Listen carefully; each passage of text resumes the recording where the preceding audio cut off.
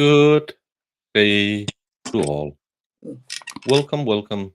And I hope you had a fantastic weekend, enjoyed all the sleep you got, and you feel sprightly and ready to go because today is going to be a banger of a show. Oh, Look that at music. you put some Halloween decorations up. Look at you. Yeah, just for you. What's it say? Beware. Beware and keep out, I think.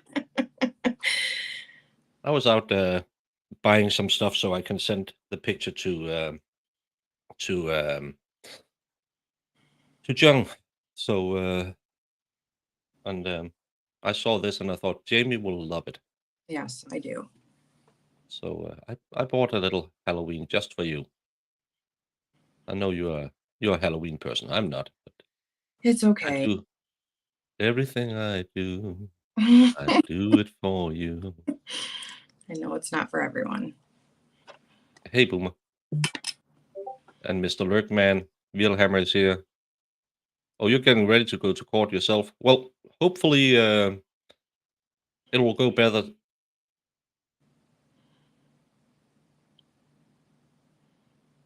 Ooh, yeah. Why does my Google start? I don't get it. Hey, Irish. Hey, Brandon. And Danny T snuck in. Hey, Danny. And good morning, Thierry. Kim is here. And of course, the one, the only, the Texas Queen, Indigo Luna. Hey, Luna. Did you have a good weekend? Me? Did you relax and lay down and oh, you streamed with me for 5 hours this weekend. We should Yeah. try to relax sometimes, maybe. No. This is too much Thank you, fun. reindeer. Yeah, we're having fun. And let's play while we're young. Mm-hmm. I Then we won't can be always able. Yeah, I wouldn't be able to do this in my old age. no. I might need more than a couple of hours of sleep every day. Mm-hmm. But yeah, I've been trying to do the math, and I get to a number of around 15 witnesses so far on 2.5 days. No, 1.5 day. We started Thursday. Yes. Yeah. So 15 witnesses in 1.5 day. So they said they had 25 witnesses. We will have people coming in talking about the DNA results, and we all know DNA results gonna take some time because Mhm. it'll be a massive voir dire, and they will be talking about all the swaps they did. So yeah, it'll take a bit longer, but if my math is correct, they should be able to rest the state's side on Wednesday. That'd be nice. Yeah, have a quick one.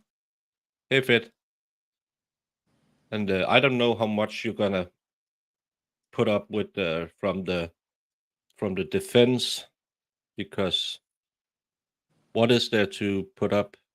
Um, Brandon, I was just about to give a recap, but thank you so much for the super chat. You get one of these because I very much appreciate it.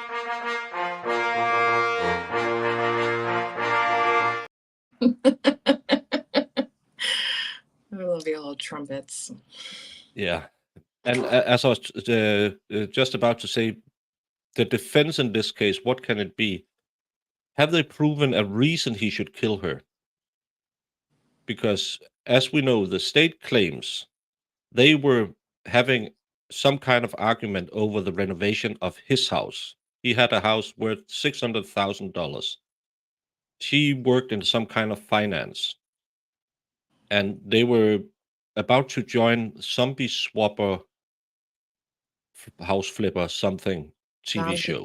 renovation flipping or something. Yeah. Yeah, and according to the host of that show, who had a meeting with them a couple of days before her death, she was upset that day because he dragged her into a meeting while she was working. Is my interpretation. The state says that she was very, very upset about it. Then a couple of days later, he claims he was out walking the dog. He cleaned the garden. He cleaned the pool twice. And when he came up, he found her unalived with her head in the bathtub. He thinks she slipped and fell and hit her head and drowned. There's no water in the lungs. She has been strangulated. She has blunt force trauma to the back of her head. There's no signs of a break-in.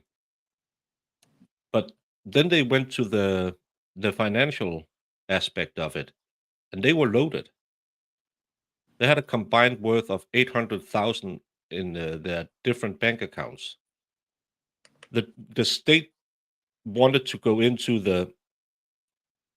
the policy of the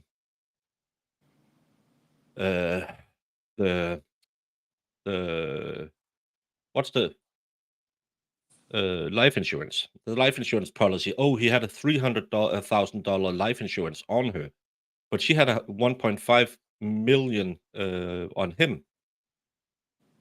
So that's not that much of a incentive. And again, he had 400,000 in his bank record. So the motive for me is a bit hard to see. And we were shown the video, and she was very loving towards her kid, and I didn't see any animosity. But again, there's no break-in. They had been living in that crummy apartment for a long time because his house renovation went wrong or took too long. The guy from the house flipper show seemed to me on stand that he might have not been totally honest because he had been working at that house for half a year. Nothing had happened, and again, they didn't lack money. What's the problem they wanted to show? I don't get that one. That's the one I didn't understand. But again, the case in, if you'll put it in highlights, is he unalived her because she was angry at him because of a house renovation and not being put on the deed, or the house was in a trust with her mom, but they took a lot of money out of the trust and put into her bank account. So again, it just doesn't make sense that he should kill her over it, in my opinion. But I it'll be mean, interesting to see. yeah, they haven't really nailed anything down where there were disputes or,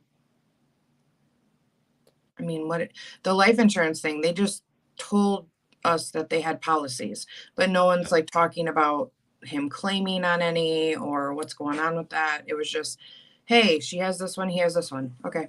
Yeah. Yeah, they said 300, and then the defense asked, did he have one? Yeah, for 1.5. So again, as always, we go into a case and believing it's quite simple, but they don't really tell us what it is. So a quick recap is just, according to the state, he killed her and displayed her in the bedroom, and according to him, she slipped and fell and drowned, but didn't have water in her lungs. That's a quick recap, Brandon. But so far, we haven't really seen any reason he should have done it, but maybe it'll be here today. And again, he has been diagnosed with schizophrenia after he was arrested. He tried to go for the insanity defense, but has withdrawn that because the judge didn't buy it. But did he really claim that he did it? No, And he he was claimed that sane? innocent by way of insanity. But he So, wasn't saying that he like actually did anything. Okay. no. That's what I was No, curious about. I was trying to read about that and I don't remember seeing anything about no. him actually saying I did it. But I was again, just, you can't use the insanity defense if you didn't do anything. I I know. didn't do nothing, but I was insane when I didn't do it. That's not how that defense works. Yeah. So, Maybe hey, maybe he got diagnosed and then thought this is a good idea. I don't know. We'll have to wait and see because Oh, I can't find anything either. me either. And did I say good morning to Miami Spice and Kim Farron? Iris is up here. Well, it's because I'm not a lawyer, so I didn't lose my ability to do math. Yeah, she's a woman. That could be reason enough. Now I have to rewind. Brandon, do you know the expert? You seem to have the same attention span. He does. David gifted memberships. I just pulled it up, but it doesn't pay out. I think it's because I haven't authenticated my AdSense yet because I haven't got the PIN number that they are supposed to send to me. So I think that's why they don't. I don't know. I don't know if it's that, but thank you so much, Dave, for the 5 gifted. And Iris, I can't quit you. That's what Jack said to Rose in Titanic, and he said, "But I can." Bye.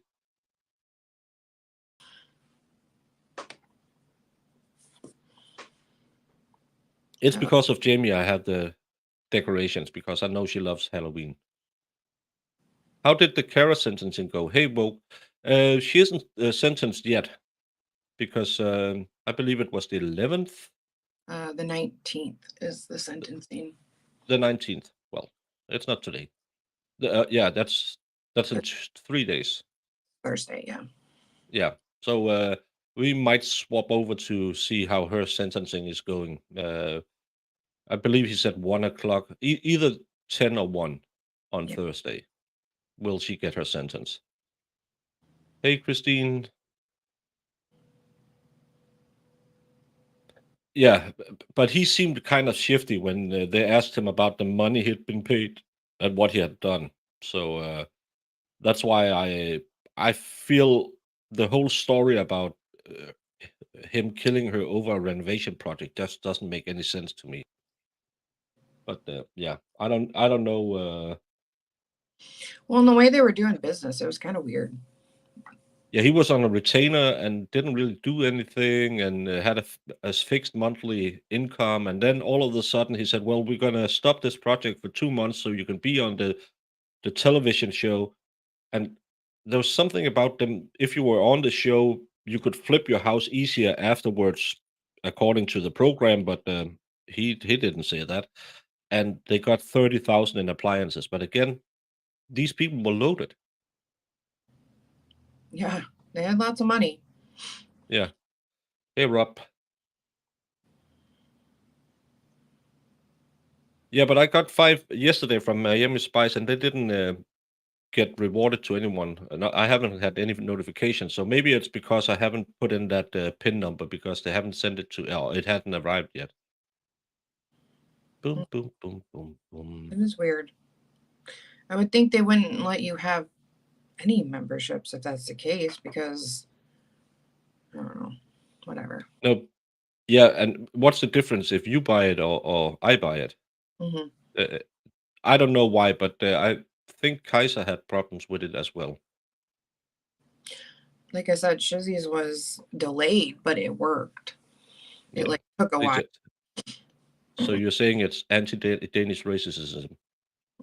I'll be right back. Yeah, the insanity defense. Yeah, the judge just says nope, and it's just not guilty. Well, I don't know why he tried to do that. How would someone with no degree of performing an autopsy know there was no water in her lung? Well, they wouldn't. But the ME probably will be here and tell us what they found. Hopefully, we won't see pictures of that.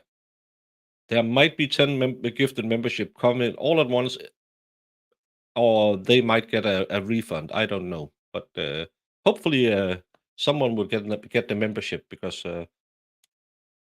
then they get a nice little color so I can see it. Take 3. Well, Brandon, this lady is dead. Her husband calls 911. The 911 people come, find her in the room next to the bathroom. He claims he found her with her head below the water with trauma to the back of the head. He tried to do CPR, it didn't work. They take her away, bingo bango, and then they charge him because they found out she didn't have any water in her lungs and she had a little bit of strangulation. Was it a good Saturday night that went wrong, or what happened? We don't know.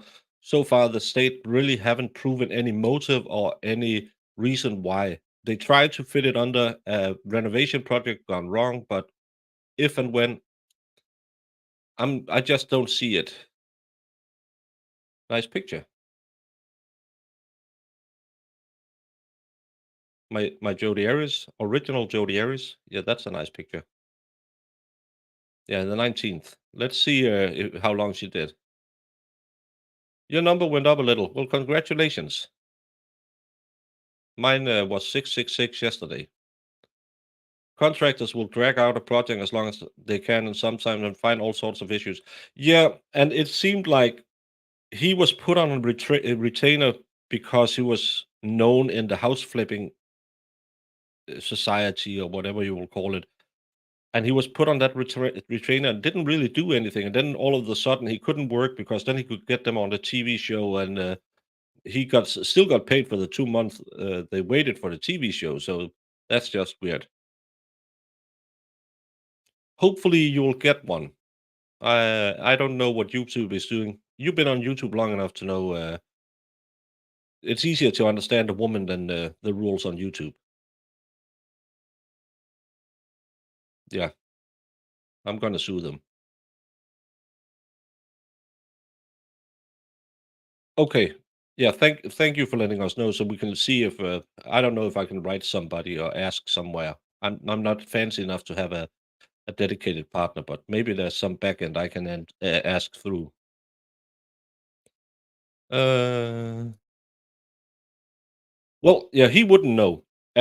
But we have three different descriptions of the state of the body when people arrived. Her hair was damp, her body was wet, but her clothes were dry. Her hair was wet, her clothes were wet, but her body was dry, and everything was wet. That's the three different descriptions we have had of this incident so far. So it's kind of weird, and again, that's why I'm wondering what uh, what what happened. But hopefully, someone will clear it up because justice for her. Hopefully, if he did it, they will get him. No, I think it's because I got 5 yesterday and 5 today, and none of them have paid out. So I think there's something stuck. But again, YouTube has to send me a PIN code I can put into AdSense and technical stuff, and it takes a few days for it to arrive. So hopefully it arrives at some point. You seen the movie Saw? Her toe caught the drain plug. I only seen one of the Saws, and that's not my kind of movies. You missed the part where you said about the bathtub trial. Did you say you think he's innocent? No, I just said, yeah, of course I think he's innocent because everyone is innocent until proven guilty. Um, but um, but I just don't see why they're other than he's the only one there. There's no signs of forced entry. Why they are pointing the finger at him? They have tried to make it about a house renovation project that doesn't seem because as I read the articles, it seemed like she had poured a lot of money into this house renovation, and then he had more money than she did, and he took money out of his trust so she could write a check for 200,000. We don't know where that went to. So is it her who's in financial problem? That could be a motive. He was angry. She spent all his money, but combined they had more than 800,000 in their bank accounts. So it's just a weird case so far. But the witnesses has been fast going, and we have heard about a work buddy of hers who said, well, he called her and told about it and cried. And then she was supposed to be at the dentist the morning of the murder, and she didn't arrive, or the morning after. I'm not sure. I can't remember right now. I shouldn't do two cases at once. I get confused. I'm blonde. So I don't again, until proven guilty, everyone is innocent in my book, but still I've seen people with a more clear-cut case.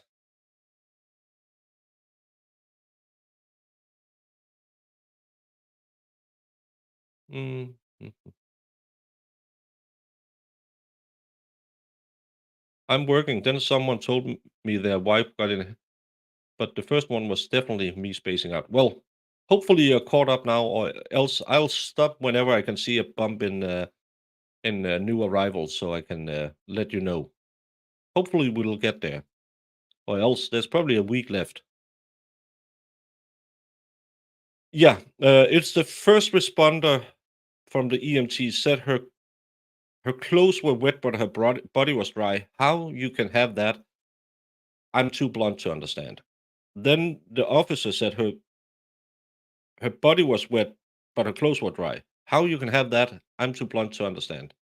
And then the last one said the crime scene investigations unit, a special detective who goes to murder scenes, said that she had clothes that was, how did he put it, not in the drying state, In the whatever that drying is. process is what he's. Drying process, sorry, yeah. But Hey, he Jude. was wet, like body, clothes, hair. But Yeah, the we had all three states. yeah. But I love the one with the clothes wet, body dry, body wet, clothes dry. Mhm. I don't understand those. Hey, Wendy H, thank you for listening, even though you can't be in the chat and make it a little more entertaining today, because we're waiting for this to start, and they are 7 minutes late. But the technical stuff in this case has, or this courtroom has been so bad. The first day we couldn't hear anything, and then the second day they forgot to put on sound, and yeah.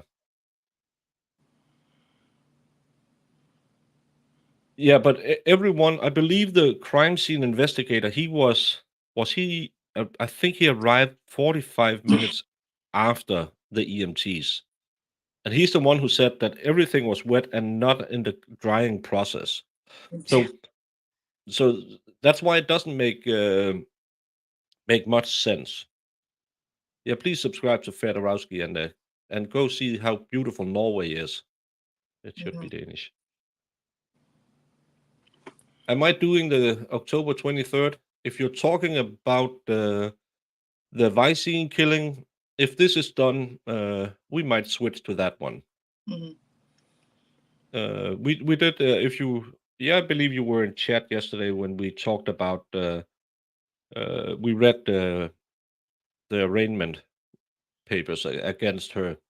That's another case Jamie and I might be looking into. A lady who might have, again, everyone is innocent till proven guilty, might have helped her friend unalive herself or murder her to steal her money via Vicene poured into water bottles and faking a drug overdose by pouring crushed medications all over the body. So that could be an interesting case as well. And she had, was it 4 prior convictions for fraud? So the monetary angle could work. Yeah, for sure. Yeah, and that's why I'm saying again, every time we're in a case, I don't know. I should stop doing all this blow because my nose is annoying me today. Or I should just trim my beard. I don't do blow. I haven't done it ever. I'm boring that way. Yeah, but that's why I'm saying I'm really. I know he's the obvious person because he lives in the house and he was the one who found her, and it's 85% of the times you're unalived, it's by someone who sleeps next to you. So, but still, I just like to see why. Yeah, we haven't heard the police interrogation yet or anything like that because he did talk to the police. So I mean, we'll see what the story is. Yeah, and he's kind of weird in the police investigation Yeah, interview. I heard they basically call him out for being a liar. So I want to see what that's about. Yeah, it's a 5-week trial. Yeah, but we've done long trials before. Jamie and I are pros. We got calluses on our butts. That's why when we're done for the day, I need at least an hour to recoup. Yeah. Yeah, it's because Jamie likes Halloween and I like Jamie, so I put up a little decoration for her. Yeah, look at that. I'm nice that way. He's a good guy. Hey, yeah, you can't remember, but I'm lurking. Well, lurk away, but please remember a bit. That's that early onset dementia. It's a B word. Morning. I'm beginning to hate Florida just as much as I hate Texas. They're 10 minutes late. I don't do people who are late. Iris, I'm sorry to say I have had these skulls for at least 3 or 4 days. Yeah. I had them on Thursday when we started the trial. On Friday, I drew lashes on them. So that's my little. Did. No. Look. It evaporated because it's for my whiteboard. Oh. I need new lashes on them. It's all for Jamie. Jamie is a big fan of Halloween. And did you watch your movies last night? Mm-hmm. What did you see? We watched Jeepers Creepers, Tremors, and the Winnie the Pooh movie. Oh, was it a good movie? The Winnie one? Yeah. I mean, it was a lot of gore. I would have killed everybody in that movie too. They were annoying. Was Taylor Swift in it? I know you don't like her. She could have been. All the Kardashians, I would have loved him to just take everybody out. Besides that. Tammy Jack's also from. Yeah, and then we had to do Back to the Future for a palate cleanser afterwards. And as soon as Mr. Tronnes is Which ready, one we can of bring them? the jury out. The first one. As long as you have notepads out that's a there, great it looks movie. like you do. Mm-hmm. I don't like. Not quite yet, Deputy. We still need the Mr. second Tronnes one. ready. The third one is okay. I love the second one. The third one is the okay one to me, but.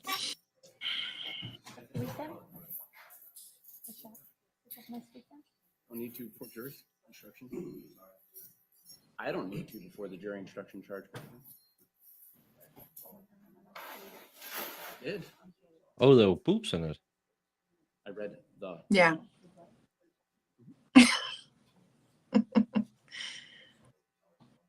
No, because if you ask the question, it's clearly an inference you wanted the jury to draw. I feel like that's just what they do nowadays with horror movies. There's always boobs. Oh, well, we will address it. Yeah. No, you didn't accidentally take acid this morning. It didn't distribute anything. That's Nice. it's kind of annoying. Why open up for it if you don't let people gift memberships? But again, it's easier to understand women than YouTube. Mm-hmm. Yeah, I don't understand why it's doing that.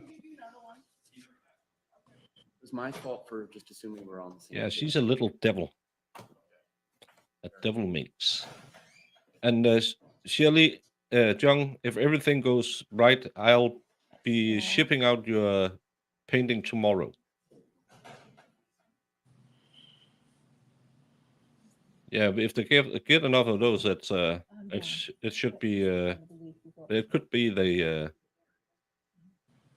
they do something about it. Yeah, the Miami Spice bought 5 yesterday, and nothing happened with those 5 either. So I don't get it. Starting the 29th.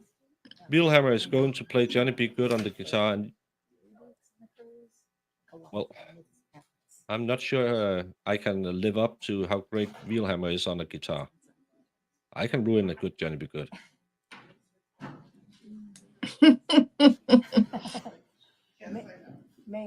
I only watch corn movies for the plot.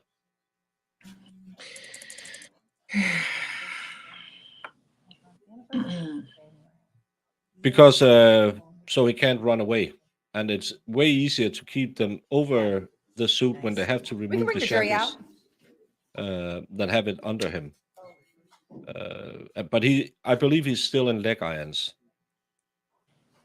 Hey, Jackpot. Hey, Jackpot.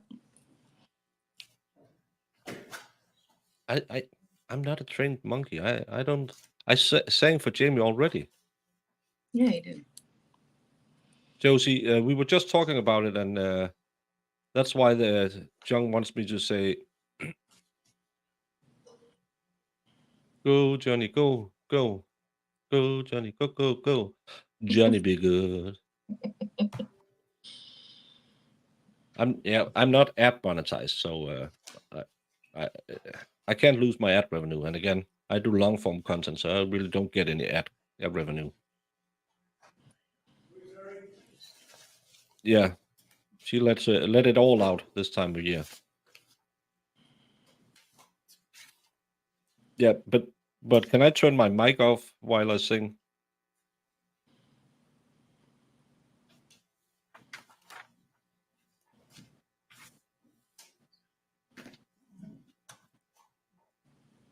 Yeah.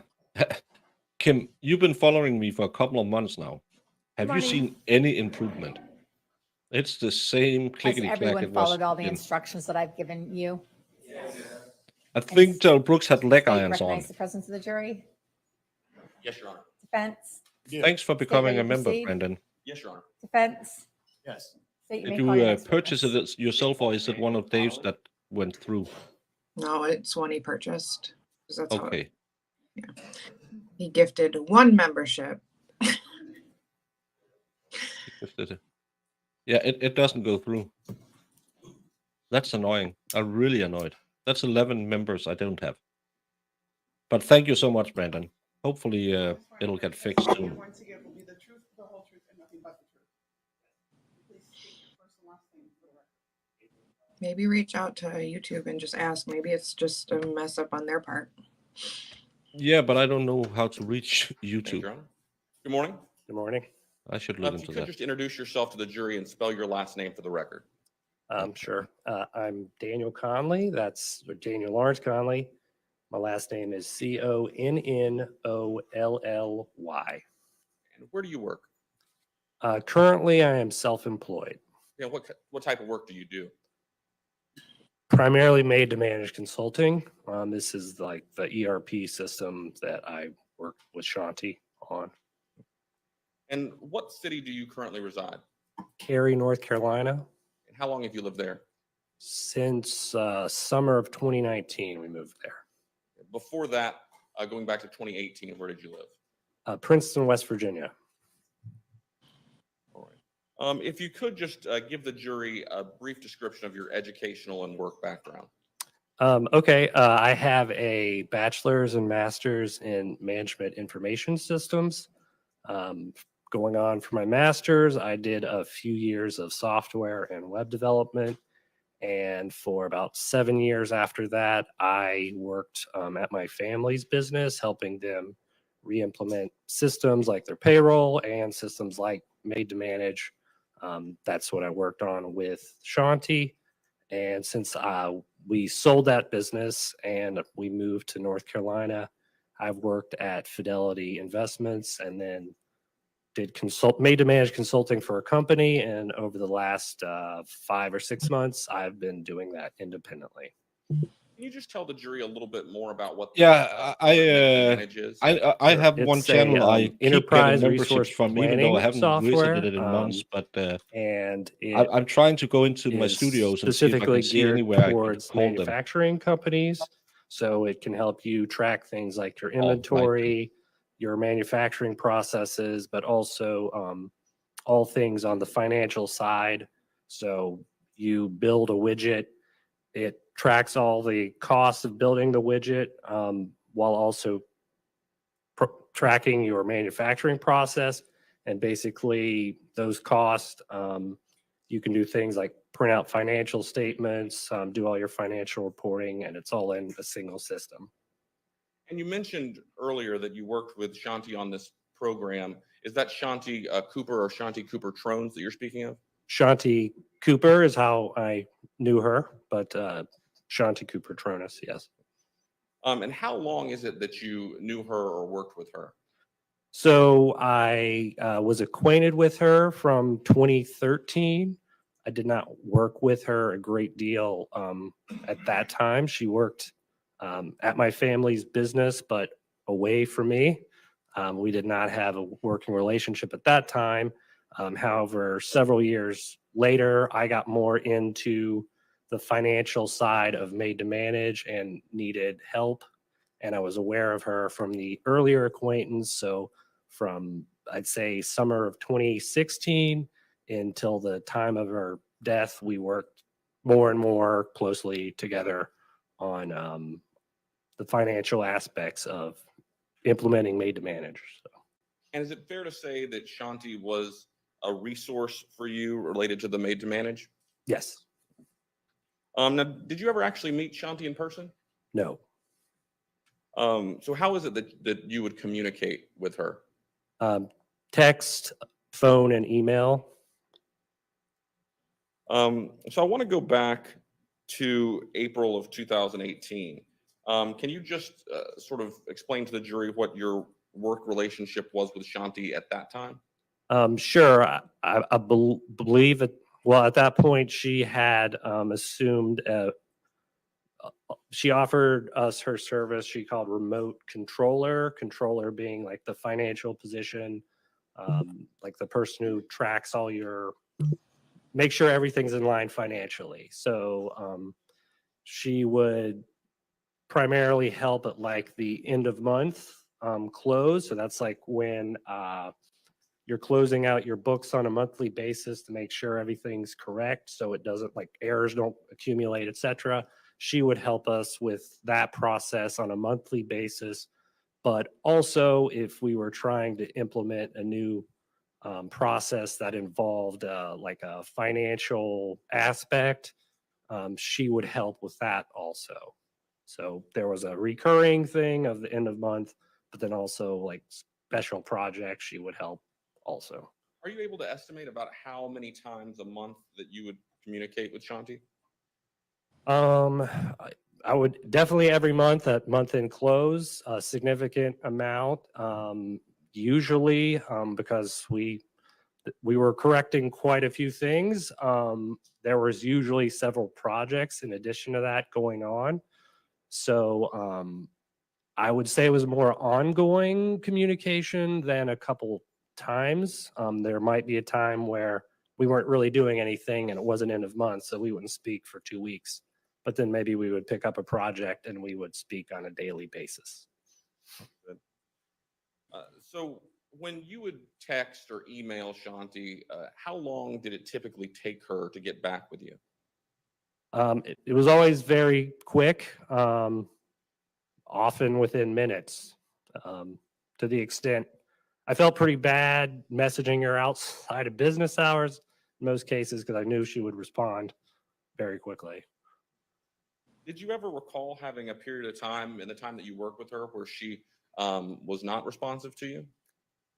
Only when she had her appendix out, but I knew that was happening. So that's probably the only time I knew I would, if I messaged her, I would not get a hold of her. Now, going to the morning of April 24th, 2018, do you recall sending Shanti a text message that morning? I do. And what was the nature of that text? I believe I was asking her a question about finance charges.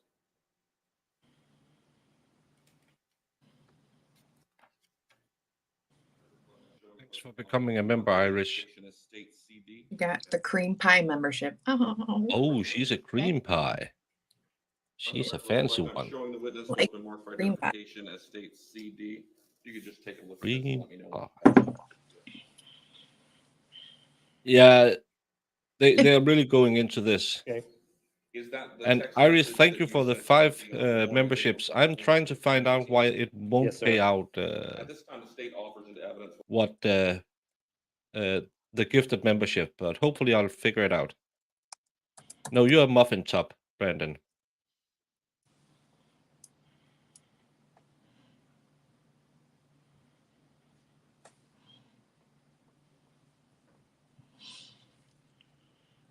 Why can't I figure that one out?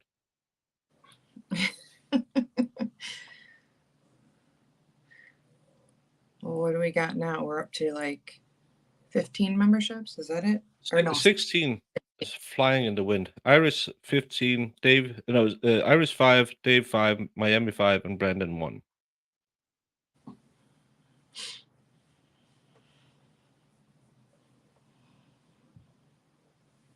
Oh, the video's stuck. Look at him. He's vibrating. No, he's just very excited. If that's how he looks when he's standing still next to somebody, he needs to go to the doctor. Hey, Wendy, thank you for becoming a member. How do you get cream filled? Well, I'll have to pay a little bit extra.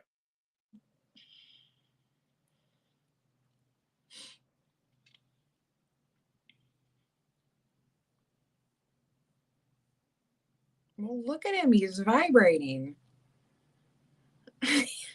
It looks like a video game. This has been the worst case so far, technically.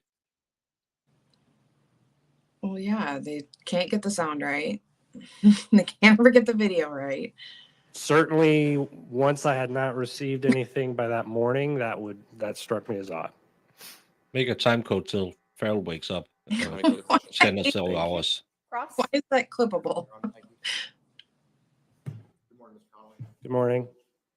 So over the course of the 2-year relationship with, or the 2 years that you were working closely with Ms. Cooper-Tonnes at times, there were gaps, and you said because there were projects that would start up and you'd see her regularly, but then there would be times you wouldn't see her for periods of time or speak to her.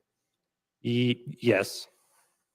And you were aware That's a of special her one. We'll appendix surgery when I come to the Yes. US, I will. and deliver that subsequently the membership. slow recovery.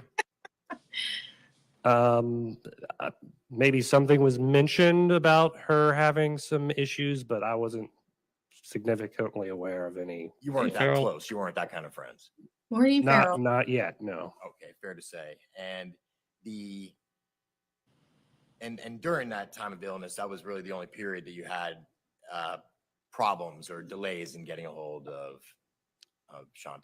Only during the acute illness. I mean, when she was at the hospital. Were you aware that she was going through some sort of dental situation, had a dental emergency going on that day? No. So no telling if she was just sleeping that morning. No. The text message that you sent, there was nothing absolutely urgent about that text, was there? No. And you didn't even follow up with another text that morning in reference to the lack of response. No. I believe I sent some additional texts in the afternoon. Thank you. Any redirect? Briefly, Your Honor.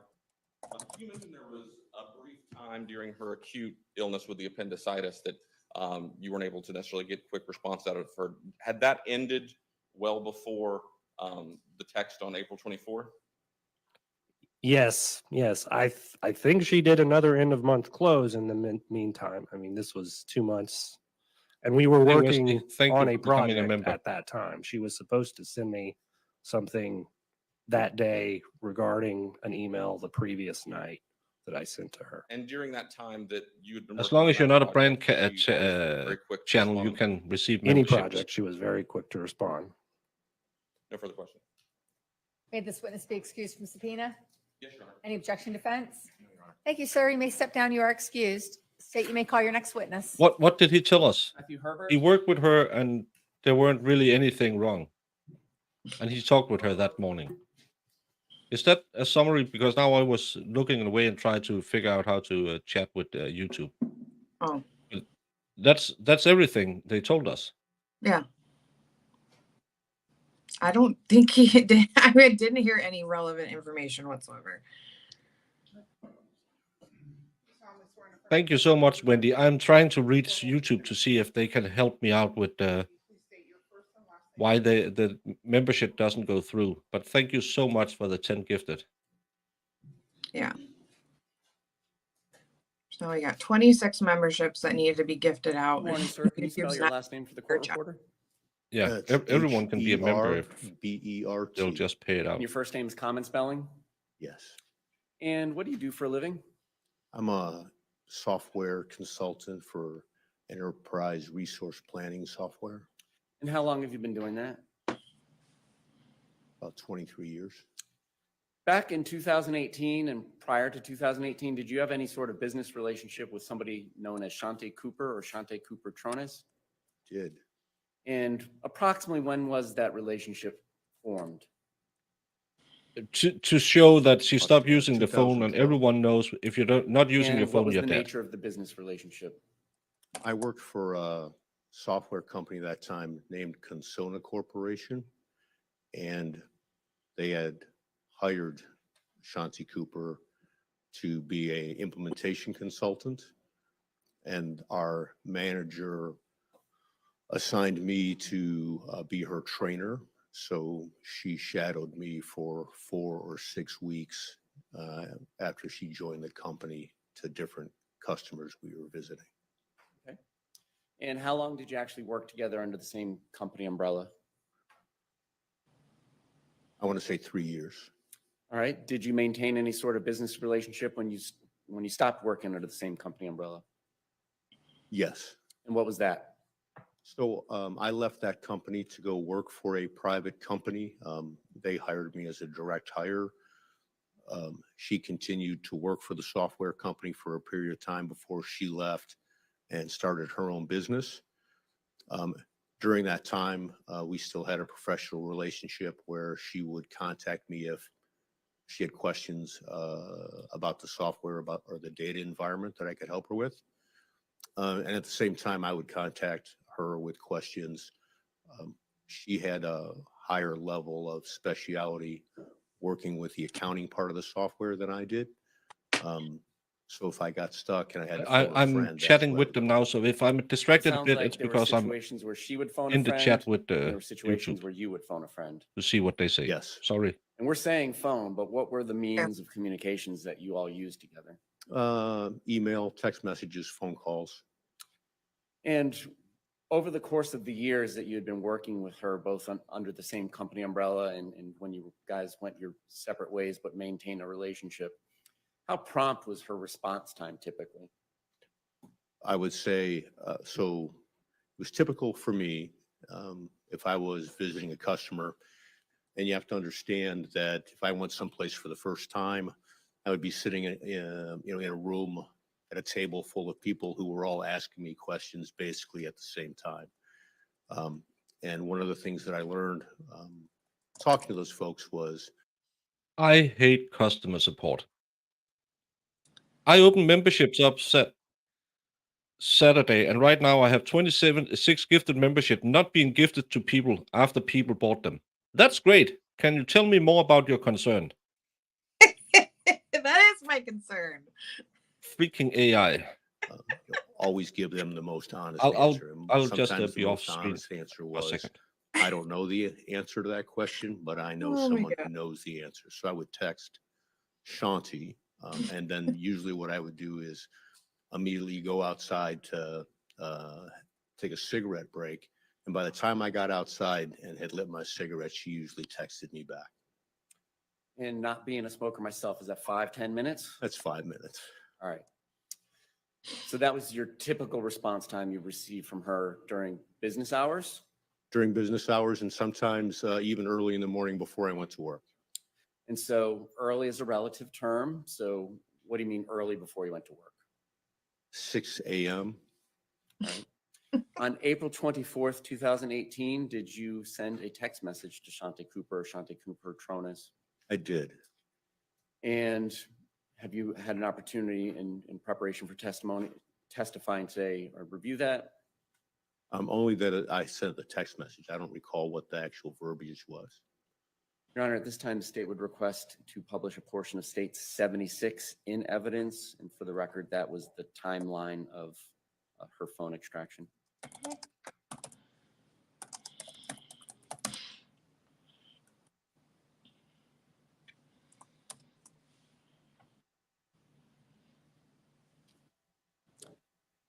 All right, speaking of row 1078, are you the Matthew Herbert with the phone that has an area code of 517? That is correct. And did you send the text, "I have another"?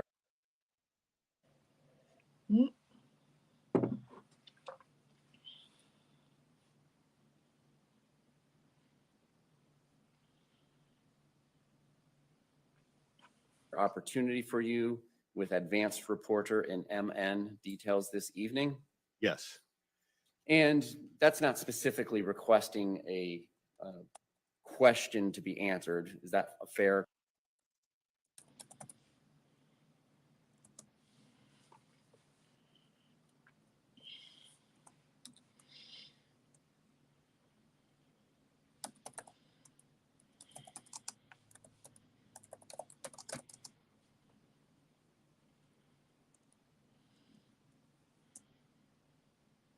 Wendy, I'm talking to support right now to figure out what went wrong because it should work, but it don't. Commentary on it?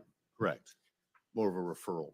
But based on your communication with her over, I guess you said you met in 2012, 6 years, would you expect a thumbs up like an Apple iMessage or okay or any sort of response? Yes. And would that have the same typical response time that we've described already? Yes. All right. And if the records on her phone shows that this was sent at 10:28 in the morning on April 24th, does that seem accurate? Yes. No other questions of this witness? So to establish time of death, is that what they're trying to do?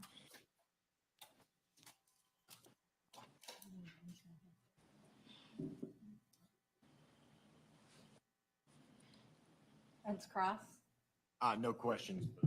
May this witness be excused from subpoena? Yes, Your Honor. Any objection? No objection. Thank you. You may step down. You are excused. Thank you. State next witness. Your Honor, the state calls Elena Pathick.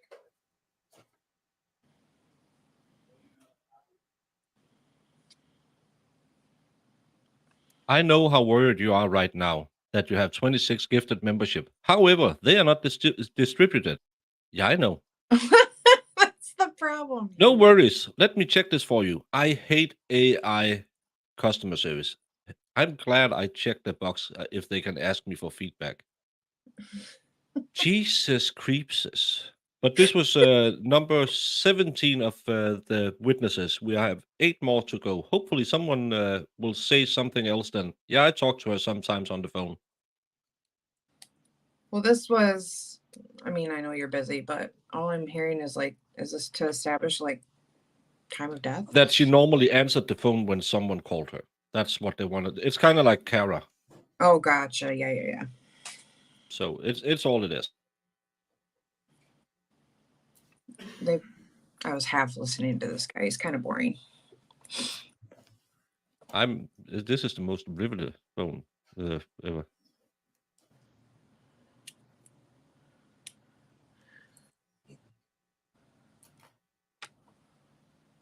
I think it's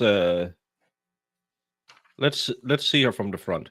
You solemnly swear and affirm the testimony you're going to give will be the truth, the whole truth, and nothing but the truth. Can you please state your first and last name?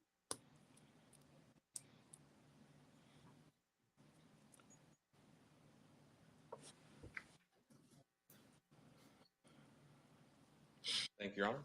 Good morning. Morning. If you could just speak up a little bit. If you could introduce yourself to the jury and spell your last name for the record. Okay, Elena Pathick, last name Pathak. And what city do you currently live? I live in Springfield, Missouri. How long have you lived there? Couple of months. Prior to living in Springfield, Missouri, where did you live? West Plains, Missouri for about 1.5 years, and before that, Orlando, Florida. Going back to 2018, where did you live? What do you mean, like specifically? No, not address. Did you live in Orlando, Florida in 2000? I lived in downtown Orlando, yes. Okay. And what do you do for work?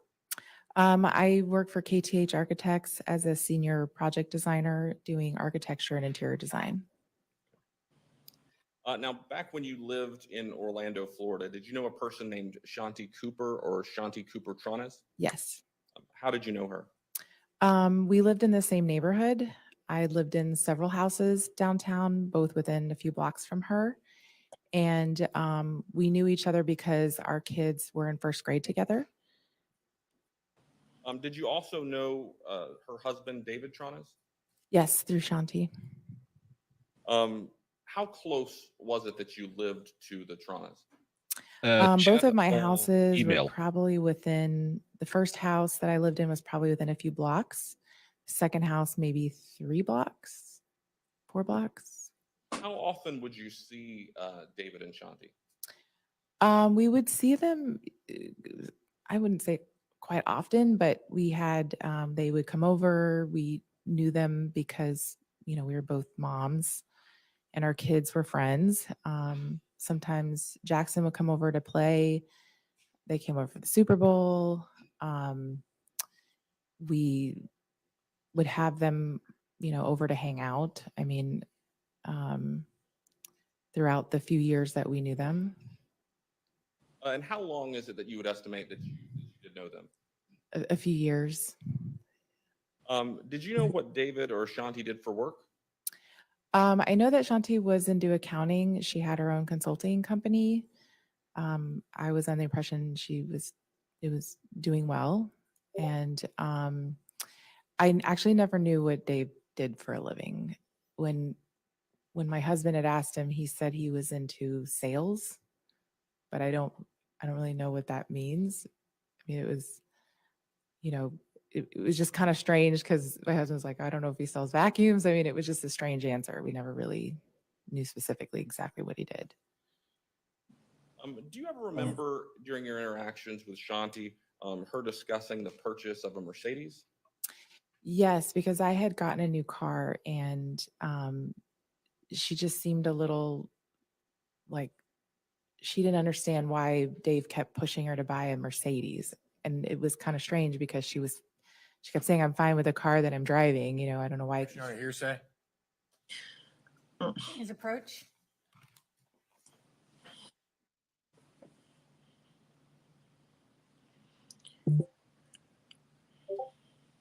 Thanks for confirming. Let me share how gifts are distributed. I don't care about how it's distributed. I just want them distributed.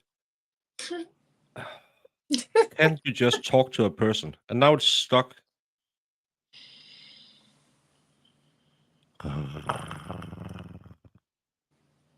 I'll be right back. Jamie, entertain everyone. I don't like that.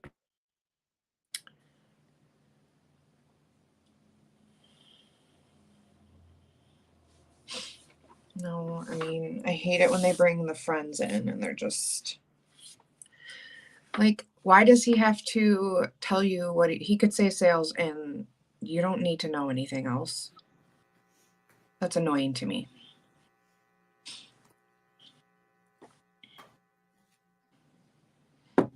Okay, I believe you were answering related to conversations that you had with Shanti related to the purchase of a Mercedes. If you could just continue. Yes, she Sorry, Judge, I'm going to, just for the record, object to relevance. Overruled. Nancy. she didn't understand why he kept pushing her to buy a new car.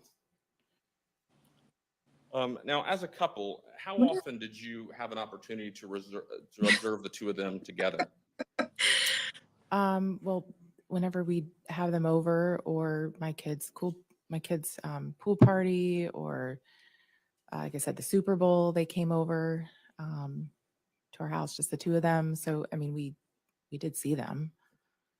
In the time that you spent around the two of them, did they appear to be affectionate towards each other? No, I never saw them hold hands, touch, kiss. It was a little strange. Now, in the time So that no you knew them, PDA, did you ever you must go have done over it. to their house? I did, yes, several times. Did you ever go inside the house? Yes. What was Yeah. the most recent time before I the hate, murder that you now had she's gone to giving me house? the I want to say it was probably 3 to 4 months. FAQ about before how it to give happened. membership. Everyone, you must accept Can you to describe receive the house? memberships What you remember about on it? this channel. Yes, If I you didn't do can that already, because you of are my all new to career. YouTube. Shanti had asked me to come and look at the house, and I think she was frustrated by the I would say lack of progress. Um, it it was in much more disrepair than the first time I had seen it.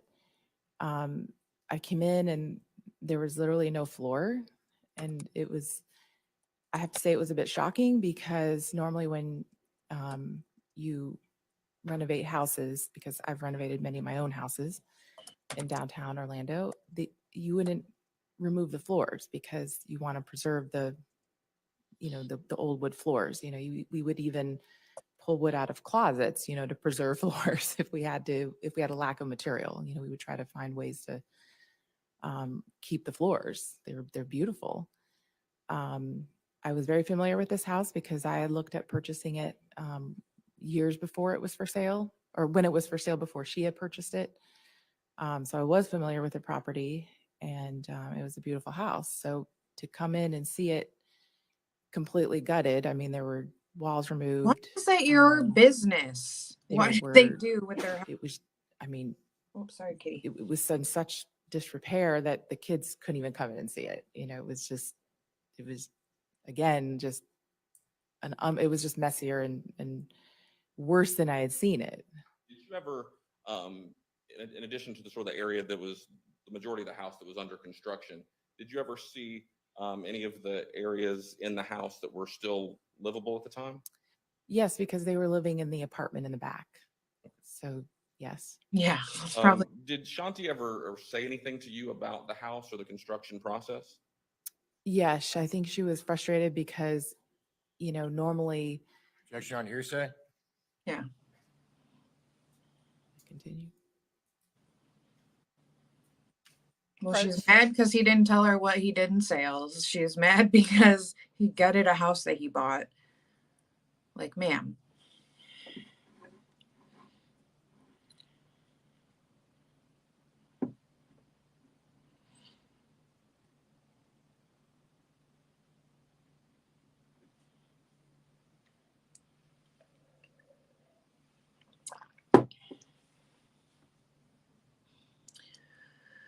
This feed, I swear.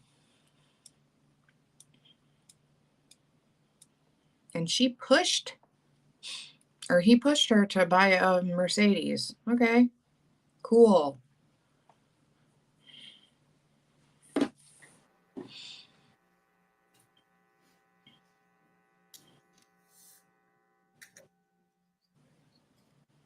So the question was, did Shanti ever say anything about the construction process to you? And I believe you had started to answer. If you could just continue. Yes, she did. She was very frustrated by how long it was taking. I normally would do a project like this in 3 to 4 months, a full gut renovation on the houses that I've done. So, and she knew that. So I think for her, it was, she said it was frustrating because she was nowhere near done. And I think the second time she asked me to come to the house, it was like a desperate plea because, she wanted my opinion on what she could do to get it done, to get it done. Understood. Did she say that specifically, or I is don't have that what further you questions. Thank you. assumed she wanted you to do? Fence cross. This Mercedes that you mentioned, isn't it true that they were buying a used Mercedes? She did not say, she just said Mercedes. Okay. And your relationship with the Tronnes family was business or pleasure?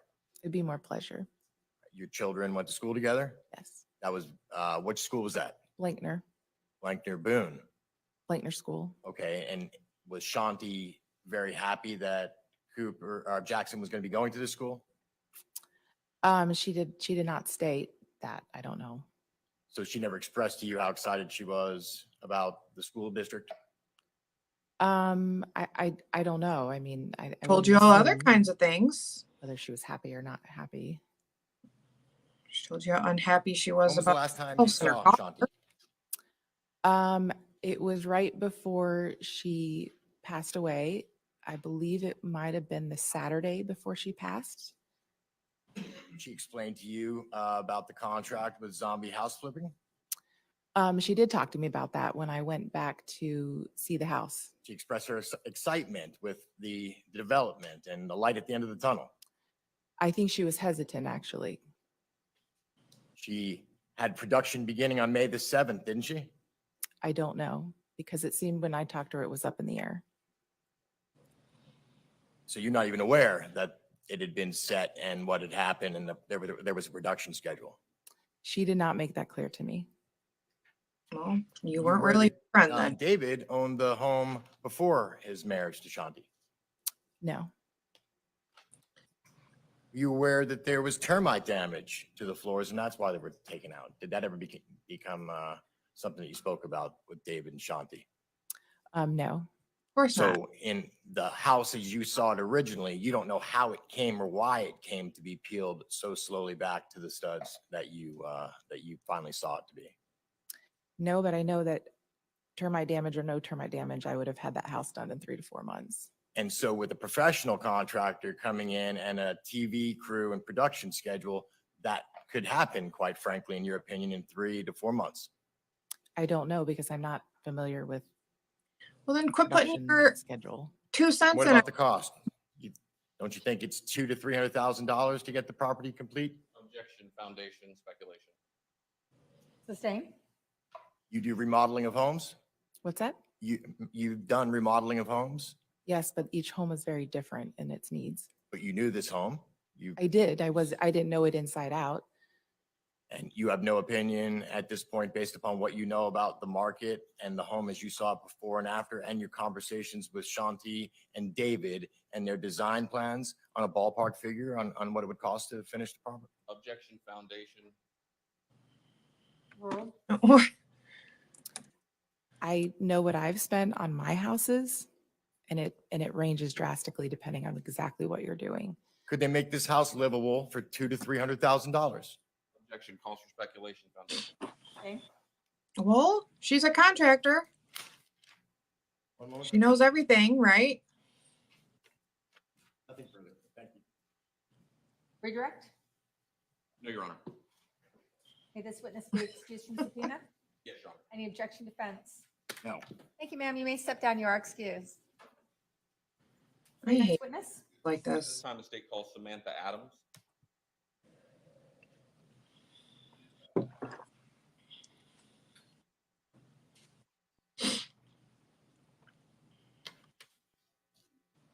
It will take some time to figure out when my purchases were done so they can get distributed. I have written 3 times I didn't purchase, members purchased. Okay, I see. Your purchases will be distributed. Remember to allow gifted memberships. Testimony you're going to give will be the Start truth, yelling the whole truth, representative at your computer. your first and last name.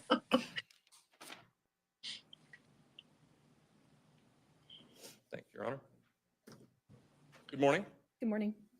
If you could just introduce yourself to the jury and spell your last name for the record. Yes, my name is Samantha Adams, ADAMS, And what city do you currently live in? Madison, Alabama. And how long have you lived there? A little over a year. Prior to living in Madison, Alabama, where did you live? Prior to Madison, Alabama, I lived in Palm Bay, Florida for approximately 3 years. And then before that in Asheville, Alabama. And then prior to that, Orlando, Florida. Hey, Pete Pioni, thank you for becoming a member.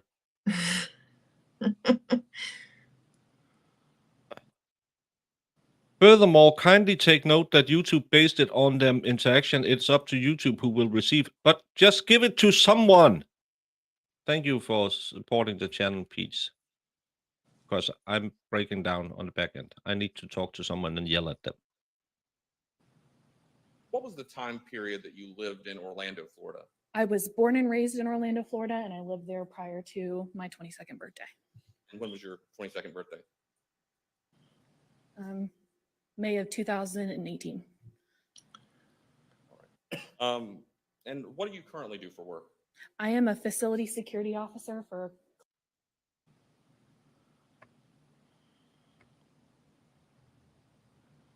military Schoenbert. defense contractor in Huntsville, Alabama. But Just- going back to 2017 and 2018, were you working full-time or were you also a student? I was also a student. It still were you works the studying? same whether you I purchase or attended the other. University of Yeah, I Central don't care. Florida Just studying give it to criminal justice. someone. And in addition to being a full-time student, did you have a part-time job? Yes, I did. And who was that part-time job with? Shanti Cooper-Tonnes. How is it that you came to work for her? I was looking to leave my previous job at Universal Studios for a more job that was more flexible with my school schedule. And so I put a posting on care.com and Shanti reached out the next morning asking for a nanny. Can you just explain to the jury a little bit, what is care.com? So care.com is an online site that Is anyone working in healthcare who knows about stress and how I can stop from tearing my PC from each other? 6 deep breaths.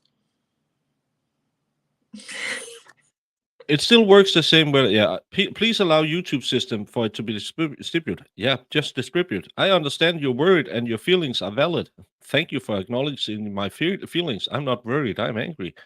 I know you value your channel. Yeah, that's why I made it.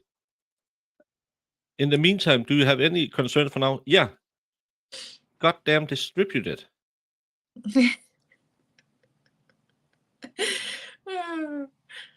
Everybody has all different options for you. So individuals can post themselves to become a nanny or anything that an individual may need. Also, personal assisting, an app basically for an individual looking for help. And what was the nature of the work that you ultimately ended up doing for Shanti Cooper-Tonnes? When I first started with Shanti, it was mostly nanny work with her son Jackson, and it eventually went into more personal assisting / nanny. If she needed anything, I was the person to help her. Can you give some examples of what you'd be talking about outside of childcare? Yes. So for Shanti, she ran her own business. So she would have me go to the post office, check her mailbox. She would have me, if she got any checks, go ahead and post those in her bank account, as well as go grocery shopping if she needed an errand ran, anything like that. And what, well, first of all, how long is it that you worked for Shanti? It was January of 17 until mid-April 2018. And what were your typical hours when working with her? Anywhere from 9 to 11 a.m. to about 3 to 5 p.m. Are you able to estimate about how many hours a week it is that you worked with Shanti? About 21 hours a week. And how much of this time, 20 or so hours that you were working with her, would you actually be sort of physically around her in the same room or area as her? Out of the 20 hours, I would say between running errands, between 10 to 15 hours out of every week. And why is it that you stopped working with Shanti? I was relocating with my parents to Asheville, Alabama. And in your work, did you have occasion to observe Shanti's work? Yes, I did. So whenever I had picked up Jackson, we would come straight home and we would start doing his homework. And during that time, I was sitting not even 10 feet away from where she was on her computer. Is that sort of based on the state of the construction in the house? Yes, sir. And so did you have the opportunity to observe kind of how she worked and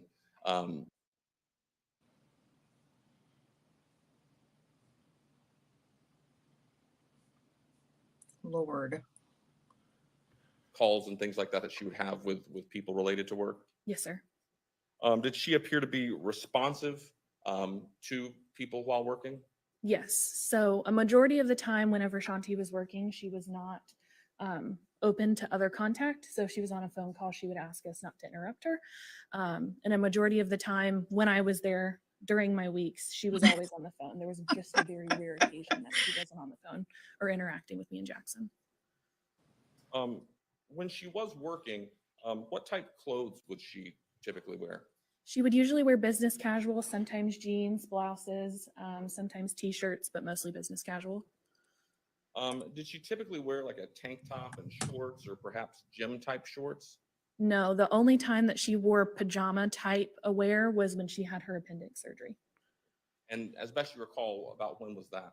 I believe it was around March of 2018.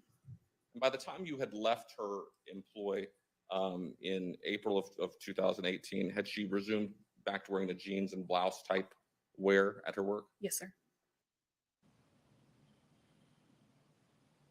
Yes, I understand. However, please take note that it's up to the YouTube system to decide who will receive based on their interaction with your channel. So I said, can you get a human online?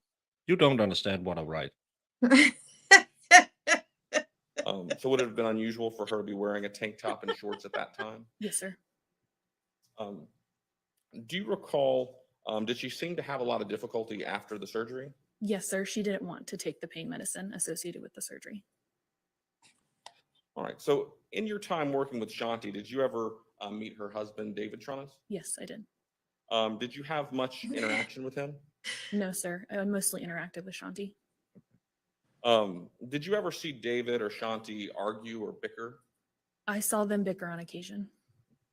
Did they ever bicker about the home renovation, things of that nature? I hate that word bicker. It's so stupid. Was this sort of just an ongoing bickering that went through when your employment Stop saying ended? bickering.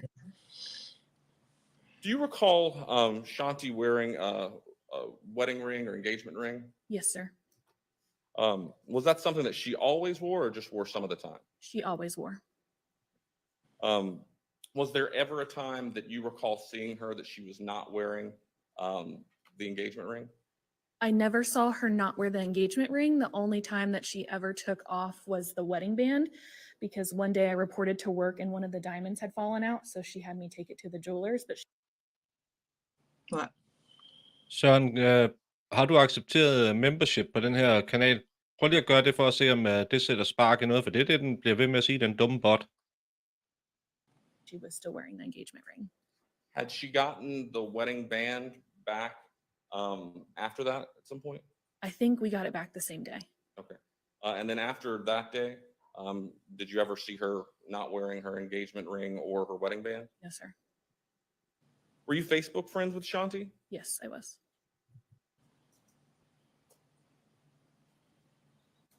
Permission to publish what's in evidence in State 61. You may.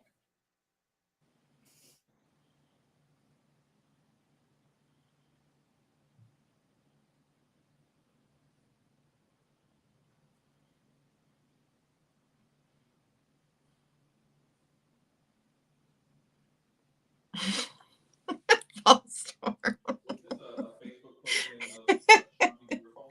Yes, sir. And is that, in fact, the engagement ring that you saw her wearing every day? Yes, sir.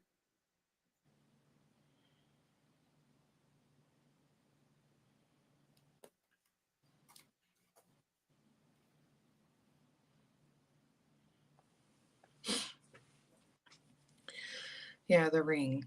Like, she never took it off. Okay. I gotta hear more about what's up with this ring. I am talking with a human. Oh my gosh. Søren, har du godkendt, at du må få gifted membership på den her kanal? Du skal trykke på de der 3 prikker og sige acceptere, hvis du går op til en af der, hvor der er nogen, der har skrevet, at de gifter memberships. Yes, Brandon, he said he's talking to a human now. Yeah, but this human, I'm human, flesh and blood. We appreciate your patience for this. Can I get an answer? How long till my 27 membership will be distributed? Because on other channels, it's almost instant. I now have waited 24 hours for the first to be distributed. The witness with what's in evidence as states 72. Men Søren, hvis du går op på en af dem der, hvor der står, har giftet memberships, så er der 3 prikker, og har du sagt ja tak til den, fordi så har hun ikke noget at komme efter. Hjernedød kran.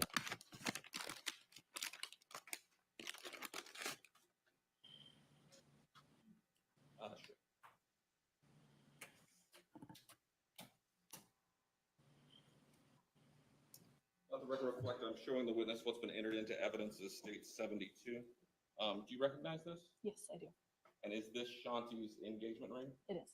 And this is the engagement ring that you saw her wearing the entirety of the time that you worked with her? Yes, sir.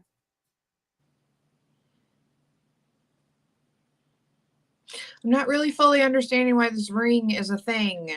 Like where it's supposed to be like, aha, see? Because they found it in his luggage, so he must have stolen it. It's stolen his his wife's ring? And is this the same ring that she posted in that Facebook post? Yes, sir, it is.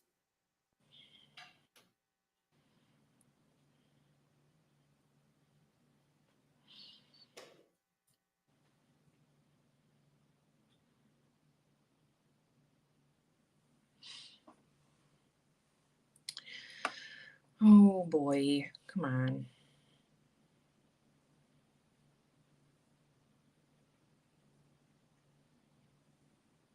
Oh. See, they haven't made that very clear, and I assume a lot of this stuff will come to light when they do the interrogation video and stuff, so.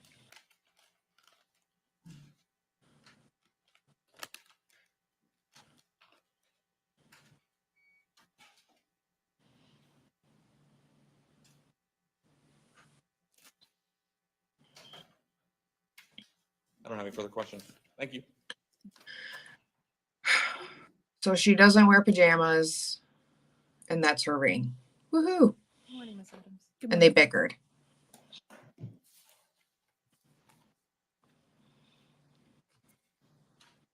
You would describe David as quiet?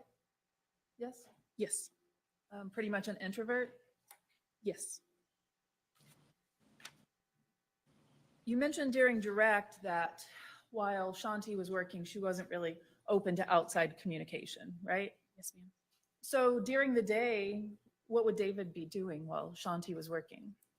It depended on the day. Some days he would be working downstairs in the garage, out in the yard, or helping with the dogs. Okay.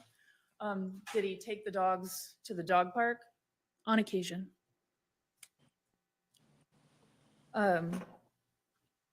From your observation, was there a lot of communication between the two of them while she was working? During the day, not really, no. Did he pretty much stay out of her way? Yes, ma'am. And he kept himself occupied doing tasks around the house? Yes, ma'am. Did you ever notice the two of them calling or texting each other through the day? I didn't sit directly beside where Shanti was, and when I was running errands, I wasn't aware if they were texting or not. Did you ever hear phone conversations between the two of them? No, ma'am. Leading up to the time that you finished your work there, tell the jury when that was. When did you stop working for Shanti? It was in the middle of April. I don't remember the exact date. Okay. You were working there during the times when renovation was taking place on the house? Yes, ma'am. You became aware that they were going to be involved in the zombie house flipping show? Yes, ma'am. Shanti was excited about that, wasn't she? Yes, ma'am. In Okay, so fact, the work big was to begin May 7th, I believe. Is that correct? I wasn't aware of a date. Så Did you know that it was supposed to start soon? Jeg ved ikke. In time to when you were Men leaving? hun er totalt i hvert fald Så- forstår super meget engelsk i den her. Prior to Jan ved that, had Kran. work been progressing on the renovation? I would say work was retracting, not progressing. Okay. In January, that year before you terminated your employment, had there begun a renewal of some work in the house? January of 17 or January of 18? 2018. Yes, ma'am. Okay.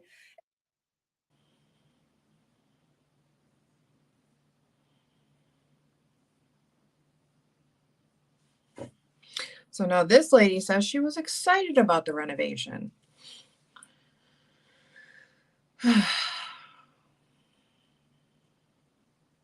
And I'd believe her more over And the from your observation, what was friends. happening? In January of 17, it looked, if I recall correctly, they Talking were, about 18. sorry, January of 18. If I recall correctly, they were putting cement in the home. And did you learn Fordi jeg kan why snakke that noget had to hurtigere til stop? dig og være sikker Nå, på, at du ja. forstår, hvad jeg siger, så derfor så valgte jeg dig. Det er ikke meget, man kan bruge dig til, men det her, det kunne du vel finde ud af. Shanti was excited about participating in the show because of the sponsorships that they were going to get. I'm not aware. Objection Foundation. Sustain. I'll withdraw the question.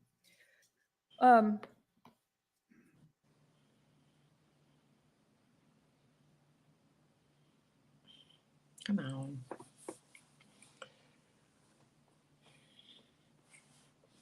What were the general work hours where that you would work there at the home? Anywhere from 9 to 11 to 3 to 5 p.m. Okay. Were you there when the family would share meals together? No, ma'am.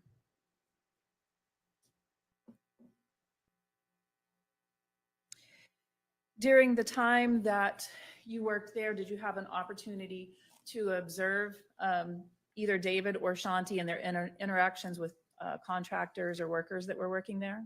No, ma'am. I was usually doing other tasks. Now I got the same copy-pasted answer she gave me You 3 times. described I the can feel my ring, brain melting. her engagement ring that she wore. Are you familiar with where she kept her jewelry? No, ma'am. Now, she wouldn't always wear that ring, would she? The engagement ring or the wedding band? The engagement ring or the wedding band? I've always seen her with the engagement ring. Would she wear it in the pool? I'm not aware. Were you there when she would spend time in the pool with her and Jackson or her and David? I've only ever been in the pool once with her, and I do not recall if she was wearing the ring. Did you go on trips with the family to like Aquatica or places like that? Yes, I did. Okay. Did you see her wearing the ring there? I believe she was wearing the ring. Are you sure? I cannot recall. You said that you would start your day with Shanti around not between 9 and 10. Is that accurate? 9 to 11. When you would arrive, she was already dressed for the workday. Yes, ma'am. So you're not familiar with her morning routine, are you? No, ma'am. Not prior to 9 to 11. And you would leave by 5 o'clock in the afternoon at the latest. Is that your testimony? Yes, ma'am. So you're not familiar with I did ask for a human, and the AI claims it's human. her evening routine either, are you? No, ma'am. So you don't know if she wore the ring in the shower? No, ma'am. You don't know if she took it off at night before she went to bed? No, ma'am. You don't know if she put it back on in the morning when she woke up? You indicated that normally she would be wearing business casual clothing. You mentioned except when she was recovering from her surgery, correct? Yes, ma'am. Would she wear more casual clothing when she wasn't feeling well? I do not recall. But you did notice that after the appendectomy, correct? Yes, due to her surgical scar, she could not wear tight pants.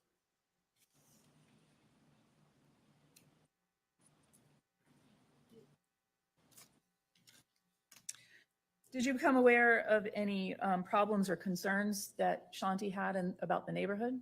No, ma'am.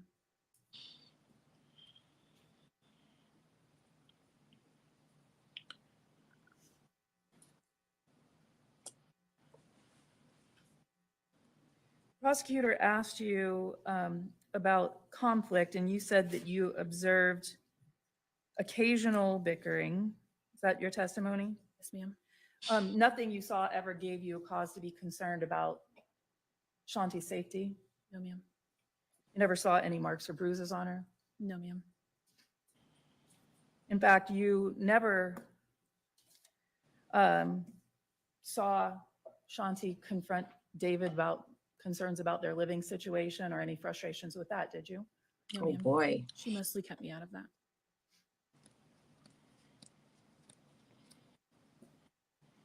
Let's talk about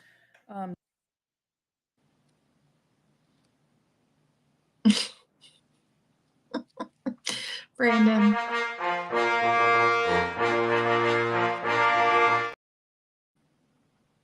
If Farrell and Dave are alone in the treehouse and nobody is around to hear it, is it still in or just on me?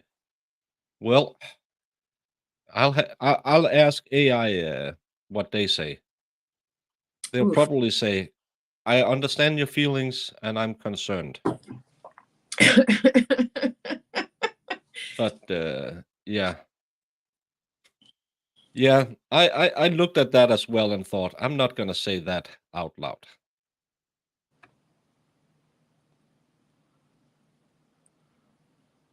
Yeah, I'm about. Oh, she's writing me again. I'm gonna. Jamie, this will be the last stream ever. Can you send Søren over here to claim my corpse and end the stream? If you hear a loud banging noise, maybe only one bang, don't mind it. But your day off is tomorrow. Sorbert, go help him, please. Make sure he's okay.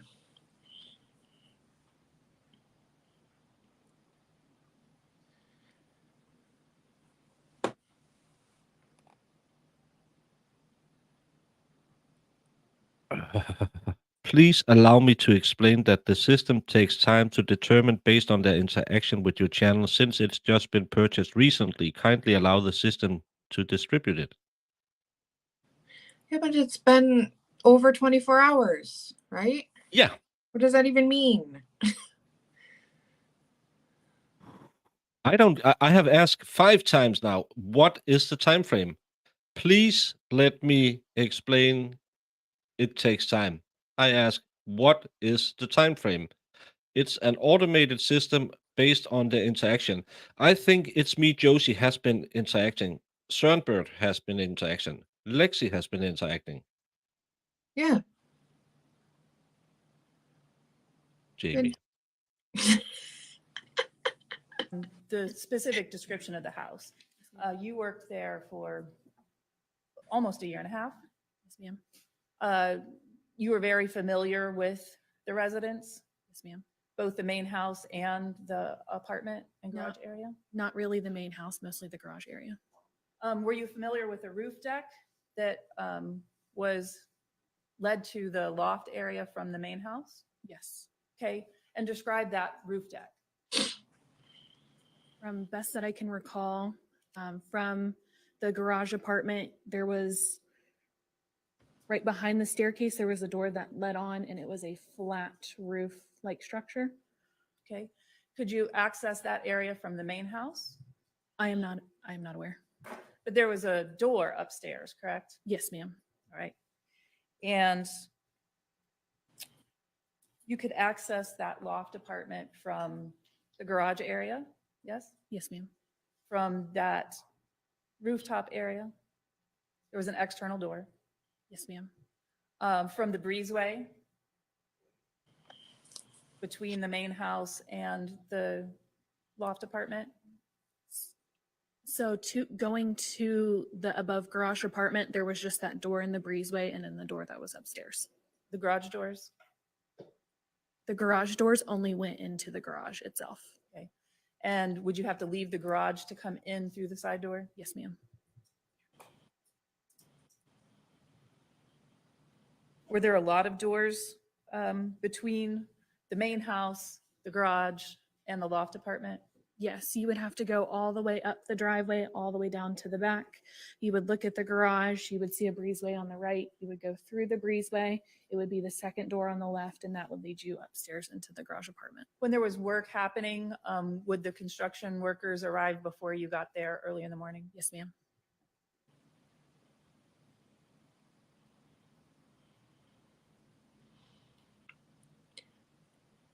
No, like, You indicated that your work duties included going to the post office, running errands, depositing checks. Did you ever make withdrawals for Shanti? Yes, ma'am. Did she keep cash in the house? Yes, ma'am. Describe that. Keeping cash in the house, to my best recollection, she kept a poker bag in her closet that was hidden that she would keep cash within.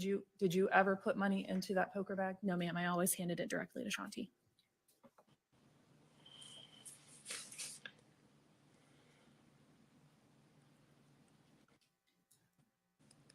From your observation, was David actively working and supervising the contractors when they were there on site?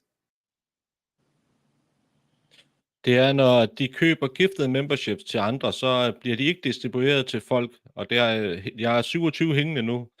Men hvis du køber et membership til dig selv, så får du det med det samme. Og nu har jeg prøvet i en halv time at få damen til at fortælle mig, hvorfor at de 27 hænger ude i æteren, uden at det bliver givet. Og hun bliver ved at sige, at det handler om, at folk skal interagere.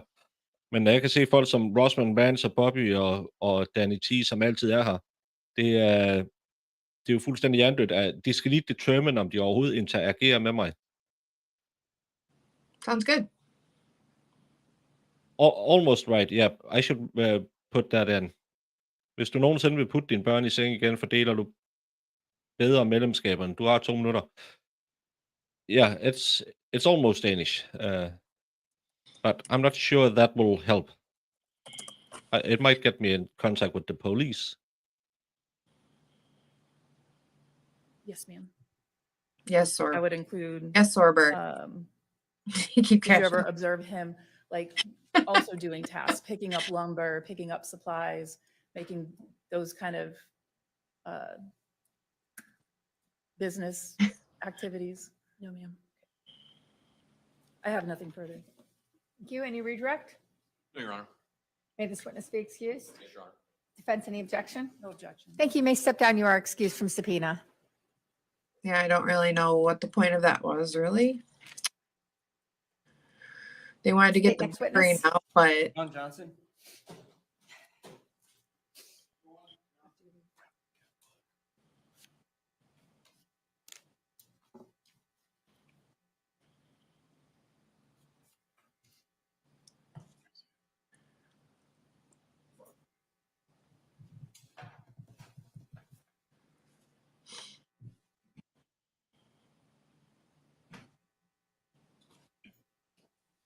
You solemnly swear and affirm the testimony you're going to give will be the truth, the whole truth, and nothing but the truth.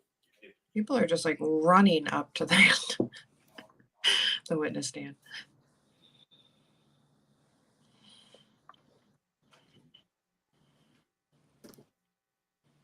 That's 20. Please, the court. So the Please last state. 5 witnesses should Can you be spell your first technical. and your last name for us, Yeah. please? Sure, it's Sean, S-H-A-W-N, last name Johnson, J-O-H-N-S-O-N. Where do you work? I'm employed by the Florida Department of Law Enforcement out of the Orlando Regional Operations Center in the DNA Biology section. Oh, What's your DNA. background in education, training, and experience in that area? I have a Bachelor's of Science degree in biochemistry with a minor in chemistry. I've been with FDLE in the biology section for approximately 26 and a half years. I completed 2 separate training courses. One dealt with conventional serology, which is the identification of body fluid stains, and then the other portion was DNA analysis, and they both were approximately about a year in length. Do you go through any continuing testing as well? Continuing education, is that what you're referring to? Education and then testing with lines that you must be successful in identifying? Yes, I'm required to do So the I believe DNA. it's 16 hours now of a continued education Get throughout it. the calendar year. And then I'm also required to take 2 proficiency tests per year. And a proficiency test is Exactly. a mock trial, or not a mock trial, but a mock case with a scenario. And I run that proficiency test alongside other cases. And then the results are sent out to the company and they will grade it pass or fail.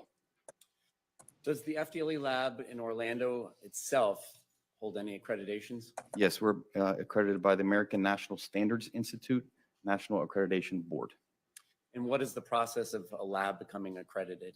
Approximately every 4 years, people of the forensic community nationwide come into our lab system, and they fan out over the state and go into the biology sections and make sure that we are doing what our standard operating procedures say we're doing. And it's extensive interviewing process with analysts, and that, like I said, is done every 4 years. I Tell bet the it is. jury about your actual workspace itself. I have my own work area in that I perform DNA analysis in that, where I examine items of evidence in my area. I have a refrigerator that is locked for evidence security. And then when I look at evidence, the area in which I place the evidence out on is cleaned between items. And so I have actual space that's for computer and then for evidence.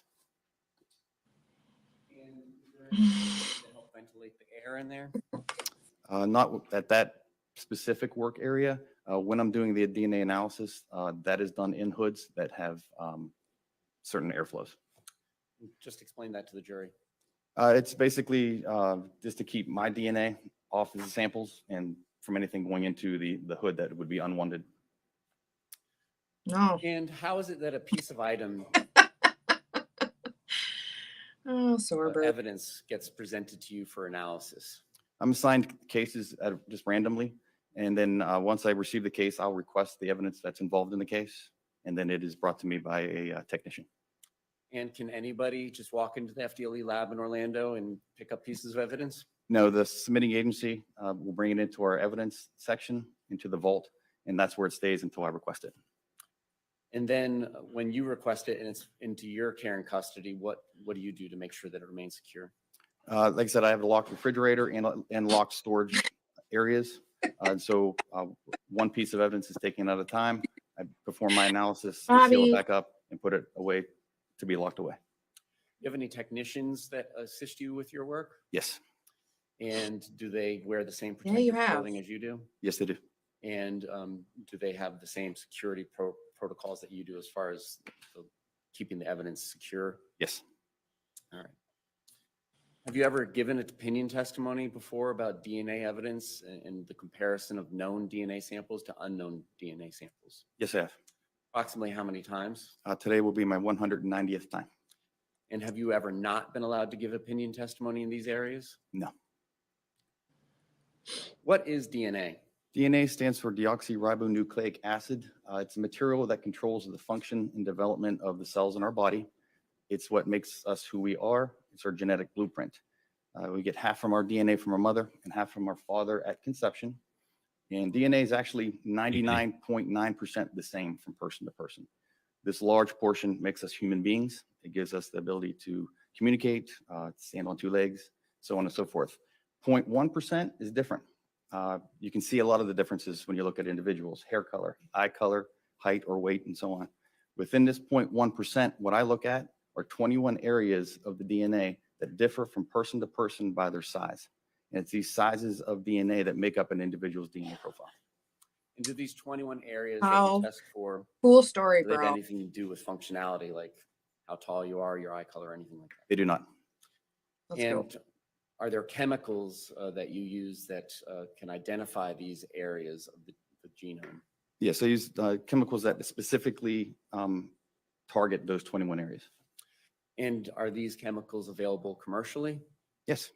And what particular kit or kits did the FDLE use at the time that you made these analyses in 2018? It's called Global Filer. And is this a Global Filer, a product that is accepted in the forensic DNA community? Yes, it is. And what other purposes besides the use in a criminal case would Global Filer and these other commercial kits serve in the scientific community? They're used in research.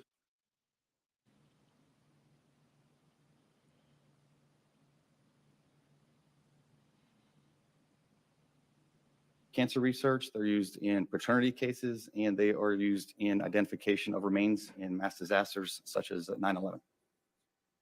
Prior to doing DNA analysis, do you do any other sort of chemical analysis of some samples that are provided to you? Sure. If a stain is red-brown in color, indicative of blood, I'll do a chemical presumptive test, which for that stain, and it's just adding a series of colorless solutions to the stain or to a rubbing of the stain. And if those colorless solutions turn pink, then it's telling me that's chemically positive for blood. All right. Were you provided known samples in this case to analyze, and then I'll have you explain what a known sample is. Yes, it was. What is a known sample? Known sample is a sample that the source is known. For example, a buccal swab is a swabbing of the inside of someone's cheek. And also a DNA card is used to dry down liquid blood.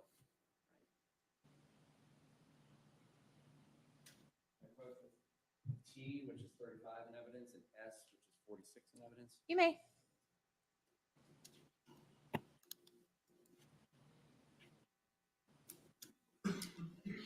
I'm showing you T, which is 35.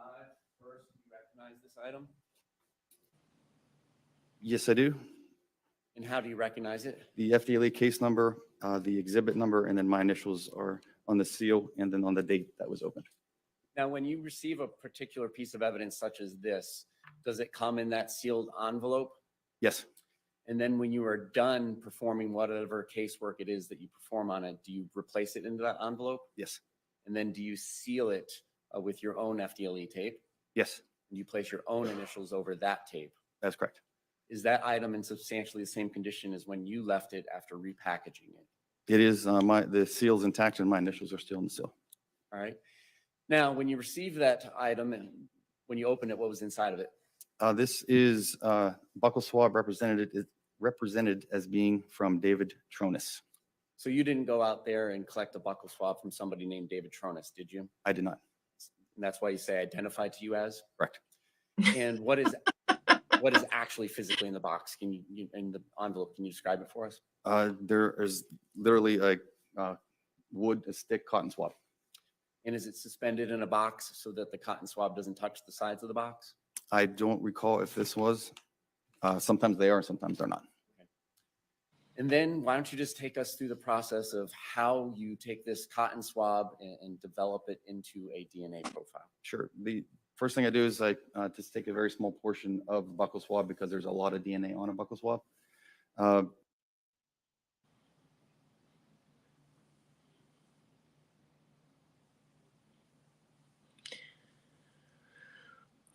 I can't imagine that that's the problem because no one, absolutely no one is getting a The membership. first step is the extraction process, and it's simply adding chemicals and heat to these cells to break them open, to get the DNA out of the cells. And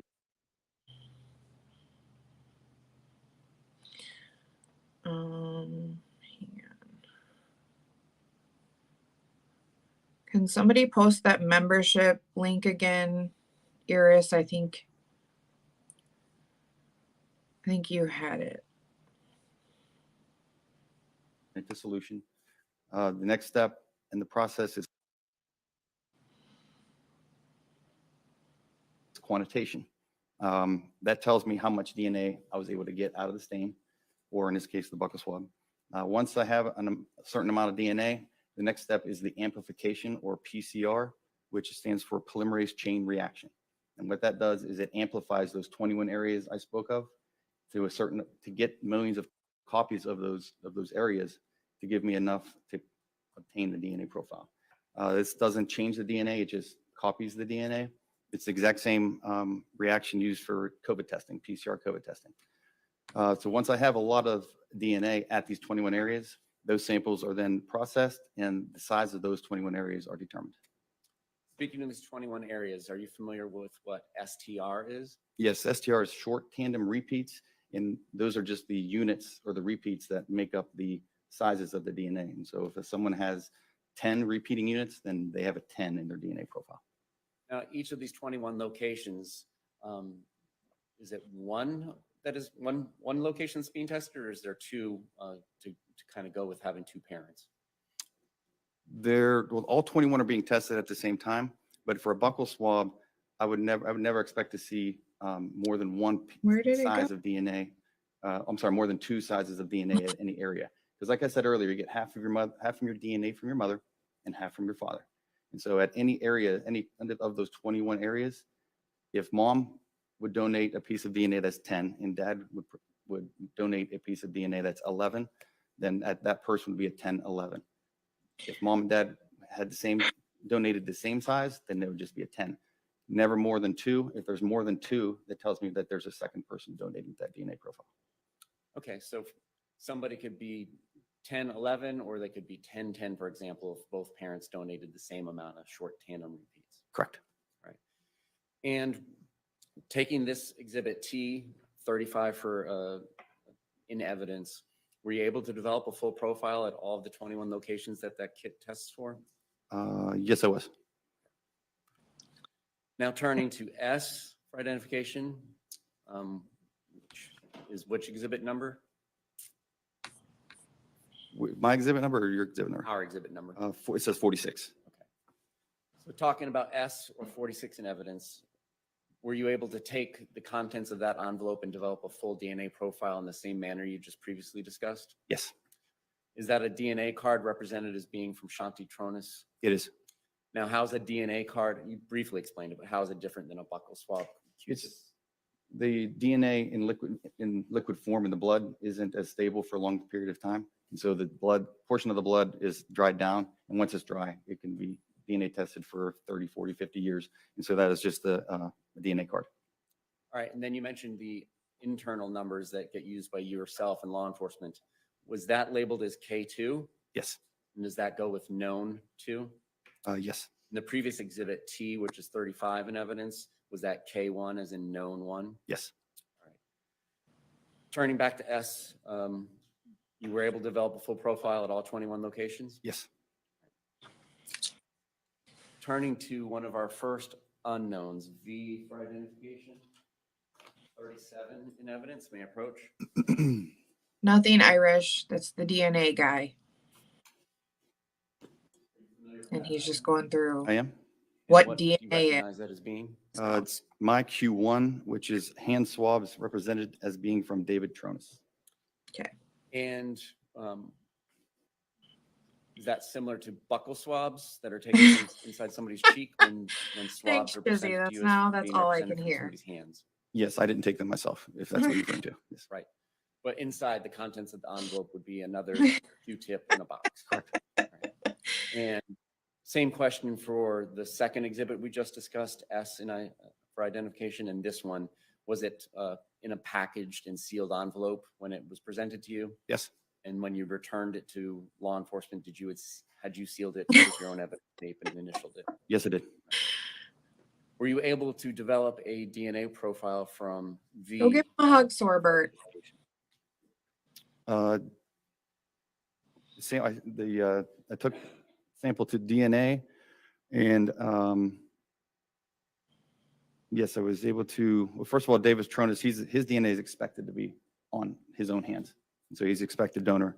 The evidence, it demonstrated the presence of a mixture consistent with 2 donors, including, and one of those donors was one of them was male. Now, Thank you for becoming a member, Maps. Still, Well, is that just a gifted? Is that a gifted membership? Because I really want to talk to this lady and tell her I don't care that my analytics has a delay because I still don't get the membership distributed. But thank you so much for helping with the channel. yeah. is there any sort of statistical Farrell basis posted the link if to anybody wants assign to click on it and significance when see you if say they're that allow an gifts unknown is matches a known? Yeah, on. anytime a single source profile matches another single source, or a person is included in a. Was it a gifted one, Maps, Brandon? Maps. No, that wasn't a gifted one. He bought that one. But again, make sure you have it toggled on, off, on, off. Yeah. Because she's very concerned about my feelings. So am I. Well, Farrell posted the how to accept memberships that everybody can click on and see if it's toggled on. So Yeah, because you can't be sure that your audience knows how to click it on. I'm pretty sure my Right. audience knows how to do it. exactly. Yeah, but Exactly. I understand. Would it be helpful if I transfer your concern to a team supervisor who can take a second look? Yes, yes, yes. Oh my goodness. Jamie, I just wanted to hang out with you and have a nice day and smile and laugh and be funny. I know it's my last day off of work, so great opportunity. But YouTube's got to be a D bag. Well, hopefully I'm getting to a supervisor now, so he can tell me, do you know if your audience have it put on? Because they don't know what they're doing, apparently.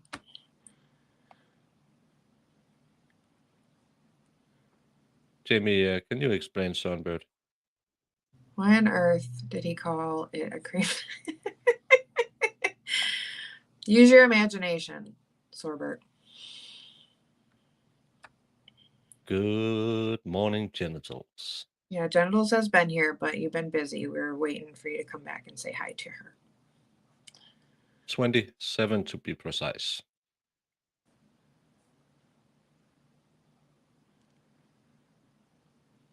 Yeah.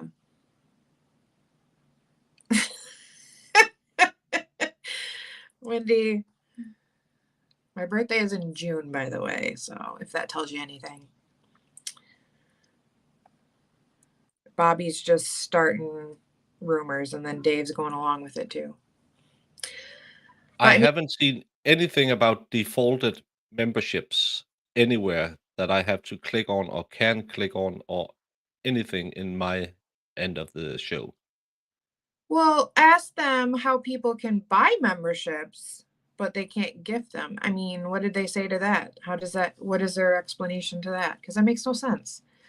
Memberships shouldn't even be an option at all. Please be aware that it can take 2 to 4 days for your analytics to update. I know it doesn't have anything to do with analytics. You don't know if your channel has memberships turned on. I'm pretty sure the people who watch my channel has memberships turned on. You can't make sure. I just asked a friend, he said he had it on. He tried switching it on and off. You can't tell if people, I just wrote you, I had a friend who did it for me. YouTube analytics takes 2 to 4 days to update. But yeah, the one you gave Jamie gives potential necessary missing info on this. I don't understand. I'm not really sure, Lexi. No, I don't understand. Did you post something that I didn't see? I'm trying to like watch the chat for him and listen to what these people are saying. It is a difficult. I imagine I can see why you guys have a. I can see everyone who became a member. I can see that. Yeah, it's a little way back, but Kim was my first, and Brandon is the last on this one. But it's some way behind because it hasn't updated since yesterday. But that's normal. Payments and stuff like that doesn't get updated till 1 to 2 days after. But I can see 5 new members have signed up today, so everyone should be able to have. It's, I don't know. Yeah, because on every other channel it takes 2 to 6 days. I don't believe anything.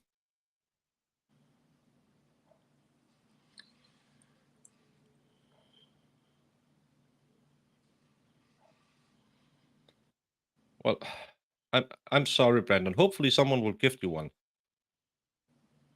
Well, I really want to show you my memberships. Hey, Donnie. Hey, I'm going to talk to Donnie. Mixture, and I'm required to put a statistical significance or weight to that match or inclusion. What sort of statistical database does the FDLE use to give significance to these comparisons? We use the NIST, National Institute of Standards and Technology database from 2013. And can you just give a brief overview of that study and who was comprised with it? And does it have, well, that's enough questions. Go ahead.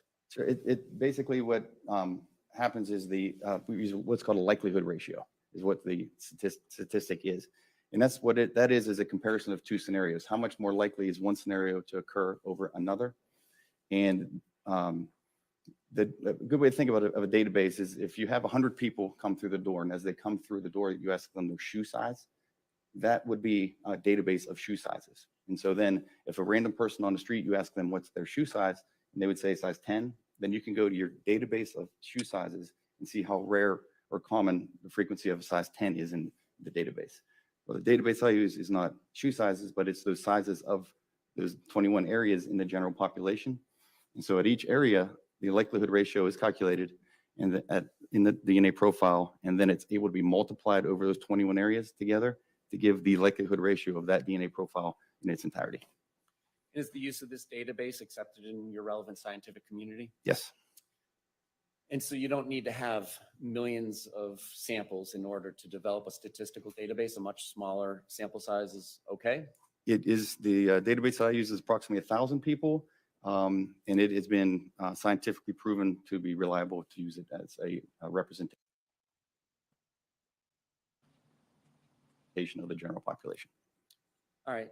And so for V, was that assigned Q1 internally for an unknown or questioned source? Yes. And that you expected Mr. Tronnes's DNA to be there because the swabs came from him? Correct. And what else was there, if anything? Then I compared Shanti Cooper-Tonnes' DNA profile to the mixture. And was there any statistical comparison? Yes, she was included as a contributor in the mixture. And then the observed mixed DNA profile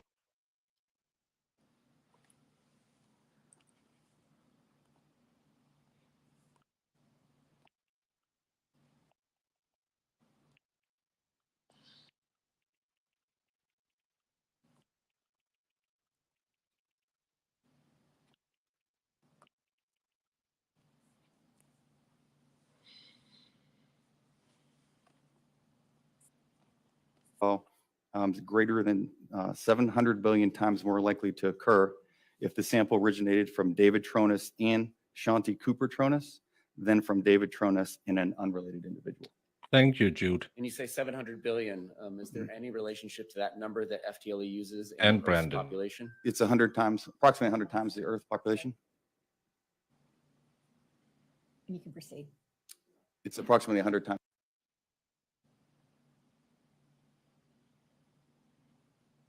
the Earth population.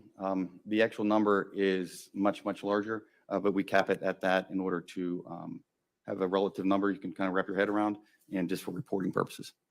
All right, I'm gonna, with the court's permission, approach with you for identification, states 36. Okay. Are you familiar with this exhibit? Yes. Hi, Farrell. This is my Q2, which is fingernail clippings represented as being from David Tronnes. And again, the packaging and labeling and sealing of this exhibit when you received it and you returned it, similar as what we've previously discussed? Yes. And were you able to develop a profile from Q2? Again, this was a mixture of 2 individuals with David Tronnes' DNA expected to be present. And was there any statistical comparison that you could make to the DNA cards profile of Shanti Cooper-Tonnes? Yes, Shanti Cooper-Tonnes was again included in the mixture. And again, the observed mixed DNA profiles are greater than 700 billion times more likely. Now, do you actually send fingernail clippings into the DNA comparison, or is there a step prior to that? I actually take the clippings and using a sterile swab, I'm swabbing the clippings. All right, and so then similar to the other Q-tip exhibits that we've already discussed, that's what's actually getting clipped is some of the cotton off of there? Yes.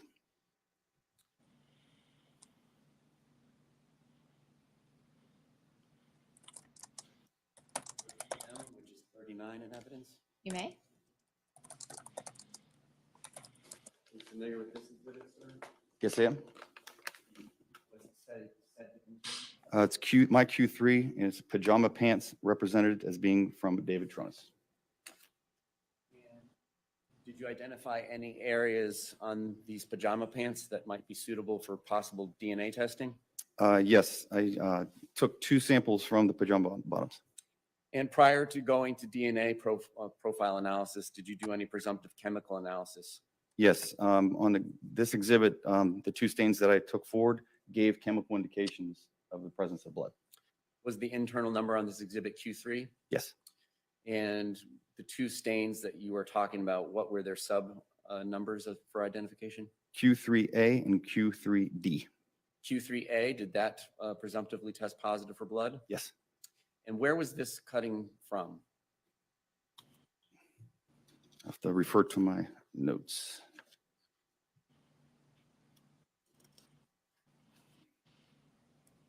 I have, according to my notes, there is on the front of the pants.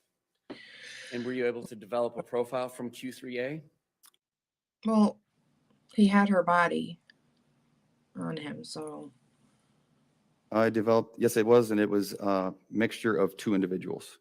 And were either or both of the known samples in this case present in that mixture? Again, David Tronnes's DNA was expected to be there because they were his pants.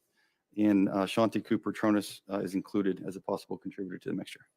To what statistical significance? The observed mixed DNA profile is greater than 700 million times more likely. I'm sorry, was that million or billion? Billion. Q3D, did you test that presumptively for the presence of blood? I did. Where was that cutting from? That was on the back. And were you able to take that to a DNA profile testing and develop a DNA profile? I took it through DNA and I obtained the presence of a mixture. DNA results foreign to David Tronnes were obtained. However, they were so minimal, I could not use them for any comparison purposes. And at what stage are you making that decision that it's too minimal? Is that pre-amplification or after amplification? That's after the entire process is done.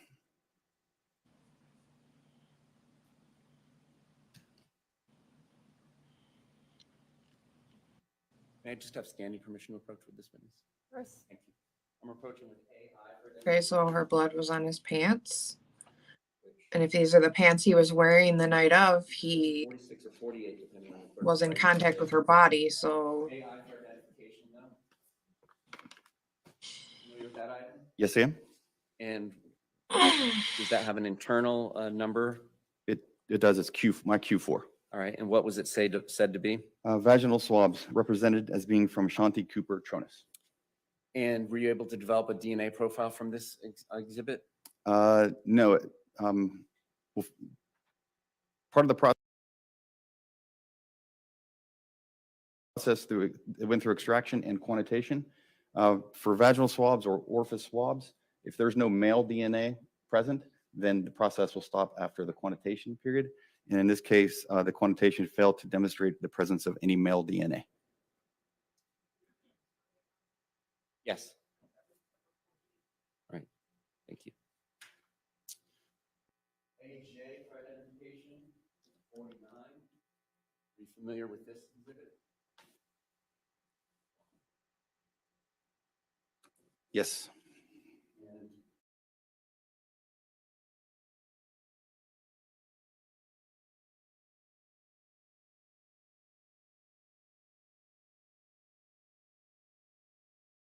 what internal identification number was assigned to this exhibit? This is Q5.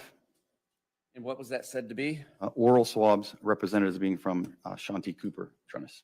And did you take this through DNA analysis as well? No, I did not. It actually also was dropped after the quantitation period portion of the process due to there's no male DNA present.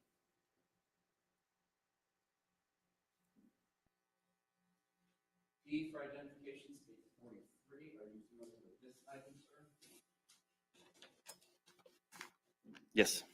And what internal identification number was assigned to that? This is Q6. And what was that said to be? These are anal swabs represented as being from Shanti Cooper-Tonnes. And what was the result of your analysis on this exhibit? These tested positive for the chemical indications of blood. However, they also were stopped after the quantitation period or process because there was no male presence, no male DNA present. R for identification, 45 in evidence. Are you familiar with this item, sir? Yes. And what internal identification number was assigned to this item? Q7. And what was that said to be? Neck swabs represented as being from Shanti Cooper-Tonnes. And did you take that through the DNA profile testing process? Yes, it did. And what were the results? In this case, there are neck swabs from Shanti Cooper-Tonnes, so her DNA profile is expected to be there. And in this case, there was no DNA foreign to her on this item.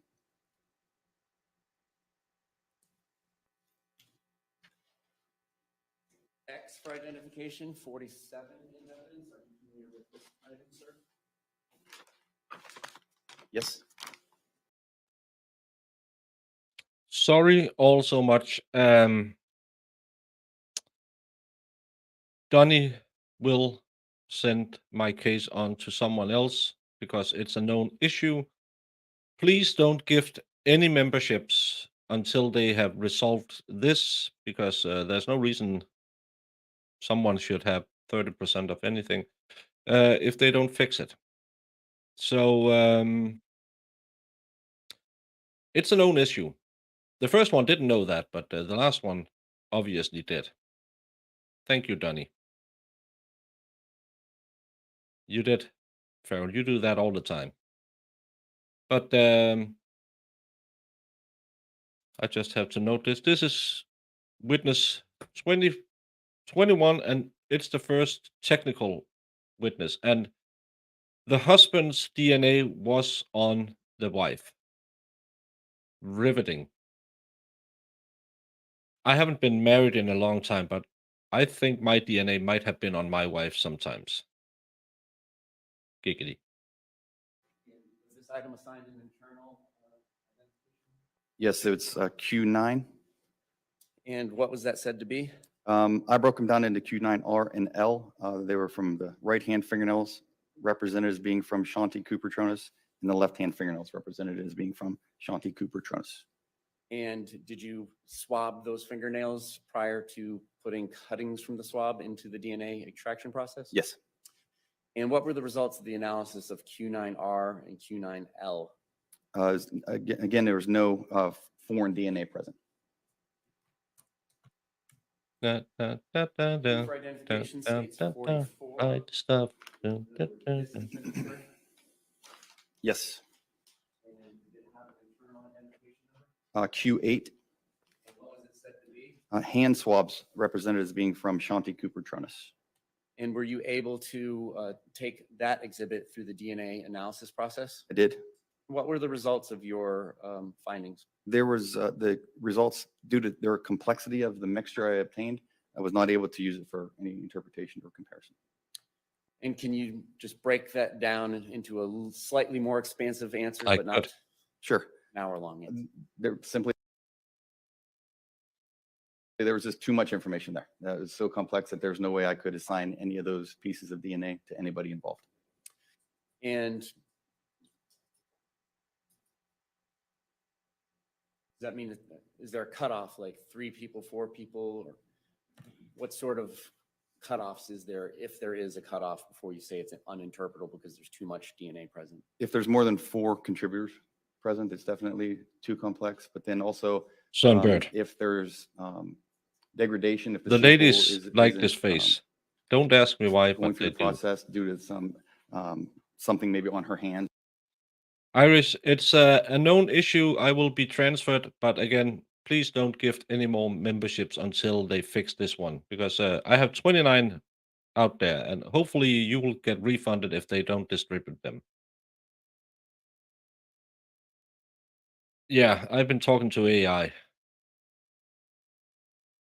but it's funny that the first person I talked to in over an hour didn't know it was a known issue. But Donnie came through, as I know Donnie with, because Donnie, he's a cool guy. He's in Blue Bloods and Band of Brothers and New Kids on the Block. The right stuff. Or chemical or something like that would have affected the amplification process, then it would also be too complex. Are you familiar with touch DNA? Yes. What is touch DNA? It's anytime you touch something, you are shedding skin cells. So if I would touch Yeah, the bench, it's hard, but it swab gets that, up. I'm leaving skin cells, but I would not expect to get my DNA profile just from that one touch. But if I would sit here and rub it for a half hour, swab it, I would expect to get my DNA profile. So it basically touch DNA is everywhere. All right. Hey, and Shaninogram. throughout No, our I've been daily lives, if a human being been goes around in the touching chat things with the all day AI without for washing his more or than her an hour. hands, is it possible to accumulate foreign DNA? Absolutely, yes.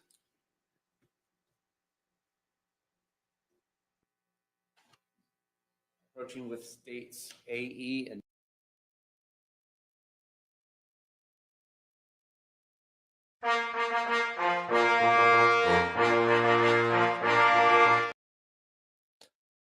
Thank you, Brandon.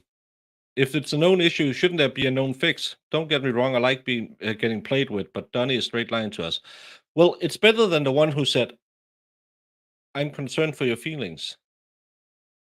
It will take 2 to 4 days to show up in your analytics. I'm totally not AI. She was straight lying to me, but Donnie is the guy.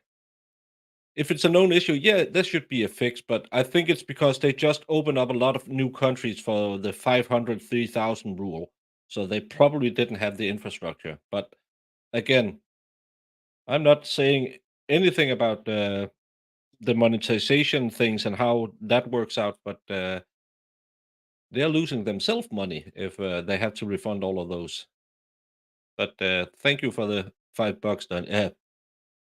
Yeah, Donnie. You're my Donnie now, Brandon. And AF for identification 55 and 56 respectively.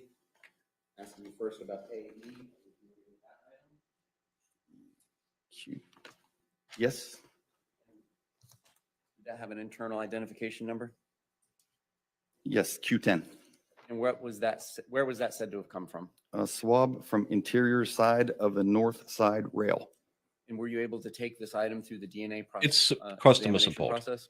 Yes. And what were the results? It gave chemical indications of blood. And then a complete female profile was obtained, and it matched Shanti Cooper-Tonnes. AF for identification. Did that have an internal identification number assigned to it? Yeah, but still, Yes. And they should like money. what was that? Q11, And where was that said to have come from? swab from metal frame on Yeah, interior Brandon needs of to, north side rail. make a choreographed dance with And four. did you friends. presumptively test that to be blood or not? Yes, it was positive. It gave chemical indications of the presence of blood. And were you able to develop a DNA profile from this item? Yes. And were you able to compare that to any known samples in this case? Yes, it matched the DNA profile from Shanti Cooper-Tonnes.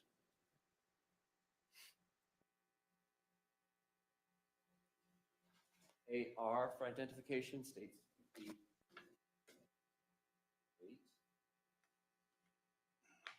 Familiar with this item? Yes, I am. And did it have an internal identification number? Q12. A swab from wooden flat collected from bed frame and upstairs loft. Did you do any presumptive chemical testing? Luna, you could be whatever you want. But I'm gonna keep calling you Luna. That's a nicer name than Donna. But you can be my Donna any day of the week and twice on Sunday. Giggity. On this item? Yes. And did it test presumptively positive for anything? It gave chemical indications for the presence of blood. And were you able to take this through the DNA profile testing and develop a profile? Yes, I obtained a mixture consistent with 2 donors, including at least 1 male. And were you able to assign any statistical significance to the 2 known samples that you had at this point in time? Yes, David Tronnes and Shanti Cooper were both included. The observed mixed DNA profile for when I compared it to David Tronnes is approximately 14,000 times more likely to occur if that sample originated from David Tronnes in an unrelated individual than from 2 unrelated individuals. And then compared Shanti Cooper-Tonnes's profile to the mixture, and the mixture is observed. The DNA profile is greater than 700 billion times more likely to occur. Now, when you get a number like 14,000 times more likely to occur if he's in the mixture as opposed to 2 strangers, approximately how many different locations out of those 21 are we talking about? It's hard. It's just much, much less than 21. And so the range is basically, that's the lower end. And so if the person DNA profile is not there, or it's there, or it's not.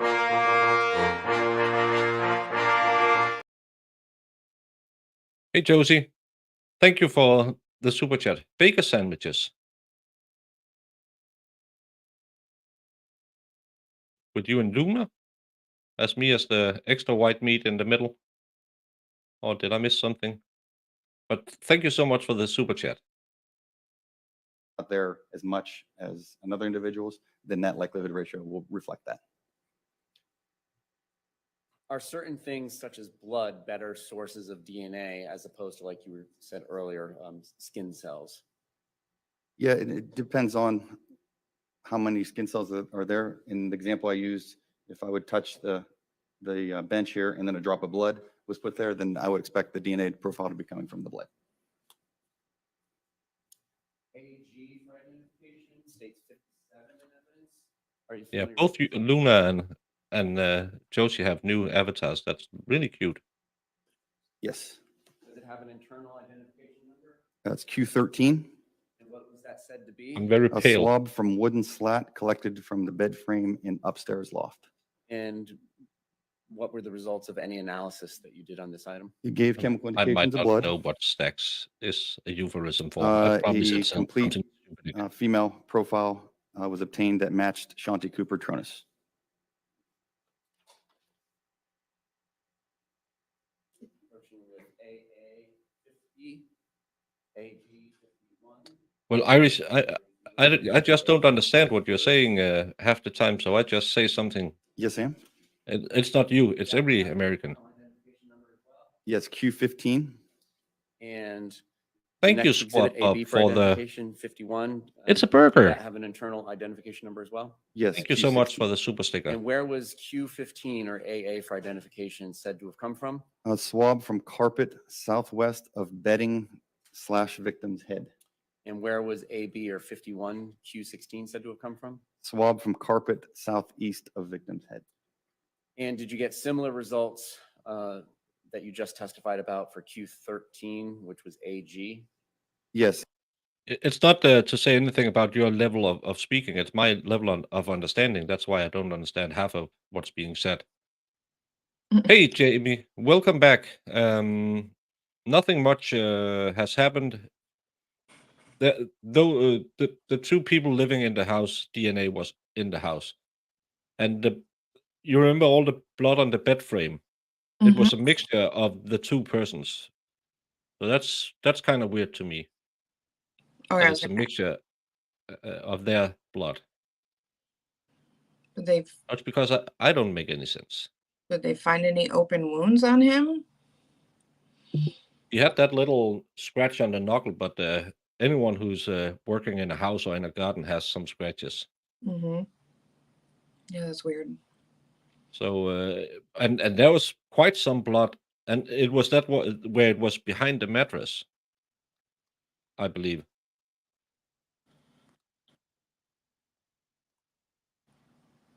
Sunbird, you can go with me to Texas because I think Luna can wear both of us out.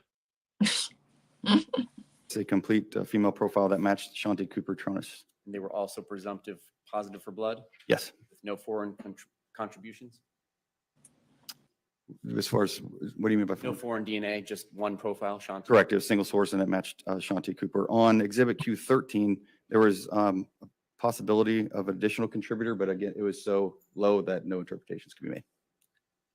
Approaching with Z for identification, 7 in evidence. Are you familiar with this item? Yes, I am. Q14. And what was it said to be? Hairs from top of drain in bathtub of apartment above garage. We go and have a And- tailgate in Texas. Did you do any presumptive testing on the hairs? No, for hairs, I'm just looking for root material. The DNA, the STR process that's used, I need to have root on that hair. So if you pluck your eyebrow and you see that large chunk of meat on there, that is a lot of DNA. So I went through all these hairs and Shucks, found that there were three possible three eyebrows hairs that were pulls suitable out to a- take on a to large try to chunk get of DNA meat. information from. And then I think did you're you doing it sublabel wrong. them as Q14 A, B, and C? I didn't call Luna a tailgate, but Brandon and All right, I tell us about are planning 14A. going at a tailgate. 14A and 14C had the similar DNA results. It was just too limited to make any interpretations. They're not I'm interpretable. gonna be so hot How about in my 14B? chaps, And Your champ. 14B, it was Chaps on dropped my- after the quantitation period my process cowboy hat, or step because there was no DNA on that hair. and you know what they say about chaps? All of them is less. Mm. A for identification states 29 in evidence. I'm gonna be a hit in Are Texas. you familiar with this item? I am. Exactly. Internal identification number? Q18. And what was that said to be? This is a white fitted sheet. And when you get presented something like a sheet, how do you go about identifying areas for possible DNA testing? In this case, it was a white sheet, and so I'm looking for red, brown stains. And in this case, when the sheet came in, there were certain number of stains previously identified before it got to me. And so I just went ahead and tested those stains. In 1 second, I'll tell you how many.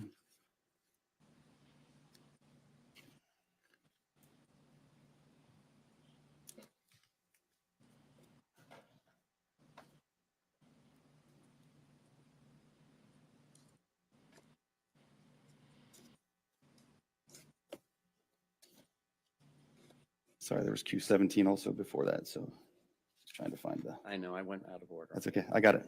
It was 19 stains of various colors and of shadings of red, brown staining that I tested. All right, let's talk about stain 2. Did you presumptively test that for blood?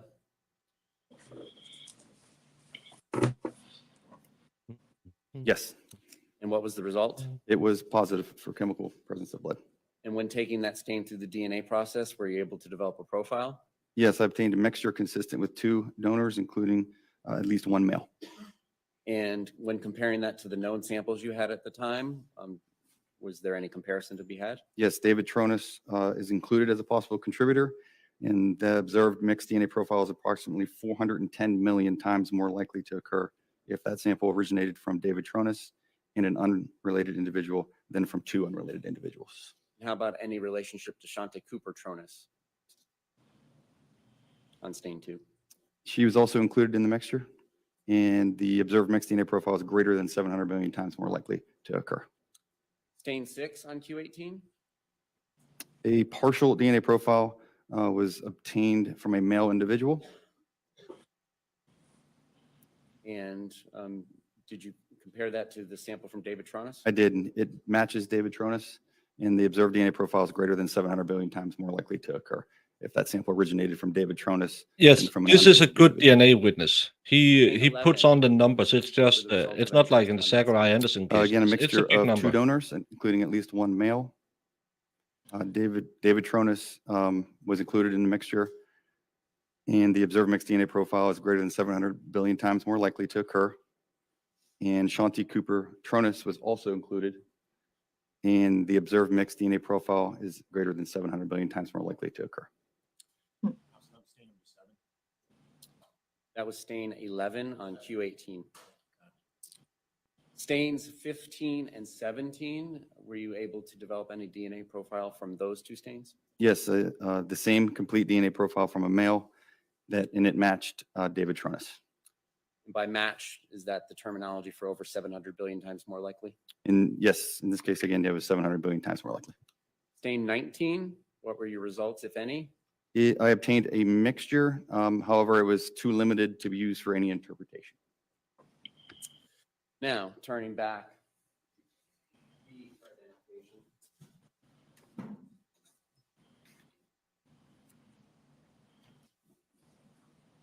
Are you familiar with this item?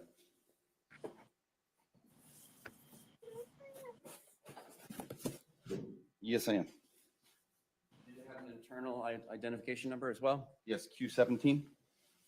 So hence why it was out of order with A and B, sorry. That's good. What was it said to be? This is a white top sheet. And again, was it presented to you with certain stains already pre-marked by the law enforcement agency? Yes, in this case, there was 33 stains that were identified. All right, let's talk about stain 5. Did you test stain 5 for the presence of blood? Yes, And was it present? yes, it was positive. Did you take it through a DNA profile testing? I did. And what were the results when compared to the known samples you had? I obtained a complete male DNA profile, and it matched DNA profile from David Tronnes, and then the observed profile is greater than 700 billion times more likely. And that was presumptive positive for blood. Yes, on stain 5. One thing, as you asked, did he have any open wounds? He had that little scratch on the hand. But again, were the sheets changed the same day, or were the sheets changed a week before, a month before? because if you're renovating a house, you will have all sorts of small nicks on your body, and it could open up when you sleep, or you can scratch yourself with a toenail or something like that. Uh, is it unreasonable to expect blood on your bed sheets? Well, is this the sheet that she was laying on when they found her, or on the actual bed? Yeah, that's another question, because I take it as the sheets on the bed, because they were white. I believe he said that the ones on the floor was black, but Well, in I the might pic- have been a bit in out and out of that because I'm angry. Um, well, the picture of her that has her laying on it, I believe the sheets are white. well, still, if he's working on her, and again, he didn't have any gushing wounds. It's just a small.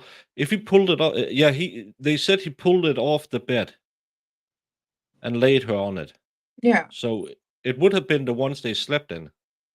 yeah, but you know what I mean? Like she was bleeding, so Yeah, but this is his blood. I know, but The stain number 5 was his blood. he could have been bleeding and touching the sheets too when he was trying to give her CPR and moving her around. Yeah, but again, Yeah, this she was is not a mixture. She was on a sheet on the floor. So yeah, it's Yeah, it's confusing. spec number 5 wasn't a mixed one. That's only his DNA as far as I figured out. But again, he took it off the bed where they were sleeping, and how if you are someone who's working in construction and tearing out a floor and that because you have termites, there's a pretty big risk you're going to bleed. And I would expect to have some form of blood on a bed sheet, even maybe especially on the ladies' side, because accidents do happen. It's how good is this evidence? I don't know, because he had a little bitty scratch on his one knuckle. I think they said he did most of it. He didn't do construction work at this period because they were waiting for the TV show, but he had been doing yard work the same day. He had cleaned the pool and done yard work. But he could have a blood. You can have a million things, and again, how big was this? Was it like this big, so you would have noticed it, or was it a speck of blood because you had a little scratch and then went to sleep that you might not notice the next day, so you change the sheets? It Yeah. could be hemorrhoids. Exactly. And again, it's bed sheets. It's another thing if you found his blood under her clothes or something like that, to me. But I don't know. Maybe he can bring it home because Yeah, we'll see. yeah, I'm just a little behind today because I was with the nice customer support. No, but Stain 9. exactly what it is. Did you Right. test Yeah. that for the presence You of don't know blood? how long it's been there. Yes. What was your results? A complete male profile was obtained from Q17 stain 9. And what was the results from testing it for the presence of blood? It was positive. And so stain 9, you developed a complete male profile? Yes. Yeah, And when you can when get comparing 30,000 that in to David appliances. Tronnes' DNA sample, which you already had, what were the results? He's excluded as the source of that DNA profile. I'm going to approach with you with CI for identification. 60 in evidence. Are you familiar with Schoenberg. this item? Yes, I am. And did it have an internal identification number? Well, it has a lot of evidence, It's but is my it item conclusive? 21 or K3. That's the So thing. a I'm known 3. Yes. And what was that said to be? A buccal swab represented as being from Jackson J. Cooper. yeah. And Oh, that was DNA from the boy. So again, why is Jackson's blood on the bed? He wasn't there. So it might have been some other time. I believe they. And sorry again to everyone. I've been trying to figure out that thing with the customer support. So I didn't get all of his testimony, but I believe they said the blood on the bed was a mixture of his and her DNA. I heard that. Yeah. But if it was only the bed frame or this wooden slabs, I'm not 100% sure. Mm. Sorry, because again, technical difficulties. You have to love him. Similar to the buckle swab from David Tronnes, was it on a Q-tip in a cardboard box? Yes, Were you able to develop a DNA profile with it? yes, I was. And are you still using the same commercial kit when you did this as when you did the 2018 and 2019 test? Yes. All right. When comparing this exhibit that I just presented you to the stain on stain 9, what was the relationship, if any? I compared the two profiles, and the DNA profile from stain 9 matches the DNA profile from Jackson J. Cooper, and the observed DNA profile is greater than 700 billion times more likely to occur. All right. Stain 18 Yeah. on Q17 or B, did you presumptively test that for blood? 18? Yes, sir. Yes, it was positive. And did you develop a DNA profile from that exhibit? I obtained a partial DNA profile. And what does a partial profile mean? It's just a DNA profile that's less than the 21 areas, but still enough to use for comparison and interpretation. And did it have any statistical significance to any of the 3 known profiles? Yes, it also matched Jackson J. Cooper. And not a mixture, just him? Yes, it's not a mixture. It's just a single source, and it is the observed partial DNA profile is greater than 700 billion times more likely to occur. So even if you don't have 21 locations, you can still exceed 700 billion? Yes, All right. Stain 19, did you test that for the presence of blood? I did. What were the results? Positive. And did you develop a DNA profile from this exhibit? I did. And did it have any statistical relationship to the knowns? Yes, it matched DNA profile from David Tronnes, and the observed DNA profile is greater than 700 billion times more likely. Stain 23, did you test that for the presence of blood? Yes, it was positive. And did you develop a DNA profile? Yes, complete male DNA profile But we don't know how long it's was been there. obtained. No. And did it have any statistical? No, that's significance the with problem, 3 because knowns? it's not fresh blood. It's just a swab of blood. matched Jackson J. Cooper, It could have been there like when they were put and it together. Like maybe he is cut greater than himself. 700 billion times more likely to occur. Stain 27. Did you test that?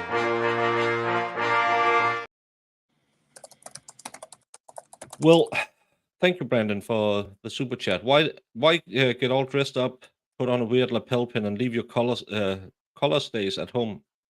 Collar stays? I don't know what collar stays are. Do you, Jamie? What? What's collar stays? And leave your collar stays. I don't know. He's too fancy for me. I don't know what any of that stuff is. We be regular people there, Mr. Brandon. We just live a simple life. We simple folks. I wear fleece Oh, jackets. the collar. Oh, that's the metal things to keep the collar straight. Well, I think the lapel pin is just to look like an expert, and the other one, yeah, I don't get that, but he's a public worker, so I bet it's not the most expensive suit and shirt. It's probably to look more fancy than it is, but thank you for educating me what a what a collar stay is, and thank you for the super chat, Brandon. Well, we ain't common folks. We a bit slow in the heads. Well, I don't know anything about fancy suit wearing. Sorry. Yeah, it's a pretty tie knot, and I like his tie. It goes well with the shirt and the jacket. Normally they try to be fresh with a weird tie.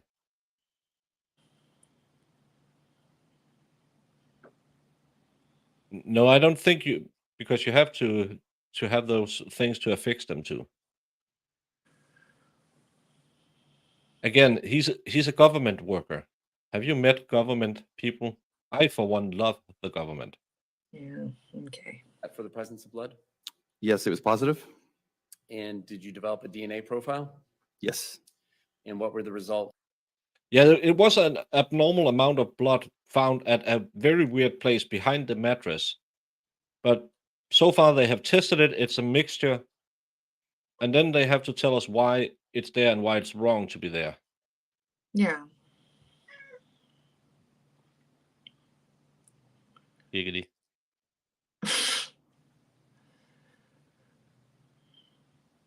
Well, government pay isn't that high. Maybe he dug into a Goodwill to get a nice shirt. They wash it for you, so you can just leave it and pick it up 3 days later. Of that DNA profile being compared to the 3 knowns? It also matched Jackson J. Cooper and is greater than 700 million times more likely to occur. And finally, stain 28. Did you test that for blood? 28, yes, it's positive. I get And, confused now. Is Jackson the did you develop a ex-husband or DNA the kid? profile? I did, and it matches Jackson's the boy. Jackson J. Cooper. Oh, okay. And it's partial. It was a partial DNA profile. And it is also greater than 700 million times more likely to occur. No other questions of this witness? Attorneys, will you approach? And we can skip because we're way behind. Recess until 11:40.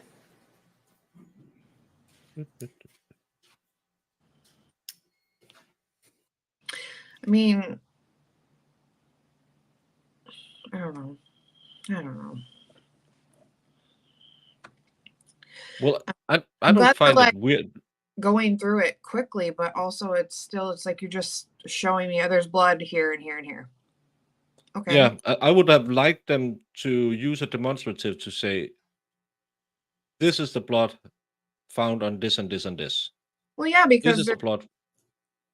saying spot 5 or whatever. Like, I don't know what you're talking about unless they're putting something up that on the screen we're not seeing. Yeah, that could be because they would have been really bad to show that. But again, she's saying bed sheet spot 5, spot 7, spot 223, and it's the kid's blood on. There's more of the kid's blood on the bed sheet. So he probably slept with the kid upstairs because David was sleeping in the garage. Mm-hmm. And then the big What one is it with? Call your next witness. you can't tell Oh, how sorry, old blood is, cross. so Apologize. could be from I any. knew where we were before the break. Yeah, I don't get the bow ties. Good morning, Mr. Johnson.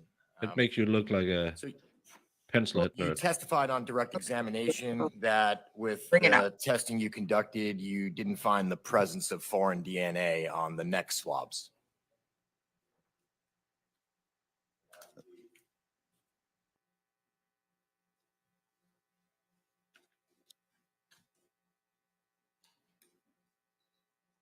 That is correct. Okay, Q7, is that correct? Yes. All right. So no foreign DNA on the neck swabs. You did find the presence of Shanti Cooper-Tonnes' DNA on David Tronnes' hand under one of the fingernails. That's correct? Sum and substance of the testimony? Correct. Isn't it true that there's a number of ways that DNA can be transferred from one person to another? Yes. Simply maybe such little contact as holding hands? Yes. What about picking somebody up? Sure. What about having to drag somebody? Sure.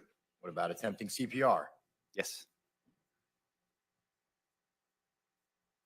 All of the things he said he did.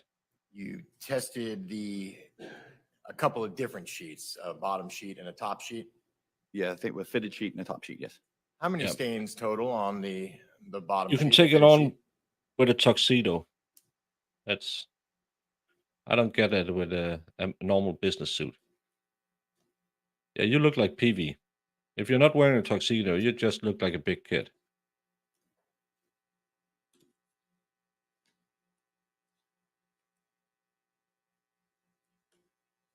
Well, if you look for DNA everywhere in the house, I'm pretty sure you're going to There find were someone. 19 stains identified.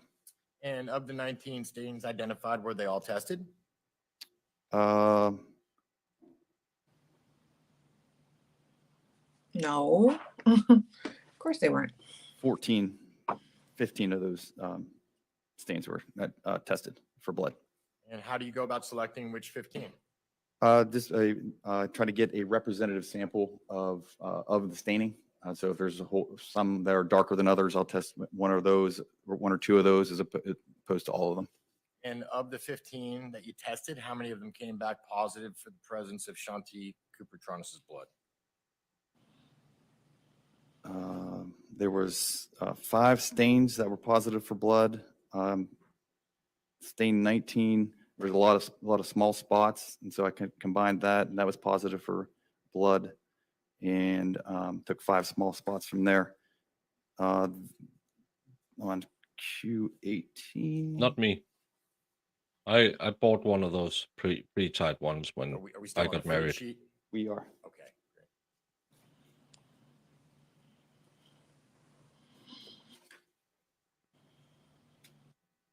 Stain, and what was your question? Which ones came back? How many of the 15 that you tested came back positive for the presence of Shanti Cooper-Tonnes?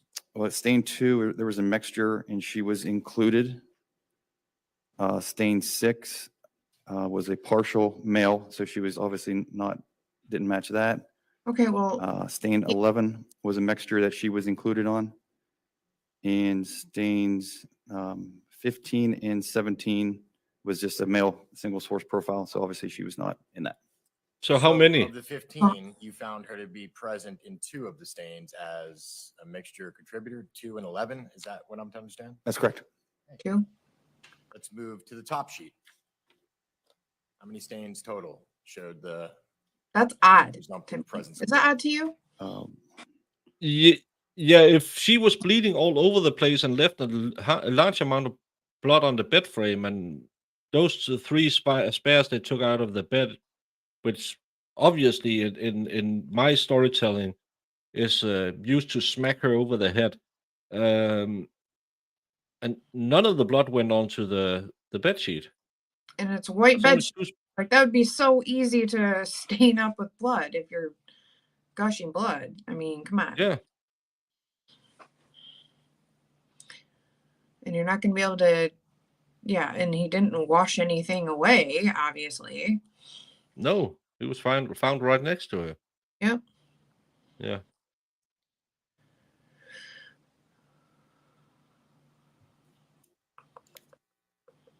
Seven. So I really do find that odd there's not more of her blood. As far Yeah. as tested for DNA or for blood? For DNA? For DNA. Believe all 7 were. And of the 7, how many came back I love either you, including or exclusively You to make me. Shanti Cooper-Tonnes? Just go through them real quick. Stain 5 was from a male. Stain 9 was from another male. Stain 18, Yep. she was excluded. Stain 19, that's from a male. Stains 23 and 27 are also from a male. And stain 28 was also from a male. So were any of the stains you tested attributed to Shanti Cooper-Tonnes? No, So 0 of 7. correct. DNA can come from skin cells, Yes, blood, yes, semen. yes. And when you're testing these blood stains, can they distinguish from menstrual blood to non-menstrual blood? No, I cannot. You mentioned the absence of male DNA in the vaginal and anal swabs. Male DNA doesn't last forever. It does not. Doesn't mean that there was no sexual intercourse in the previous few days. We usually use 5 days as a range. Okay. What about the Well, use of a that's why I condom? killed Would her. that affect Yes, it would. results? What if during the course of intercourse, the male didn't ejaculate? Would that affect your results? Yes, it would. Moment. Okay, Nothing further for the witness. thank you. Any regrets? You asked about the neck swabs on cross-examination. Yes. If it is shown through other evidence that an external force had been used upon her neck, but yet there's no foreign DNA, Are there explanations for that? Objection, Your Honor, calls for speculation. Overruled. Just using no more. Yes, because they than tested common her sense, because I'm not an expert. on her that. front hole and Unless bonus hole. Slide into DNA expert comments. Sure. Could foreign DNA be washed away? Yes. Does water wash foreign DNA away, or do you need to have chemicals? No, water would wash it away. If there was an intermediary, such as a mattress padding or a towel between the external force on somebody's neck and the person imposing the external force, would you expect to see that person's DNA on the neck? Definitely would. The lack of contact would affect it not being there. No other questions? So are they saying Thank he choked her out with a May this towel? witness be excused from subpoena? Yeah. Any objection? None at all. You may step down. I You are didn't know excused. YouTube appropriate. We're going to go ahead and take a little bit of an early lunch, and we will be in recess until 1:30. If you can, try to make sure you're back again a little bit early so we can start on time this afternoon. Well, And you can follow the deputy out. that was, I won't say it was super interesting, but finally we got some hard evidence in the case. There was a lot of DNA belonging to the people who lived in the house, and just as much of the kids as the husbands. Mm-hmm. So to me, does that show he's guilty or not guilty? Because still he didn't have any injuries to him and no DNA around the neck, so he could have used an implement to do it. Yeah. That's to me. Yeah, again, we think this is a super easy case and he cleared on gun it, but then we watch the case and they don't present it that well. No, because like Yeah, he could. I'm shocked by the lack of her DNA.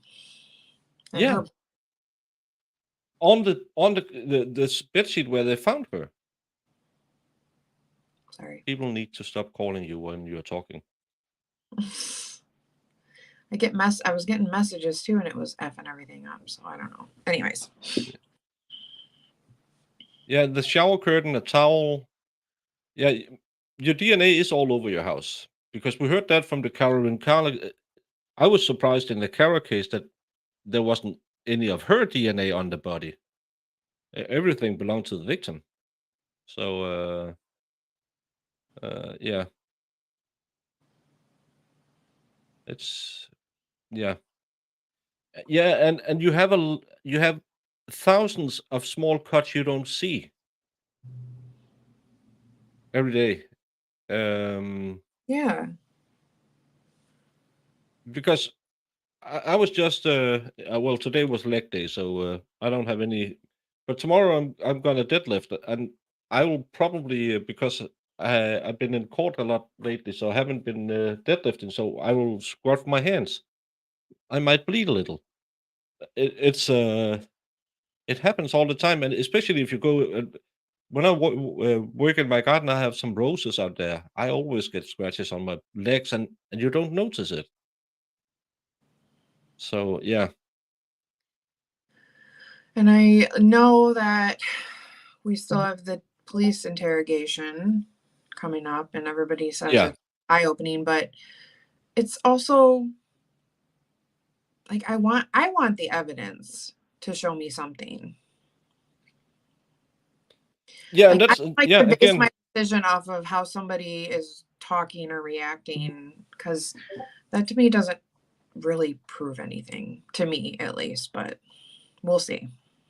yeah, but I'm yeah, again, this was if I did my math correctly, and I'm not a lawyer, so it's pretty correct. This was witness number 21, and we're Yep. gonna have a pretty long interrogation video. That's probably why they break for an early lunch. So we only have 4 witnesses left at the most. So every rose has its thorns. But Iris has probably left right now. Iris, are you in chat? because you know what time it is. I haven't seen her in a hot minute. No. So what should we take? Oh, not that one. Nope. Should it be this one? No. Absolutely not. Let's do a little feeding of the dogs. Turn it way down and make ready. Iris is always away at this moment. She might be out running, but then she can get mad at me when she comes home because it's time for the thing you always love, you always want to do. You sit through a lot of trial just to get right here. Mhm. They did go early today. We're barely 3 hours in. Oh, I should probably do this. Boop, boop, boop. It's time for words on screen. On my legs. I'm not showing thighs. I'm going to make myself some dinner, and everyone enjoy a little game, and we'll be back at a little before 1:30. Bye. Bye. I'll have to see if it's the right one.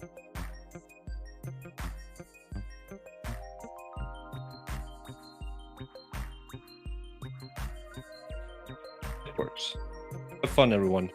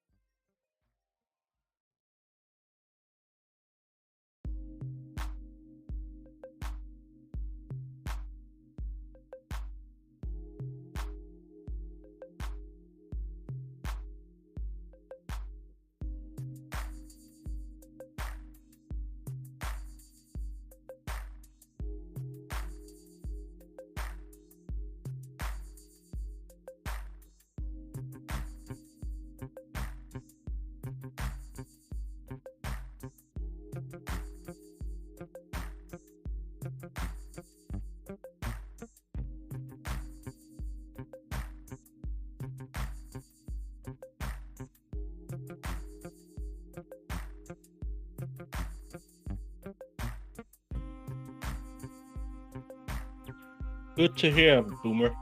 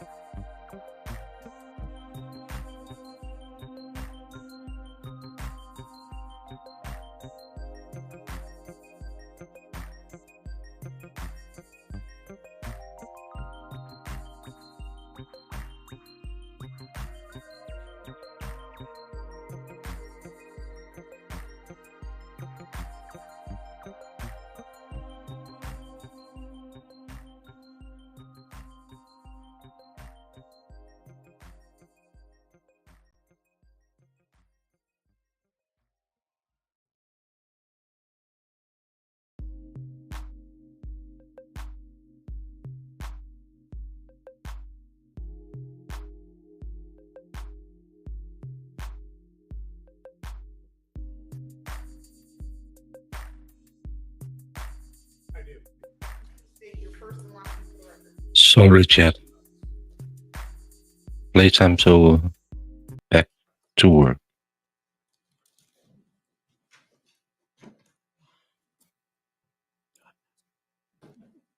May it please the court. May I proceed? Good afternoon, sir. Where do you work? I'm self-employed now. When I lived here in Orlando, I was employed at the District 9 Medical Examiner's Office. And what time frame did you work at the District 9 Medical Examiner's Office? From April of 2008 until August of 2020. And what role did you serve there, or roles? I was the Deputy Chief Medical Examiner. Okay. Tell us about your undergraduate and your medical school training. So I have all of my education and training from the University of Cincinnati in Cincinnati, Ohio. I have a Bachelor of Science degree in biology, a Doctor of Medicine degree, 5 years of training in anatomic and clinical pathology, followed by a year of specialized training in surgical pathology, followed by a year of training in forensic pathology. I have been certified by I the clearly American saw Board it. of Pathology in Brandon, what? anatomic, clinical, and forensic pathology. I'm currently licensed to practice medicine in Ohio and Florida. And can you tell the jury what pathology is, and then those subspecialties that you also mentioned? Yes. So pathology in its simplest form is simply the study of disease. Pathologists are physicians who are usually employed by hospitals. Clinical pathologists oversee laboratory testing, analysis of blood and body fluids. Anatomic pathologists make diagnoses based on tissue samples, and sometimes This is a professional there's witness subspecialty in expert, anatomic because pathology, he's going to go to the forensic whole pathology, thing. which deals with the Mhm. investigation of death. We haven't had any of those so far. And at the medical examiner's office, did you perform autopsies? Yes, And do you continue to perform autopsies up in Ohio? I do. Approximately how many times have you conducted an autopsy? Well, I have personally performed over 7,000 autopsies and been involved personally you in like death investigations for a total performing of probably autopsies? 10 or 11,000. My dad always said that people who worked in that field, they Did were you weird. perform an autopsy on somebody identified to you as He used to Shanti be a Cooper-Tonnes? I did. EMT worker, so he met quite a few of them. He said they were always weird. Oh, you can't answer that. Objection.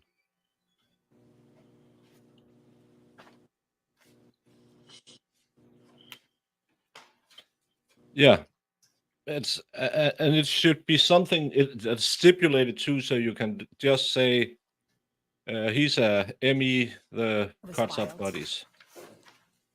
Yeah, can you imagine cutting up 7,000?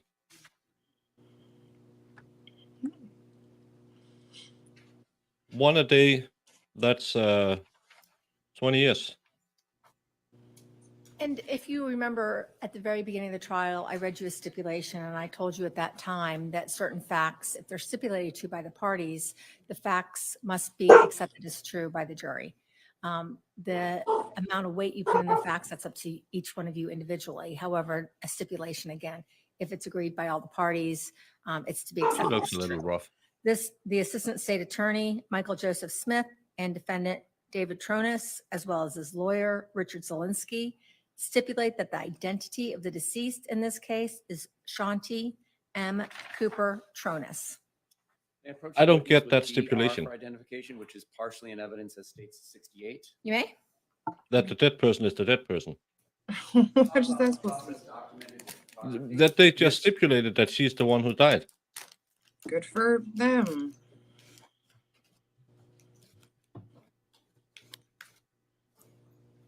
Jamie. I'm Recognize image 66 gonna go on the peek and see what they're I barking do. at. What do you recognize it as? That is the deceased Shanti Cooper-Tonnes as she presents in our morgue after she's been placed in the body bag and transported to our facility. Yeah, let's not see those. Yeah, my dad said that you can always tell it in the eyes of those Without who objection, that's 79. became And is the Emmys. entire external and internal autopsy process documented with photography? Well, there are some aspects of the internal Yeah, but examination that again, may not be documented. do we but normally pertinent spend a lot of findings time on are that in documented trials? I don't photographically. know. And can you just tell the jury about the medical examiner's office and their jurisdiction and role in the criminal justice system? Yes. So the medical examiner in the state of Florida is charged with investigating deaths that are due to violence. That is something that is not a natural disease process. And also in that regard, investigating deaths that are sometimes due to natural disease processes because we just don't know. So an individual is found deceased, has no medical history. They may be injured, they may not. They will come to the office and they will be generally autopsied to determine the cause of death. And have you ever given opinion testimony before about cause and manner of death? Yes, several hundred times. Have you ever not been allowed to give opinion testimony in these areas? No. So just explain to the jury, did you go out to the scene where these remains of Shanti Cooper-Tonnes were collected? I did not. The office sends an investigator. These are individuals who are trained to investigate scenes, and they serve as the eyes of the pathologist, if you will. And in this case, so one of our individuals was sent to the scene twice, I believe, in this case, to examine the body and to secure the body and make sure that the body was transported back to our facility intact. Do investigators from the medical examiner's office document their findings with photography? They do. Is that in part what you rely on when determining the ultimate cause and manner of death? Yes, frequently it is. And what other sorts of information in this case did you rely on besides the photography taken by the investigator and your findings during the autopsy, if anything? Well, there would have been conversations, multiple conversations with law enforcement. They may ask me particular questions, give me background information, ask me specific questions related to their questioning of the defendant or other people. And in this case, I don't know that I needed any of that information to come to a conclusion as to the cause and manner of death. Do detectives frequently witness the autopsies that you all perform over there? Yes, they often do. I don't recall in this case if they actually attended the autopsy. I know we spoke afterwards. I'm not sure if they actually were present at the time. What sort of process, if any, does the body or the remains go through prior to being presented to you after it has arrived at the medical examiner's office? Well, the first thing we have is we have the story from whoever found the body, law enforcement, and then we have the photographic images of this death scene from our investigator, as well as the background information that the investigator may get primarily from law enforcement or sometimes other family members. Then the body is transported to our facility where there will be an initial determination as to whether or not there needs to be any type of special procedures performed. I believe in this case, there was a request from law enforcement to obtain swabs for DNA analysis from the hands and the neck, which we did perform. At that point, the body is then removed from the body bag, photographed. At the scene, the investigator will have placed paper bags on the feet and the hands to preserve evidence. And those will be carefully opened. The hands will be inspected. Swabs are then obtained. Then the body will be photographed as is. And at some point, the body needs to be cleaned so that we can tell the difference between a smear of blood and an actual injury. After the body has been cleaned, we'll obtain a new set of photographs of almost all of the body surfaces. paying particular Maybe not. attention to those areas of I absolutely injury did or not apparent skip one. injury. I Anything else purposefully unusual, didn't pull it up tattoos. because I have learned that I things like have to read that. all The of body them is, to the end. has at that time already been weighed and measured. And then the autopsy will commence. Personally, I perform the autopsy the same way in just about every case, irrespective of Brandon, the an atheist, nature is of the really case, shooting on all which cylinders involves right now. then a removal of the organs, paying particular attention to any evidence of injury or Yeah, disease. that's one of the sponge baths he From those enjoyed doing. organs, individual sections are retained for future reference. Blood and body fluids are obtained for toxicologic analysis. At that point, usually in cases of a traumatic death, the cause of death is apparent by that time. If not, there may be other tests, studies that are performed. Then the procedure will be documented. The protocol will be completed. My report will be typed. I'll review it and subsequently sign it. Your Honor, permission to publish states 68. Swift got a Monitor good night's on sleep. in front of you, Doctor? She did. Is Oh, see. Oh, see, can you see by the dawn's early light? So proudly she Image sees 66. What are we looking at here? when she slept so. This is the all decedent, night. and this is right after the bag has been opened, and there's smeared blood on the decedent that was probably didn't look like this at the scene, which is one of the reasons we take the scene photographs. Does the medical examiner's office have its own case numbering system? We do.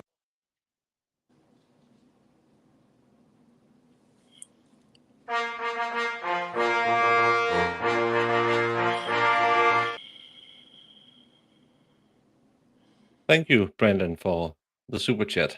Hey, it's the US. We have something called the First Amendment, and it's a medical procedure. I'm sure he derives no job from checking those temperatures, and absolutely no pleasure from using his not mouth thermometer either. You guys. Ugh. It's just important to keep those two separate because the taste will tell if you chose the wrong one. I figured it out. I called it pleasure, but let's say he derives no joy from checking those temperatures. People who have done 7,000 autopsies, I bet they have this smell of formaldehyde to them. Ew. And you can see that it is indicated on there as case number 18-0726. Is the medical examiner's office a law enforcement agency? No. But you work with law enforcement agencies on many of these cases. Ew. And is the date recorded on the date the autopsy is performed? It is. Image 71, what are we looking at here? So we can see here the decedent's left hand, and you'll notice that there is a paper underneath that hand, and that is the cut paper bag which was placed on our hands at the scene by our investigator. It's not a hobby. It's more like an interest. 72, what are we looking at? That's the back or dorsal surface of the left hand. Are there any signs of injury or trauma that you took note of? There may be a small mark there on the anterior wrist, or I'm sorry, the posterior wrist, the dorsal wrist. Yes, right there. 73? Same hand now. We're looking at the lateral aspect of the left hand. Any signs of injury or trauma? That same mark appears to be there on the wrist. 74? Now we're looking at the medial or toward the midline aspect of the hand, and I don't see anything there. I see some wrinkling of the skin that's associated with being placed in the paper bag. And why is it important in these types of cases to document a decedent's hands? Ew, I just had a snack. Well, Stop. there's frequently questions that come up about, about the hands. It's just a good policy. You don't know at the time that you're starting the autopsy sometimes what questions may be asked. And often when people are killed, there will be a struggle and they will have some marks on their hands that could be important. 75? Now we're looking at the palmar aspect of the left hand. Any signs of injury or trauma? I don't see anything there. 76? Now we're looking at the right hand with the opened paper bag. 77? Now we see that same right hand and we see a sort of a vague rectangular mark at the base of the thumb and the index Yep. finger. And Sometimes that's a slight abrasion. when you and have then your we see a more middays well-developed nap, drying abrasion it's on the a wrist. bit unruly. What is an abrasion? An abrasion is simply a superficial skin injury, like a skinned knee. That is an example of an abrasion. Would some of us call it a scrape? Yes. 78? Again, we see that ill-defined area of abrasion on the back of the right hand. I don't see, and it might be a small mark below that. I don't see anything else. 79? Now we're looking at the medial aspect of the right hand without any. Looks like there might be a small contusion on the surface of the wrist there, the upper surface in the photograph. Yes, The arrow is? correct. What is a contusion?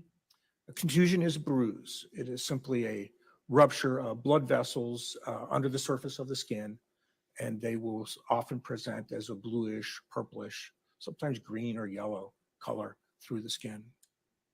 And does the color of a bruise or contusion change or evolve during the healing process? It does. Image 80? Now we're looking at the palm of the right hand. Is there any sign of injury or trauma? I believe not. 82? Now we're looking at both feet. Again, had been placed in paper bags. The bags have been cut open, and we're looking at the feet now. 83, what are we looking at? Now we are looking at the face of the decedent after the skin has been cleaned, and we can see there's several things that we can see here. First of all, we can see that the left eye, both the upper and lower eyelid, are darkened. They're swollen. So she has hemorrhage under the skin of the left upper and lower eyelids. What is a hemorrhage? Hemorrhage is bleeding. She also has over the cheekbone, there's a dark spot that you can see that is actually a laceration. A laceration is a blood injury of the skin or any other organ, which results in tearing of the skin. It's not caused by a sharp instrument. And that actually goes down to the bone. Didn't appear to be any fracture there. Then you can also see that there's some swelling associated with that injury on the left side of the face. She also has a number, if you look at the facial skin, she's got some small dots, dark red dots on the skin surface. Those are petechial hemorrhages. Those are small, very small hemorrhages that occur on the skin, primarily in the face, the eyelids, or in the clear lining of our eyes. What sorts of things causes petechial hemorrhaging? Well, they can be seen in a lot of cases of traumatic and natural deaths. They're most commonly associated with deaths associated with strangulation or compression of the torso. And although they can occur in many circumstances, it's a matter of degree. So usually in a case of strangulation, and they are present in the vast majority of cases of strangulation, you will see quite a few petechial hemorrhages. Whereas in cases of people that die from heart disease or whatever, some other type of trauma, They can have scattered petechial hemorrhages, but usually not to the same extent that you see in a person who has been strangled. What causes the swelling of tissue when it's been injured? Well, when the tissue is injured, there's actually a leakage of fluid from the vasculature, and that's what causes the swelling. And is that process the same in somebody who is alive versus somebody who is deceased? No, we wouldn't expect to see swelling once the person no longer has a heartbeat. So turning back to this photograph, the injury involving the left eye and the eyelids, does that seem to be indicative of pre-death because of the swelling?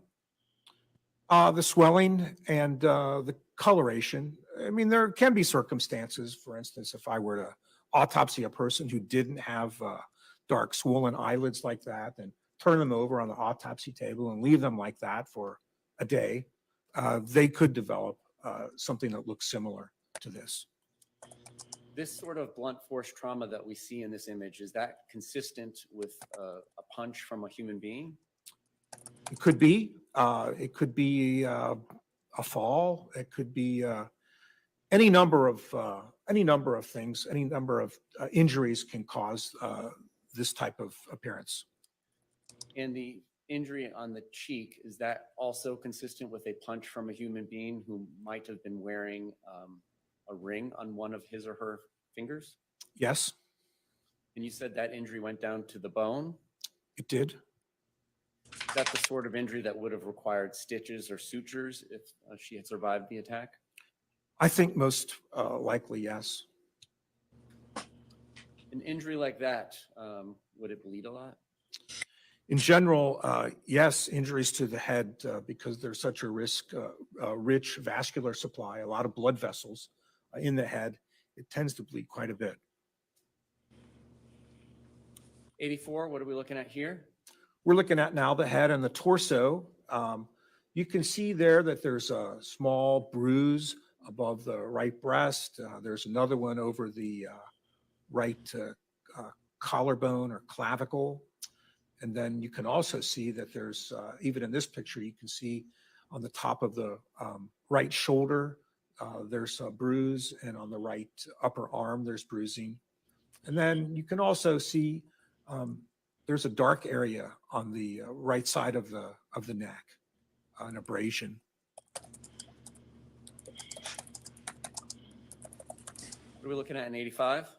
Now we're looking at the lower torso, and here we can see most prominently over the superior aspects, the upper aspects of both knees, there's abrasions there. So as I mentioned earlier, the skinned knee, the difference here is that when you fall and skin your knee, the abrasion is actually a little bit below the midline of the knee. In this case, these abrasions are above the midline of the knee. So that leads me to believe that these were most likely caused by dragging the individual in a face down position. Is there anything you can say about these injuries above the knees in relation to time of death? No, they appear to be, they appear to have occurred either right before or right after the death. They appear to be the same age as the other injuries that I've seen here. 86? Now we see the knees again with the rest of the legs, and I don't believe there are any other injuries there. 87. So now we're looking at the left side of her face, and we again see in better detail that injury over her cheekbone. And you can see that it is, I think you can appreciate from that picture that it is deep. It completely goes through the skin surface down to the bone, the zygomatic arch, which is the portion of our skull that forms the cheekbone. In this picture, you can also see that she's got an injury to her ear. Back here, you can see that there's a dark red area of her ear. That's an abrasion.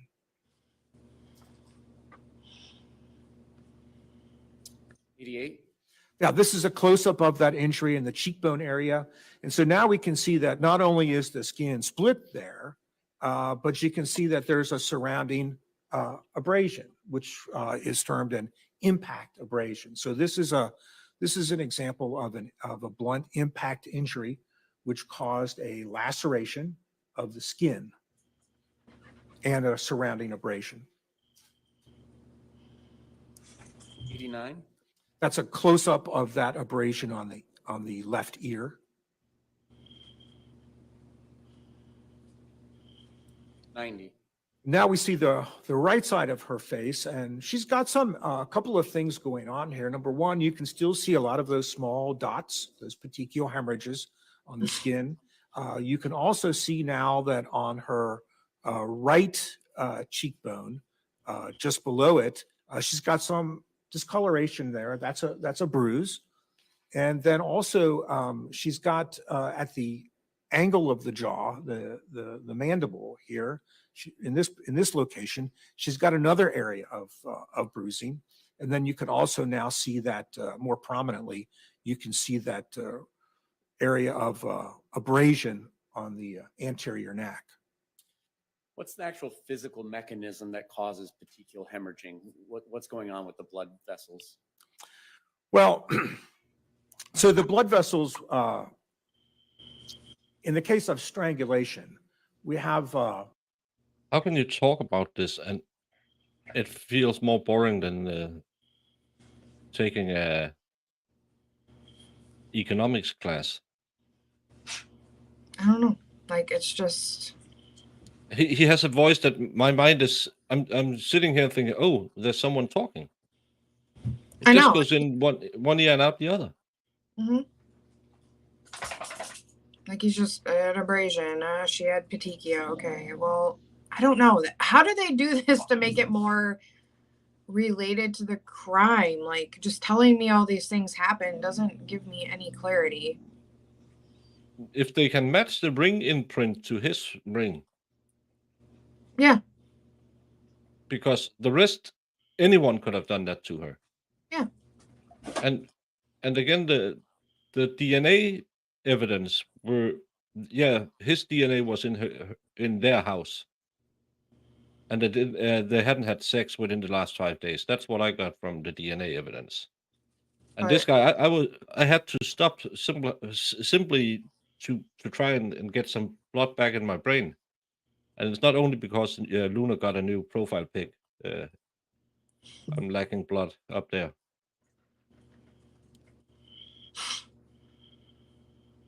Jamie didn't get that one. I'm ignoring you. The potential reason, we don't know. Apparently, an argument over his house and the renovation going on. But the witnesses haven't. She was a little bit annoyed, is what we have heard. hmm Have we had character witnesses to not character witness. We had personal witnesses today who were at the house when it was renovated. They said, yeah, they argued, but not that much.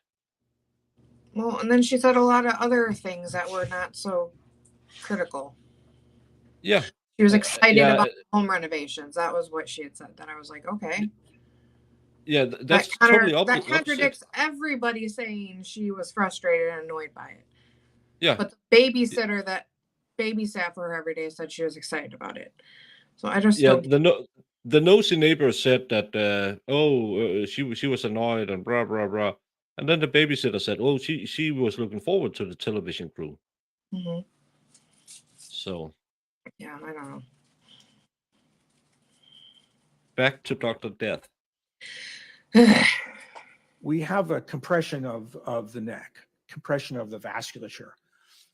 It's very difficult to compress the carotid arteries, which are the major blood supply to the head. However, it's relatively easy to compress the jugular veins. So in cases of strangulation, often what occurs is the blood can still get into the head through the carotid arteries with some force, but it can't drain. And under that pressure of the blood continuing to be pumped into the head, but being unable to drain, small blood vessels burst and produce the petechial hemorrhage. Image 91. Again, we see that contusion around the chin, most prominent on the right. There's a little bit on the left. And now we can also see that there are those petechial hemorrhages. They have, they appear to be present above a certain line of the neck and not below it. Again, we can also see that linear abrasion on the right side of the neck. 92. So now we're looking down at the Well, I have top to of her listen to right this guy and shoulder. not fall and we asleep, so can I can't see, drink. again, the same types of injuries. There's some abrasions there. There's seem to be completely surrounded by an area of bruising. And what are the sorts of things that cause abrasions surrounded by contusions or scrapes surrounded by bruises like that? Well, any blunt trauma can produce this picture. You see these kinds of things in cases of strangulation because it's either the attacker or the victim. In the case of the victim, it would be trying to remove or move the hand or the arm or the ligature. In the case of the attacker, it's usually the fact that the victim is fighting back, struggling, and there's some pressure put on a part of the body, either by something in the person's hand or by their own fingernails or something else. You mentioned the word ligature. Can you spell that for Madam Court Reporter and then tell us what you're talking about? Ligature. A ligature is like a rope or a cord that is frequently used in strangulation or hangings. 93. A close-up now of that shoulder. Again, you can see the fairly clearly defined 3 separate areas of abrasion, but the area of contusion surrounding it is less defined, and that's typical of a contusion. And these 3 separate areas, is that consistent with fingers?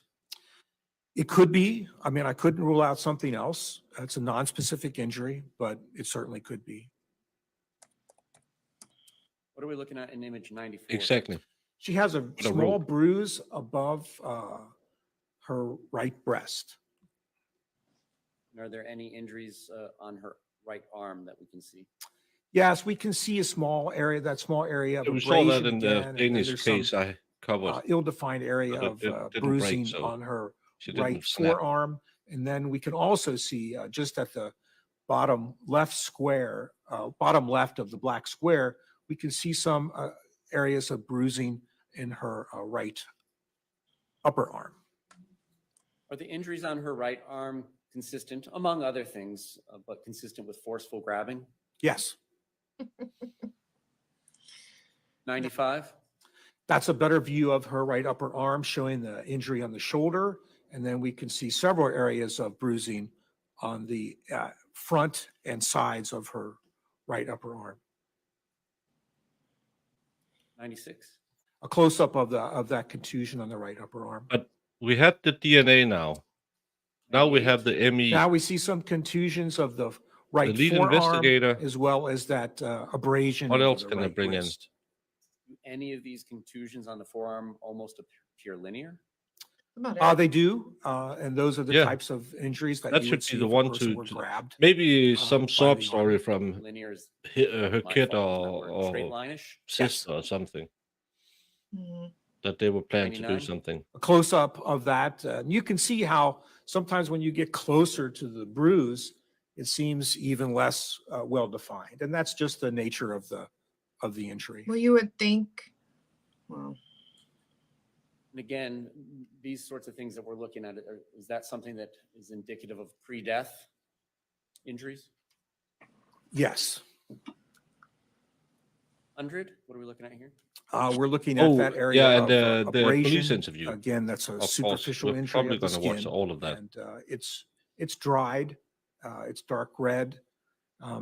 You can Yeah, produce I don't abrasions in think they have any individuals video after because death. the only video we have seen is They him. tend to have more of an filming. orange-yellow appearance than this.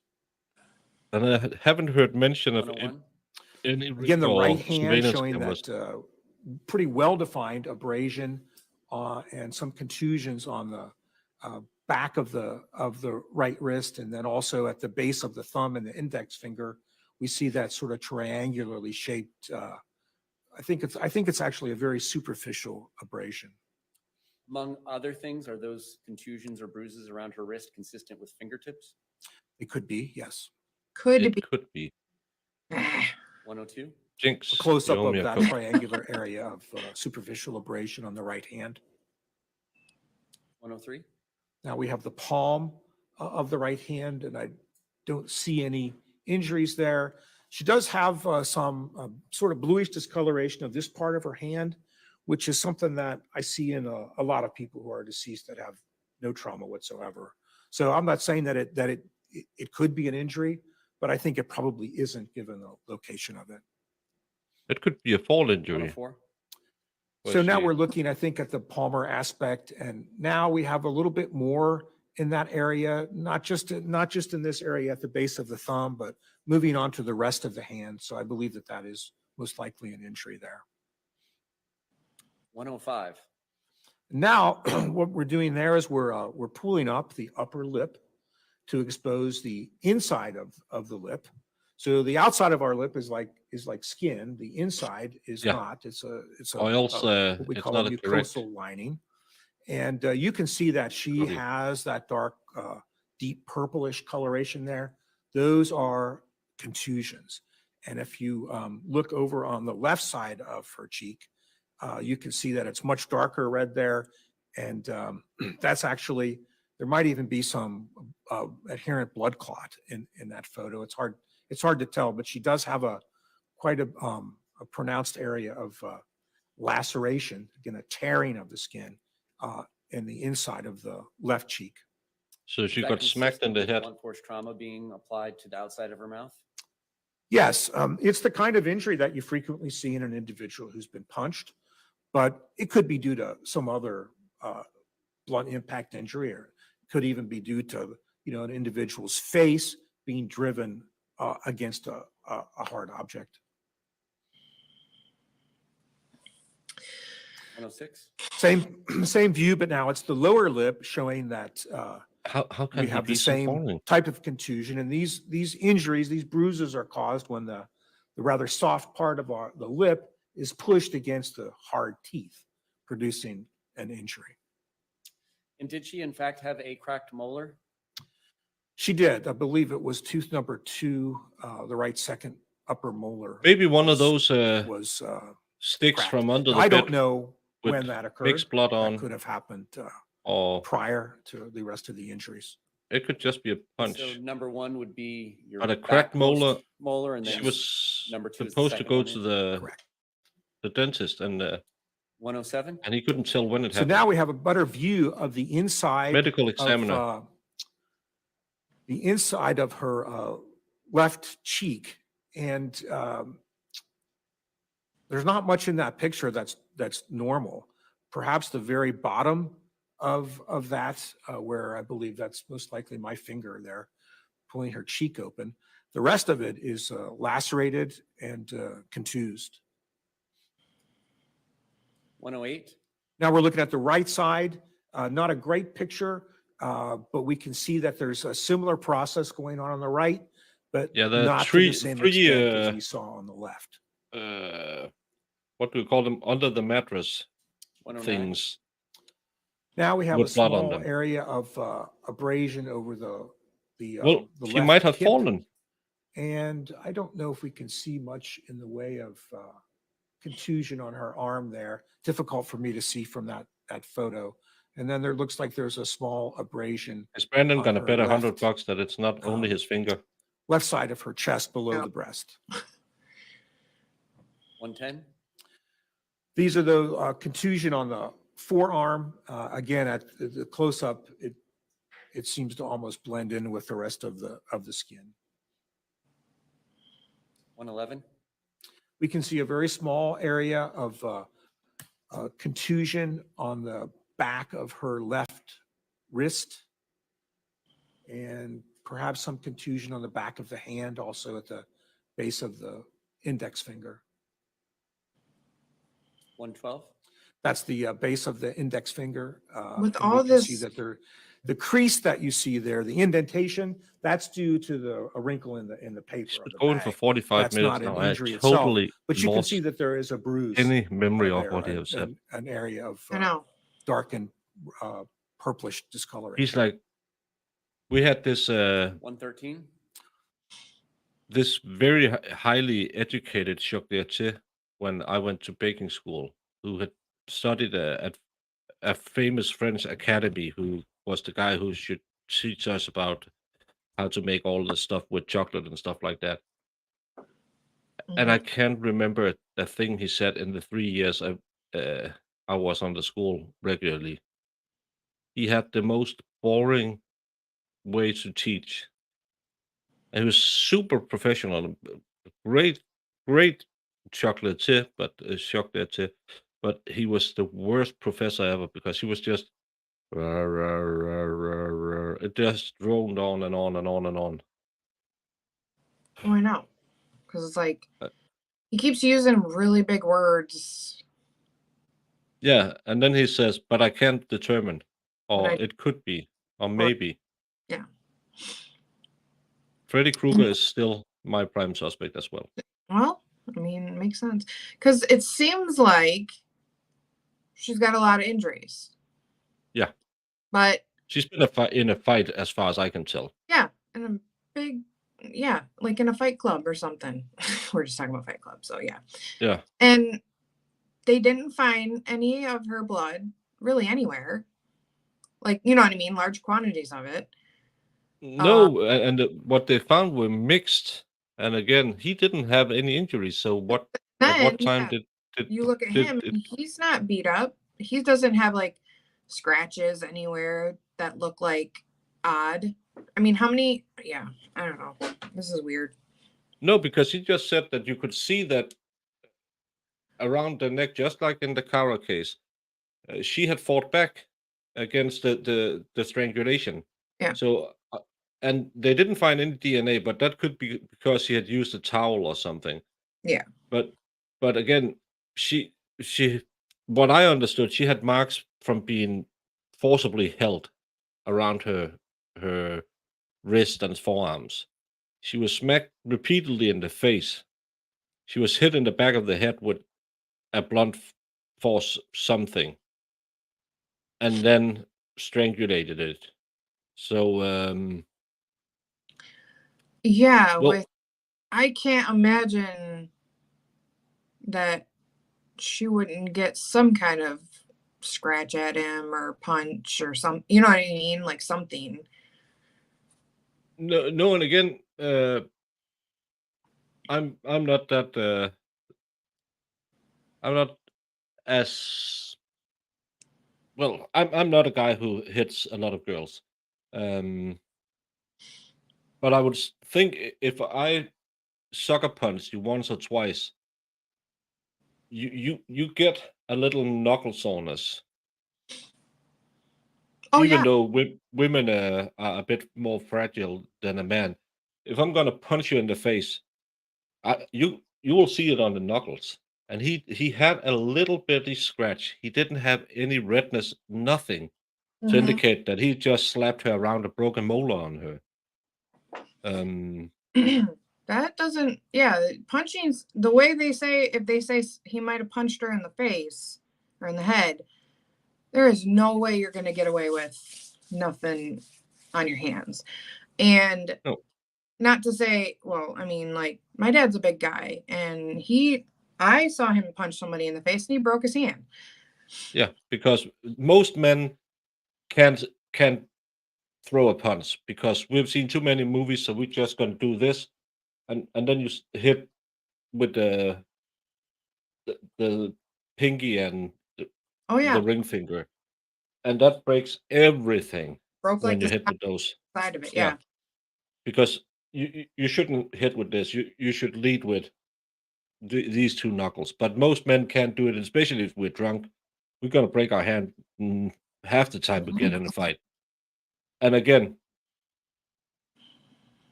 I don't hit women. I have I have hit a woman, or not a woman. I have hit a man. I have hit a man or two in my life. And Especially and hit you, the head. I mean, that's hard. That's hard bone. yeah, body shots won't hit you. That's why it's actually less.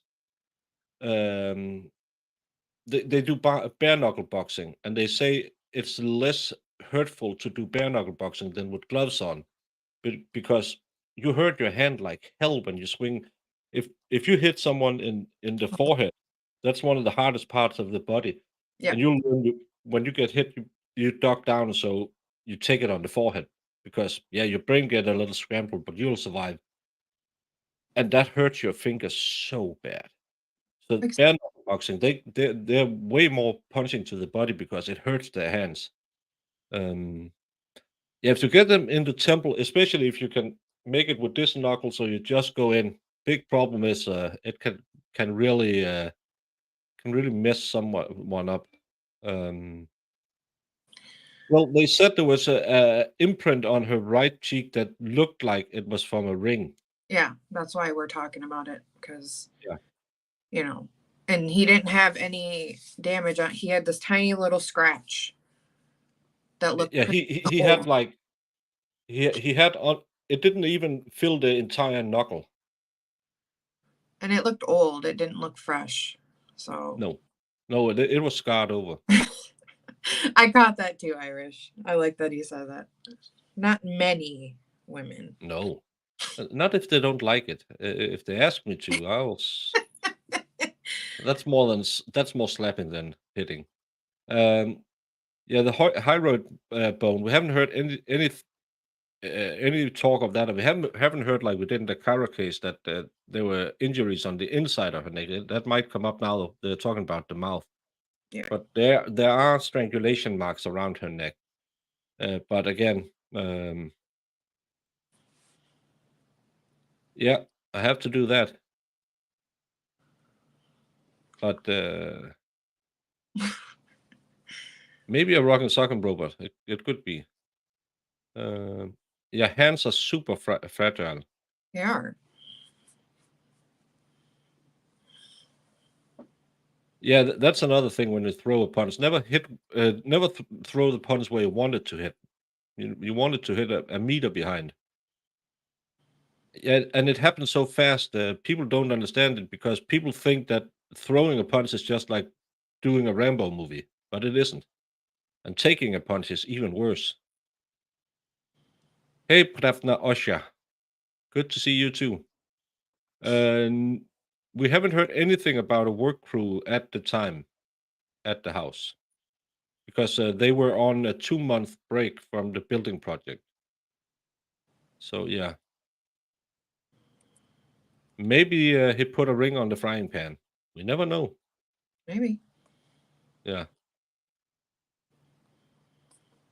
And it's yeah, just, that's I don't know. And again, I don't know how, never been in the situation in my life, but it's so crazy to hear like they've never had fights and arguments to the point of like people are scared, and then all of a sudden you just yeah. He snaps and beat her to death. snaps and like beat the crap out of her.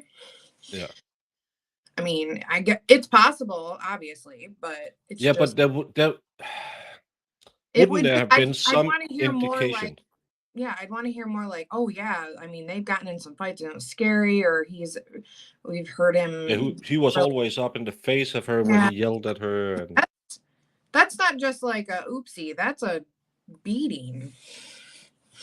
yeah, yeah, and that's again. If we had heard 5 witnesses telling that she was always yelling at him because of the renovation project, and he was standing there and said, "Oh, you B word" and stuff like that, and throwing out his chest, I could easily see he just snapped because again he's been diagnosed with schizophrenia afterwards. Mhm. But going from what we heard in the video, he was super sweet to her kid, and he seemed like a nice guy. I can't remember how long before this video were, but but beating her so badly that the state will claim she broke a molar, but she did have a dentist appointment, so it might have been broken before. Terry's right. Like it is without seeing the photos, but we do have, I mean, we did see the body when they found it. And I mean, obviously close up on her face, but it isn't, I mean, there wasn't a lot of blood everywhere. So it's just, I No. don't know. No, and again, a schizo, even though they are schizo, they don't just turn violent in a second. No, because normally you would have a history of things. Yeah.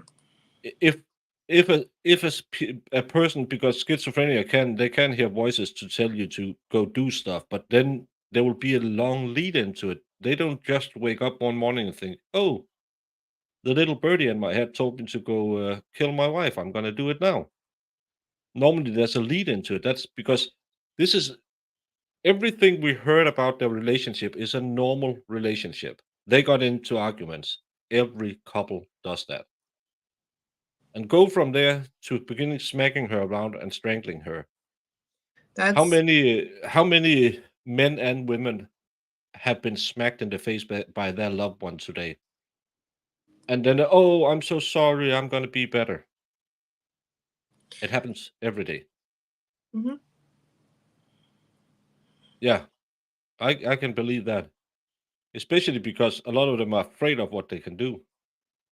Yeah, that's what I'm missing here is the years of psychological or physical abuse on either part, because he could have snapped because she was a B word and beaten her to death.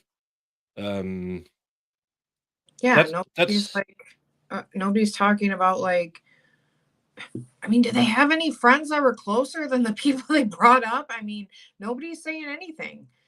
Nobody's saying she talked about this. She brought it up. I seen bruises on her. She was really angry at him. Oh, they got in a fight again. Even the babysitter lady that was there most of the time said just bickering. And they made it clear it was bickering. And to me, bickering, see, that's why they need to clarify too, because bickering to me just means like your normal everyday, like just a little disagreements. And it's just annoying and you move on with your life, your day. Yeah, and of the 12 people on the jury, if any one of them are in a relationship or married, they have been bickering with their significant other because they have to do jury duty. Mm-hmm. Every couple bicker. It's go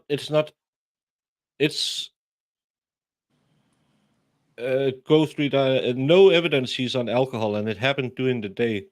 So again, we can speculate, but again, to me, going from zero, because what we have so far is zero history of violence. No prior lovers who has been testifying he beat her like a pinata every Tuesday. They had he didn't like public displays of affection. Neither do I. I'm not Lauren Boebert, but again, it doesn't mean that I'm not a loving guy at home. I'm just not big on the let me smooch you into the ground when we're around other people.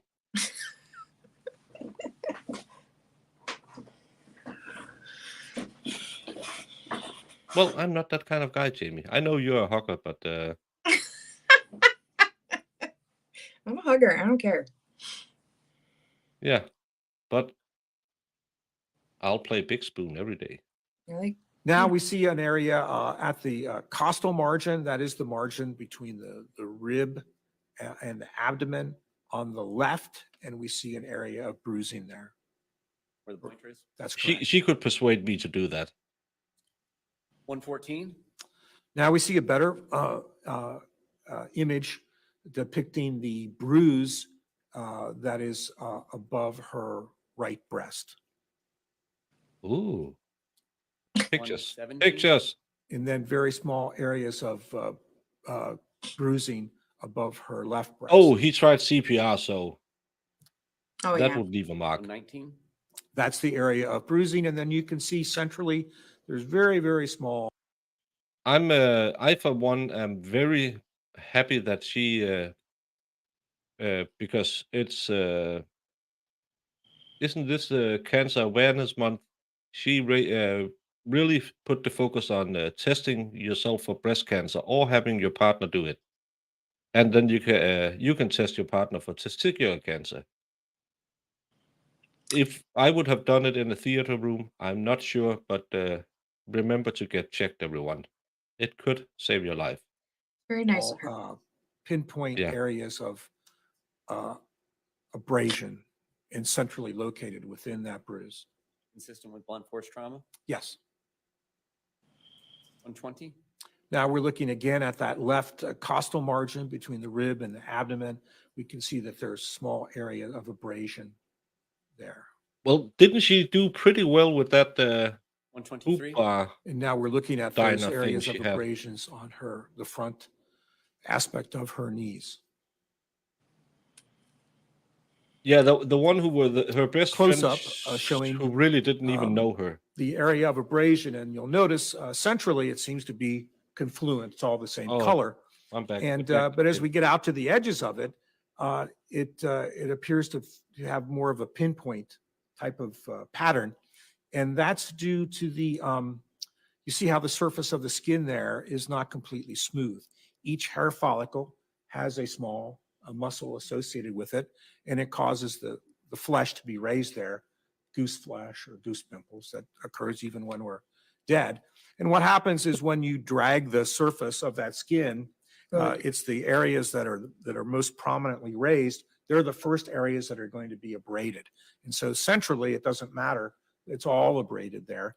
But as we get out to the edges of that, only the areas that were raised now appear injured, and the rest of the intervening skin is normal. 126? Just another photo showing the abrasion over the knees. 127? And again, probably better demonstrated in this picture than in the previous. You can see how, as we get to the periphery, that the area of injury is limited now only to those raised areas of the flesh. And what, if anything, can you tell us about the center-ish area of the lower left abrasion that's darker colored than the rest of it? It's just an area that was subjected to more pressure and bled a little bit more than the surrounding area. 129, just with scale? Same area of abrasion. What are we looking at here in 132? Okay, so now this is a good picture of her anterior neck, the front of her neck. And so we see again on the right side of her neck, there's that area of abrasion, which in some of the pictures looked like a straight line. But in this picture, you can see it's not really a straight line. And then in addition to that, you'll see these small areas of abrasion, and then you'll see a number of these petechial hemorrhages. There's also just to the left of the midline, you can see there's a fairly well-formed contusion there. And then on both sides of her jaw now, you can appreciate in this picture that she has these sort of reddish, purplish contusions on both sides of her jaw. These injuries taken together, are they indicative of anything to you? Well, at this point, not having done the internal exam, but You're right, seeing Brandon. what I saw now, I think any forensic pathologist with even a minimal experience would say this is probably strangulation. Probably strangulation. 133? So now we're seeing with the ruler in place, we're seeing those small areas of petechial hemorrhage and abrasion. And at the top of the ruler there, you can see the area of bruising on the jawline. 134? Same thing. We're looking now and we see areas of abrasion. We see the contusion. We see the injury to the left cheekbone and also the injury to the left ear. And notice in this picture how it's not just that area of abrasion on the ear. I'll demonstrate it on my right. It's not just that area of abrasion here, but the whole top half of her ear is discolored. That is also a contusion. Indicative of blunt force trauma? Yes. 135? Now we can see pretty clearly here the small pinpoint hemorrhages, the petechial hemorrhages spread over the face, the skin of the face and the upper neck. Seems to stop at a line about midway in the neck, which is often seen in cases of strangulation. And then we also see that area of contusion, more well developed and visible on the jawline than it is on the left side of the neck, but that is also an area of injury. 136? So now we're looking at the left ear, and then it's been folded forward, and we see two injuries here. One is the crescent-shaped injury between where the ear attaches to the scalp, and that is again a blunt force injury. That's a tearing of the ear. You could just imagine if more force were applied, it might just loosen the entire ear. And then below it is another relatively superficial laceration. It's going through the top layer of the skin and into the subcutaneous tissue, the tissue below the skin, into the soft tissue. You can see a little bit of adipose or fat tissue in there, and the rest of it is mostly muscle. Is anything that we see here consistent with her having worn kind of a stud earring, which had the pointy part still poking out and then the back clasp? That could be one of the reasons that we see that injury, the lower injury, the one more to the left. I doubt that it explains the tear, the crescent-shaped tear. So the injury to the left in this image could be explained by an earring. This guy is the worst. No, Brandon is a good guy. No, not Brandon. This boring ME. Yeah. Probably one more time, I swear to God. Brandon, thank you so much for the gifted membership. Donnie haven't done his magic yet. Let's just, he said he will be sending me a mail, but I haven't got any mail yet. So thank you for gifting a membership, but hopefully there will be a solution shortly because he sent me on to the technical department and he will send me a mail. Maybe there's a reunion tour with the new kids on the block that keeps him from doing it. Shut up. What's a FUPA? How thoroughly did you examine the FUPA? You don't know what a FUPA is? No, I don't speak American.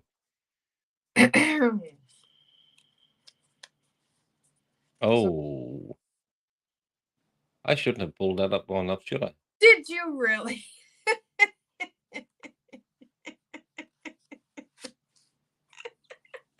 No, I can't tell him. Well, when Jamie does that, I know it's a bad thing that I shouldn't pull up. Well, either I'm not going to say it on stream, chat can say it, or he can go Google it if you're like wants to know. And he Well, did. I'll Google it right before I go to bed. Did you not Google it right now? No,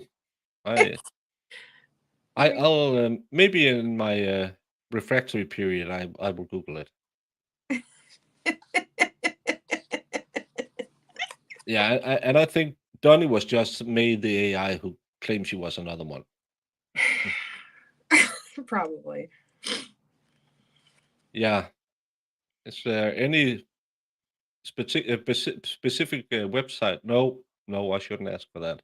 No. Yeah, Donnie was just a stress-induced hallucination. Yeah, I talked to Donnie from New Kids on the Block today. He does customer service for YouTube. Yeah. And he's gonna send me a mail. Or maybe it wasn't a mail, but a mail with an E. Email? No, mail. without an E.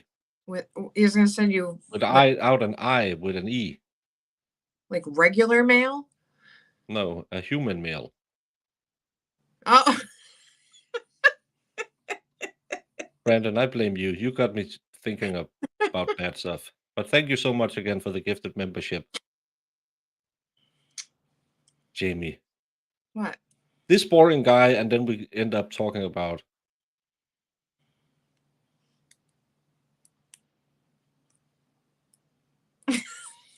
Thank you, Bobby. Bobby is always, he comes in clutch. Yeah. I should check my slang before I ask chat. But luckily Bobby is here to enlighten me. Yeah. He just wants to educate. Yeah. Did we hear anything else while my neighbor asked me if he could hire someone to dig out a bush in my garden? And I said, no. Well, it's just no. But I really no. But I'm pretty sure it's that no.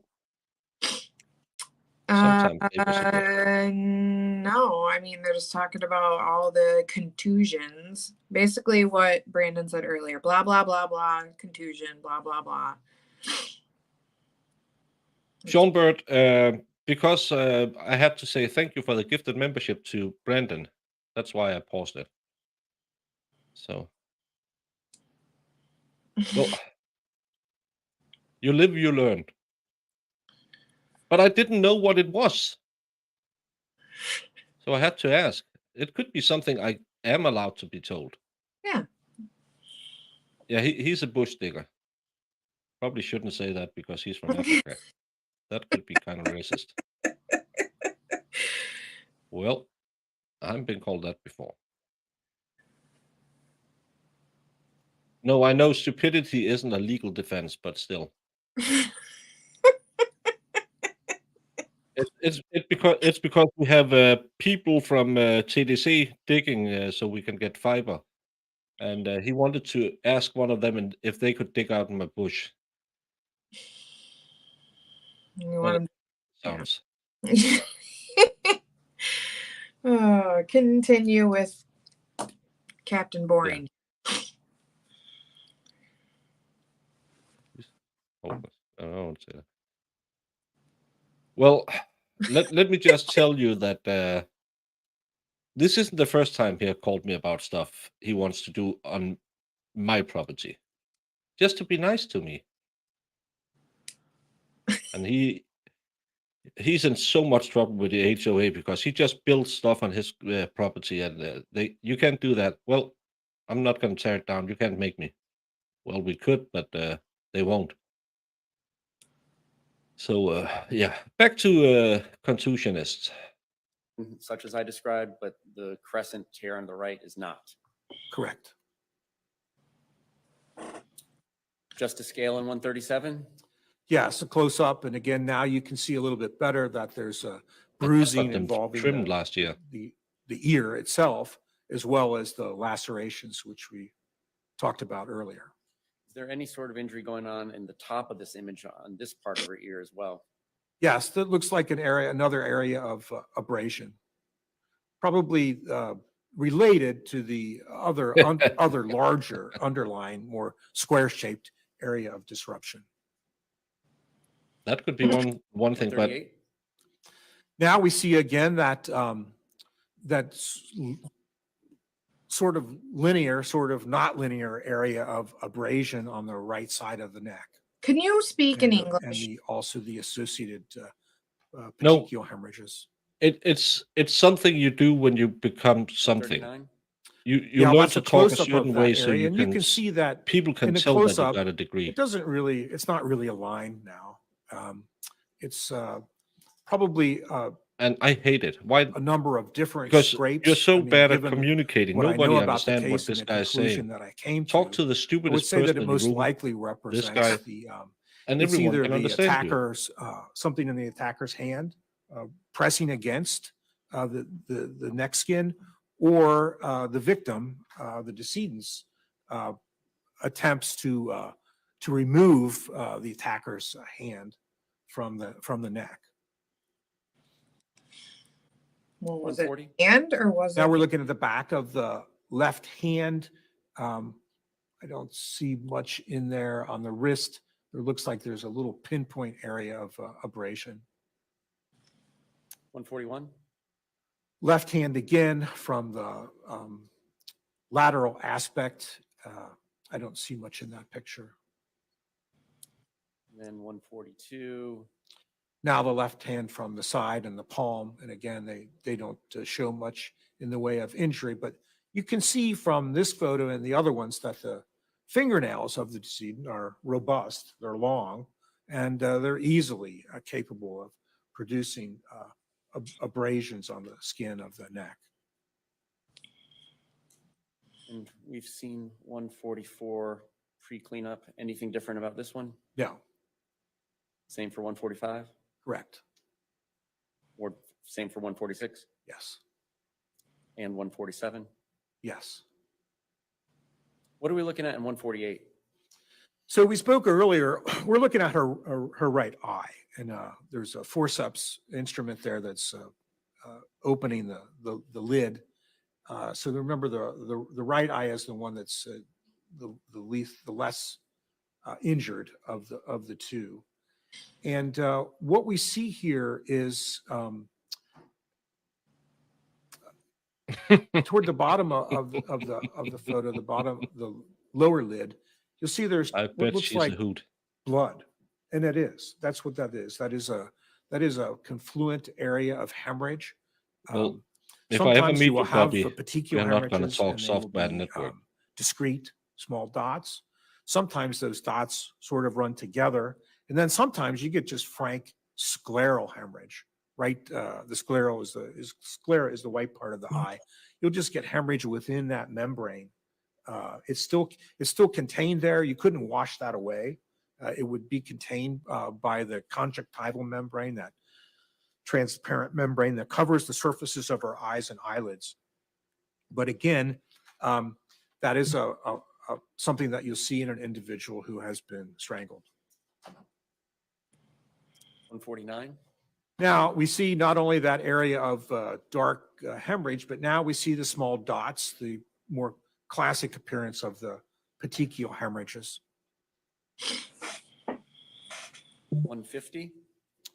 Now we're looking at the upper lid on the, I believe that's the left eye now, and we can see that there's the same type of process here. There's a diffuse area of hemorrhage within the sclera and the conjunctiva. You can also appreciate in this picture that the iris and the pupil in that photo, they're not as clear as I might expect them to be. It looks a little bit cloudy. And that's something that happens in the postmortem interval. That's something that I would expect to see happen in a body that is not fresh, shall we say. And so that's a relative term, fresh. And I know from previous conversations with you, you'll say every person is uniquely different, but is there any sort of time frame we're looking at when you start to see this? Well, it's not predictable. So in other words, I can autopsy someone that I know has been dead for a couple of days and their eyes don't appear cloudy. And then I can have another individual who maybe is dead 24 hours or less and they can look cloudy. So it's these are what we call soft findings. They're indications. So in other words, if I see a person and their eyes are cloudy and I get the story that, well, they were just alive 2 hours ago, I'm starting to doubt that. Well, But I like don't that know that I subject. could completely rule it out. 151? And now we're looking again at the left eye and the lower eyelid, and we can see some of those petechial hemorrhages now a little bit more prominent, but they're not as, they're still identifiable as separate dots of hemorrhage. 152? Now we're just elevating the eyelid there, and I don't see any petechial hemorrhages in that area. 153? Now we can see we sort of, we are everting the eyelid, sort of turning it inside out. There's some very small petechial hemorrhages there in the lower portion of the picture. And then laterally to the side, you can see Yeah, that again, area of, it's subjective. contained, confluent, dark red hemorrhage. 173, what are we looking at here? Well, now we're looking at the side of her head. So during the course of the autopsy, we need to expose the skull. We haven't seen so any that we can photos cut the bone of the skull because and examine the Lon brain. and Krim has learned That is they accomplished by can't show making an those. incision from behind one ear right over the top of the head to a point behind the opposite ear. The scalp then is reflected or sort of stretched over. So the front part of the scalp will be pulled down over the forehead. The back part of the scalp will be right down. That photo, what you were looking at, is now the left side of Thank you so her much, head. Brandon. And it's my pleasure the and scalp joy has been to bore you to Is death any with this guy. bleeding or hemorrhaging there? It's Um, diffusely hemorrhagic. And I what can does that see on mean? my numbers, It's all- people are it's all- really it's all enjoying hemorrhage. his testimony. Were there any fractures So, to the skull? Thank you so There much were. for making So this she had bearable for some Jamie and I. fractures, on the left And, side thank you. of her Say thank you head, to the your mother temporal bone, because which is a that fence story, relatively thin bone of the I think skull. she's a hoot. And that was not just a linear fracture. That That's, was Thank you a to your complex fracture Yeah. that involved small particles. Say hi to your of, mother from me. Of the bone. That's That's- sort of yeah, called a that's comminuted That's a Mark Marky Mark. Yeah. And that fracture Thank- extended up the But side. thank you of so the much, head, Brandon, for and the also $5 super chat. It went down into the base of the skull. Was that consistent with the Say hi, external your findings that you saw of injury to her ear That and was that too part of her perfect. head? Yes. Were there any other fractures to her head? There were fractures that extended from that general area to what we call the orbital plate. So there's a thin plate of bone that sits over our eyes, and that was fractured on the left, and that's why she had that such pronounced I think they changed hemorrhage in the her left camera operator. upper and lower eyelids. Is that consistent Word to your with, mother. being struck by an adult male? It is. Well, Wait, what? I just Let's talk about her neck. When you did the What? internal portion of the Did autopsy you say that's? of her neck, did you see anything Go back. further that we? I want to say that. Say that again. Pronounced hemorrhage in her left upper and lower eyelids. Is that consistent with being struck by an adult male? It is. How does he know?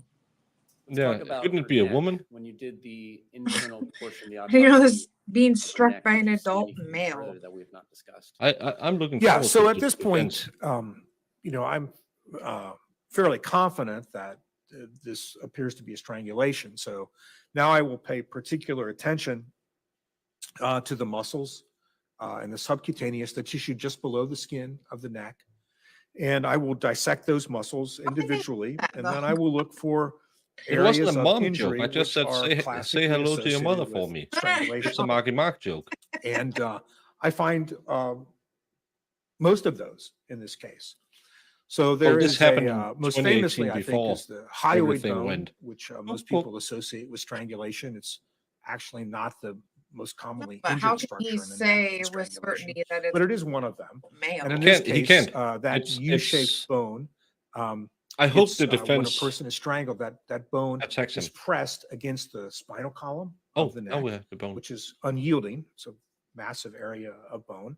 And the hyoid bone is relatively very thin and in some cases pliable. And to an extent, it can be bent, but at some point, the tips of it will fracture. Now, I know that this was something that occurred while she was still alive because there was hemorrhage in the soft tissue associated with fractures on both sides. The other structures that are commonly injured are injuries to what's the thyroid cartilage. And we can all feel the thyroid cartilage. In men, that's the Adam's apple. That's part of the thyroid cartilage.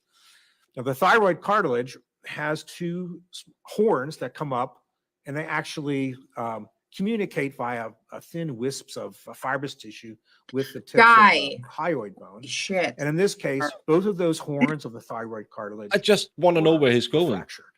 In addition to that, she also had hemorrhage in the muscles that were Jose overlying the Canseco, he's larynx the right guy, and right? in the soft tissue Yankees. that overlies the thyroid pitcher. gland, which is First present on baseman, either side something.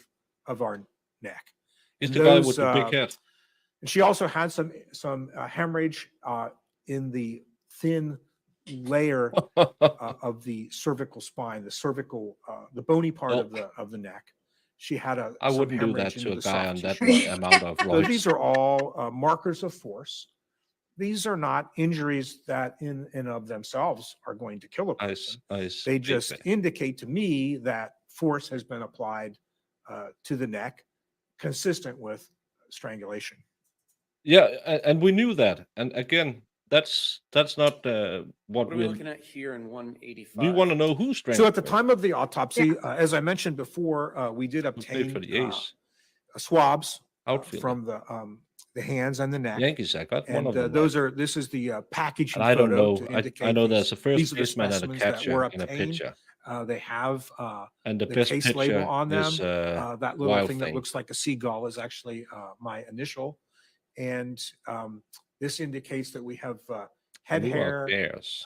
fingernails right and left. I'd like and the one of those swabs mud from the hens hands and the neck, caps because as that's well just a cool name. as I a think blood it's an spot, a card in affiliate that club or envelope. something. And were you requested to also get oral, vaginal, and anal swabs of this victim? Yes. And Anal any swab. belongings she had, such as the jewelry she was wearing and her clothes, would have also been packaged up and submitted for collection by law enforcement? Yes, they were.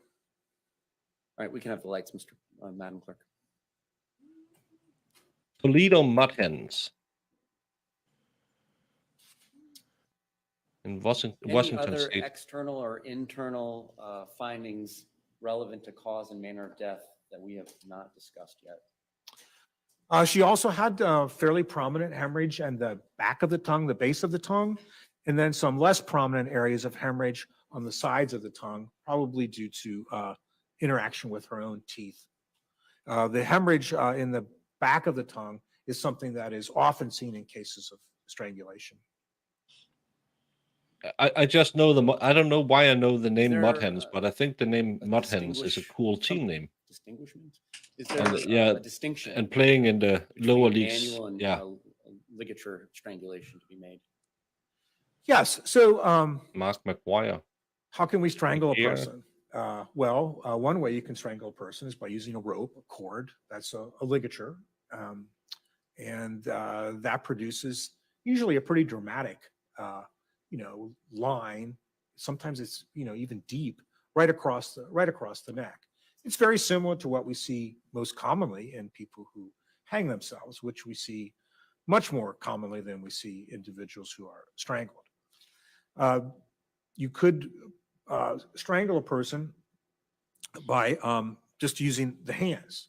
And those are the cases where we tend to see impressions, small areas of bruising associated with the pressure of the fingertips.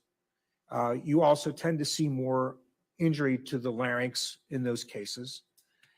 And then you can also, you could strangle a person by using the broad surface of an arm or the crook of the elbow by applying similar pressure to the neck. In some of those cases, there are very few telltale marks that are left because you're dealing with a relatively broad, soft tissue of an arm with The 80s soft were a tissue of the great neck. time in Were you able professional to come to a sports. conclusion about the cause of her death?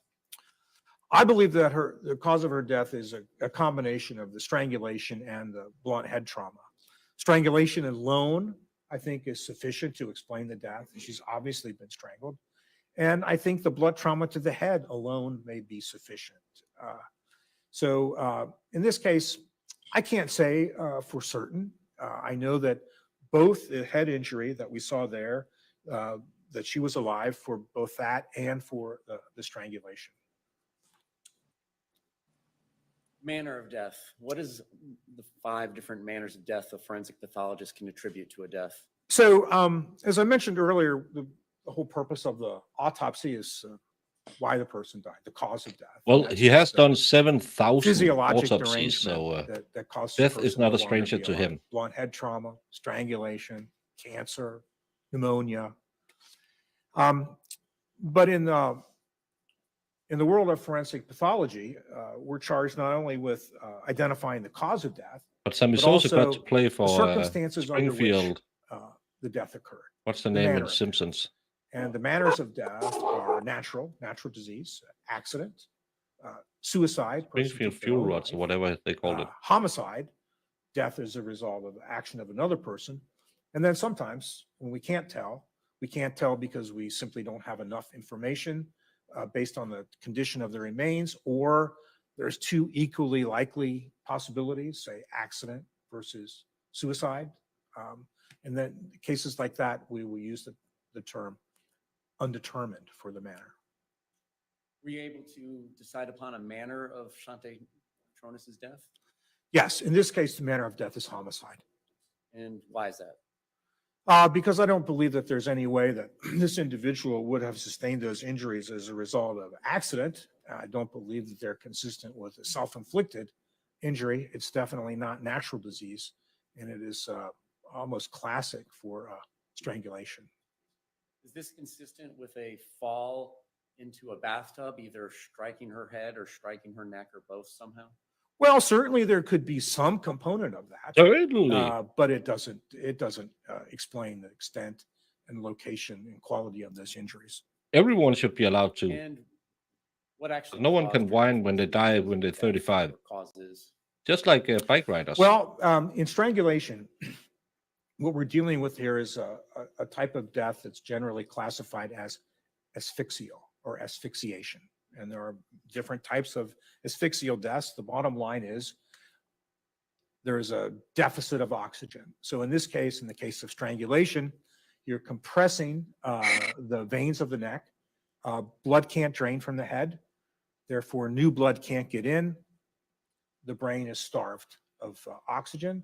It's You've not said only this starved of 95 oxygen, times, it Dan. also can't be, it also can't rid itself of the metabolic waste products that are produced constantly while we're alive. So there has to be Jeepers, he's boring. good circulation to the head at all times. Just a few minutes without that circulation, or even less, can result in loss of consciousness and death. To follow up on that, No, stop cause following. one's death through strangulation, is it anywhere like those movies that depict it being instantaneous? Well, there aren't many areas in my field where we can resort to experimentation. We can't shoot people, we can't hang people. You sound Not to be kind of like facetious he about it, said but- they can't do So that. you end up dealing with the accumulation of the cases that you and your colleagues have done. So Jamie, there I want isn't, this hat for Christmas. there isn't really I'm sorry, what was the question again? Is death by strangulation instantaneous, or does it take some amount of time? So one area which there actually has been some experimentation back during World War II, they used prisoners. They volunteered, really. As part of the war effort, they were having a problem with pilots blacking out. And these researchers developed this contraption Yeah, that and would I actually, found it was like a blood pressure cuff. a put around the low-level person's neck. And hockey team. it I would wanted kept completely from block not only the hoodie- venous return, but it would also block the carotid I arteries don't know what and even name the is. vertebral arteries, which are small arteries in the back of our necks. So complete loss of blood circulation to the brain. Some of those individuals lost consciousness within Why are we 10 to talking 12 about a seconds. study from Now, back? there's no way another person could Oh, efficiently I need this one strangle too. a person that completely.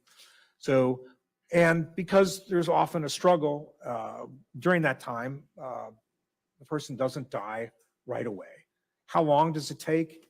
I really don't know because I You haven't- don't know. yeah, Why did you tell we us haven't done those 55 studies, and stories about we don't know it? how this person was strangled. We don't know if it occurred with overwhelming force all at once, or it was a little force and then a little bit more force and then a little bit less, and a little bit more.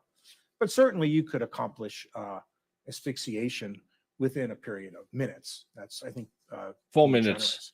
4 minutes. Now, because we have a I lot know of that. people that video, Yeah, hanging with the expert post can make you videos. tired. we I see know. people who have been placed in chokeholds, and some of those people lose consciousness again in a very Yeah, short period of time, was 10, talking about. 15 seconds. External injuries that we saw to her head. Yeah, he's you sorry he testified can't shoot earlier that people. That can produce significant amounts of bleeding, Yes, such that it could saturate a carpet yes, and the padding underneath the carpet yes. if that person is there and not moved during this bleeding process. Correct. Are all of your opinions offered today offered within a reasonable degree of medical certainty? Yes, they are. No other questions. Thank you, State. Defense cross. Well, All thank right. you so much. Come on, let's get him. Yeah, yeah, and that guy Good afternoon. we had on was Now, a cool guy too, the travel testified it's guy. your job to determine the cause and the manner of death, correct? That's correct. Not the who. No, that's true. You indicated that you found it to be blunt force trauma and strangulation. It could be one or the other, correct? It could be. Yeah, traveling fools. That's his name. What time He was did cool. you perform? I love all the new people I 9 meet. a.m. Would that have been likely your first case of the day? It likely, yes. 9 a.m. on what day? Let me refer to my report here. That is on the 25th. So she was pronounced in the afternoon of the 24th, and I believe about 4 p.m. And then that's when she was pronounced, not necessarily when she died. And then the autopsy was done the following morning. And during your direct, you talked about the fact that the medical examiner's office, they hire investigators to go out to the scene so that you don't have to do that yourself, correct? Correct. And in this case, the medical examiner investigator that went to the scene was Ralph Kalachi, correct? Correct.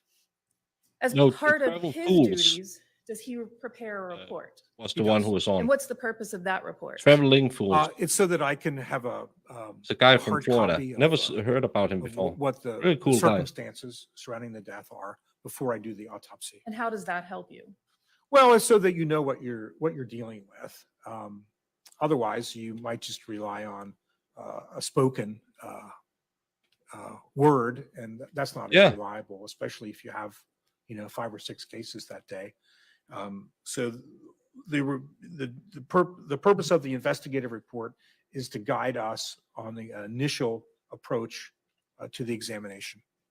Is it important to your evaluation at all to know the status of the body or the circumstances of the body at the time that it's located?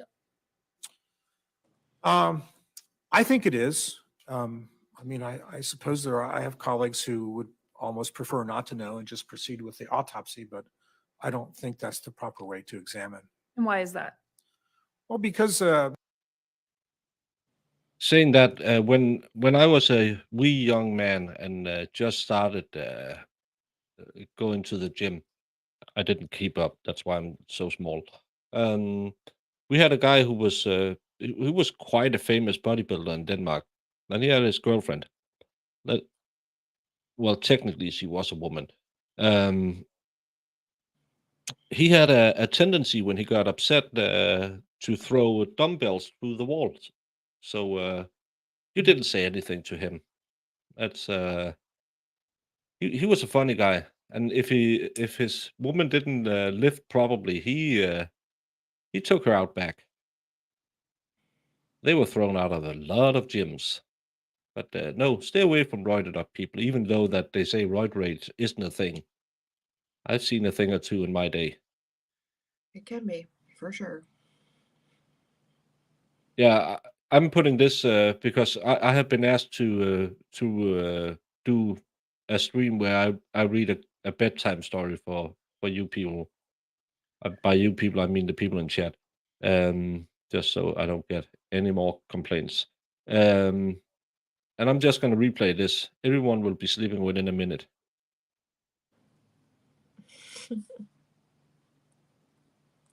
Yeah, roid rage. I talk to a lot of strongmen, and strongmen use just as much as bodybuilders do, but they don't starve themselves, so they don't get absolutely mental because they're always hungry. I think that has just as much to do with the roid rage.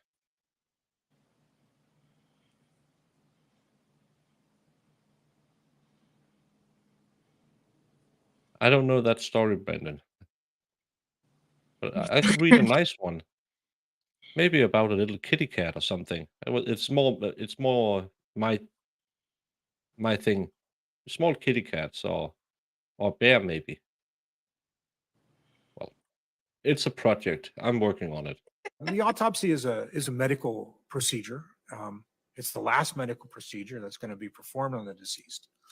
And just like an individual who goes to the doctor with some complaint, I mean, you wouldn't go to the doctor if you're having chest pain and then you get there and you don't say anything. I mean, it makes a difference. You can't look at everything in every case. So it's important to have the background information.